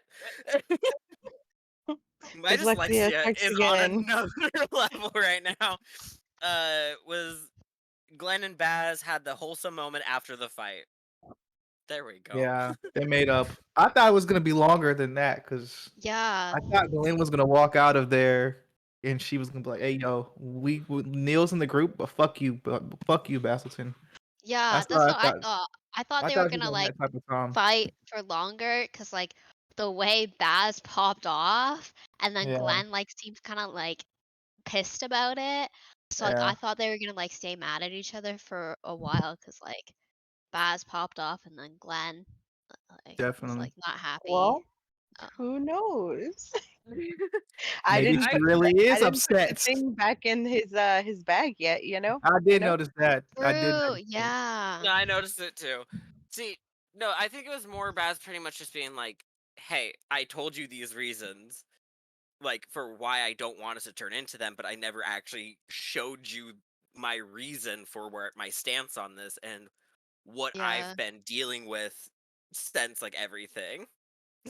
Oh, Yeah, Hunter also said, then the "I have tiny legs" bit from like We Walk Slow. I have tiny legs.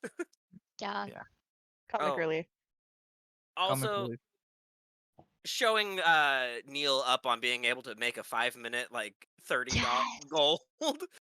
That was Just so be- You don't have good. to wrongfully accuse a house elf and get them fired. Yeah, Hello. Yeah. yeah. That was And I also a mean, really good part. if you guys recruit your unofficial member, you guys be making a lot more money selling potions. That's all I'm saying. But anyway, Hey, Oh, so far Baz is Christian. doing Listen, good. I already got him some business, okay? A little. I'm talking about you guys, not him. Yeah, I need money to Yeah. pay back Glenn. I still owe Glenn 4 galleons. That is right. I That can't is- believe you remember that because I did not. On my character sheet, I put -4 so that I remember. That's funny. Um, Wait, let yeah, Christian's Christian, here. let Hold her on. roll for her allowance for this school year. Did you not roll? Nope. Oh, go ahead I and didn't roll either. then. Wait, did we Oh. all get I didn't allowance? either. Yeah, Whoa. go ahead and Okay. roll. I What is say Let me this? roll. roll a What do we? D10. Oh. A D10? Gonna get my Hufflepuff D10. Do it, dude. D10. Okay, roll high, please. Okay, I got 7. 7 galleons. Yay! I can pay back 9. Glenn. 9 galleons. What is 7? Okay, let me. Okay, so +7. Okay, I'm gonna put -4 and then +7 to remind myself that I still have to. I still owe 8, Glenn. 9, 9. 9 Nine? galleons. Hey. Little 9 going on. Nice. So Baz cute. has like 7. over 40 9, galleons 7. now. Yeah, Baz is just super rich, but I mean, what else is new? Okay. Hey, I worked hard for my money in the sense that I Plus, literally just sold my classwork. I That's hope my parents that's feel fair. bad about not getting me a bus pass from Hose. +7. Okay, now next session I will pay back Glenn Amazing. Aw. How much was the after a Xylomancy book? year. Say what? How much was the Xylomancy book? What was it, like Um, 3 2 galleons? or 2 3? galleons?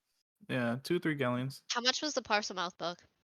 I think it was the Parselmouth. Same. same price. 2 or 3 galleons. 2 or 3 Baz's was the most galleons. expensive, and I think it Oh, was 5 or something. Yeah. Damn. maybe I can 4 pay you or back. 5. Damn. No, these were gifts for my friends. Okay. Okay. It's Stop my before notes. she tries to obliviate one of you guys. Yeah, I that's can right. actually do stuff in the fucking club. Oh God. I studied hard, you know. I'll just keep that spell in my back pocket. What'd you just Do it. say? Do it. What was Alex's What favorite was part Alex of say? it? Alex wasn't He was paying attention. He came in like in the last like hour of the thing. Oh. They were asking what your favorite part was, but you were working and just got home, so you would just not pay attention to this at all. I wish I could tell you all of it. All of it. You know my Appreciate it. favorite part answer. about all of it? It's just all of them, all of you people.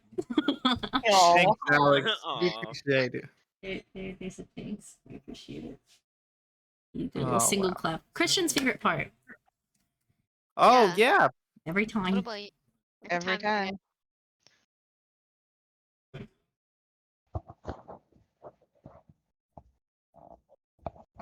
It was the last part with Baz and his brother.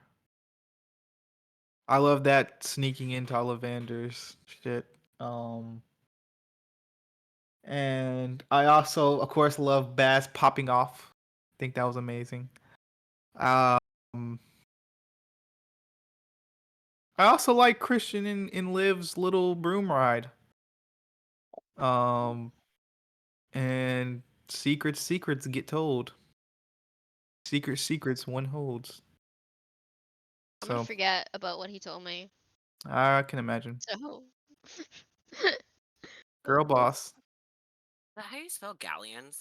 No. No. I say Okay, I was Galians like- because that's how Erin says Galleon. She says Galians. Gallons. Gallons. Galleons is I was like, is that really how you spell it? It's Galleons. It's just gallons with the E.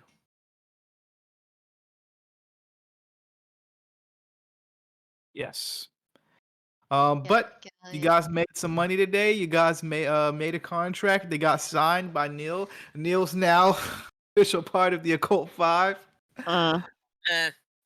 Maybe Occult 6 if you guys have already established that Christian is a member. You know. You said you didn't want him involved, and then we just kind of Well, adopted now I him. do. Well, now I do. Wait, are you I obliviate him. Do it. I wouldn't be surprised. Yep, I'm calling But it. yeah. Did you guys all have fun today? No. Yeah. Wait, sorry, yes. Sorry, it's instinct. Good. Yes. It was very Habit. like emotionally draining. Today was a long I'll one. say. I'm I will sorry. say- I pushed you guys today. No, that There was was our a fault for moment- drinking so much last night. Oh yeah. Actually, though. I felt fine today. I don't know about you guys. I don't Me know. too. Me too, I'm- Ember. Because you guys are younger, it goes out of your system faster. And I was still Wait, I'm older drinking than you, Liz. when Huh? when we Oh, I were didn't drink as much. on the tail end, because I remember somebody was being like, "Oh, I'm sobered up now," and I was like, "Okay," when I was still drinking at that point. So Yeah. I finished all of the alcohol I had, and then I just was like, all right, I guess I'm gonna smoke to stay on like their level, and then I smoked from 3 p.m. to 3 a.m. If you guys haven't Oh. checked out our game night Don't. highlights, go check it out. Don't. We're all drunk. Don't do it. Just don't. It was so fun. I had 2 glasses. I had 2 cocktails. And I didn't die. I'm so proud of myself. I think my tolerance is getting higher, even though I haven't had alcohol in so long. But I'm so proud of myself. Maybe it's climbing. I think it's climbing. I'm just gonna say it's climbing. I Wait, think flex real quick, Ember. No. in that Let's glass hear- that I posted the picture of, I think I had 6 of those. I lost count. Oh my I'm just playing. God. You don't gotta flex. I'm just playing. Your mama's Yeah, no, favorite. because I had an EBB and other things, and yeah. Joe Mama's But- favorite part was he liked how the mysterious character made their entrance and left everyone in suspense. Nice. Yeah, I mean, Good choice. and is Baz gonna get caught? Who knows? Did Felix set him Oh. up? I'm gonna cut Felix's Achilles tendon and run. Damn. Just Defendo. bye, bitch. Yeah, hi, and go. He's Damn. right there. I'm ready. ruthless. Hey, I Well, don't trust him. amazing session, amazing job, everybody. You guys, it's so great as always. I hope everybody's having a great day. Existence. I hope you all had a fun time. I hope that you guys loved this as much as we did. As always, please spread love and Lumos, guys. We are out of 5,000. Bye, guys. See ya. Bye. Bye. Oh, DD downloaded Genshin. Yes. Another Genshin Yay. player. Nice. Bye. Bye, guys.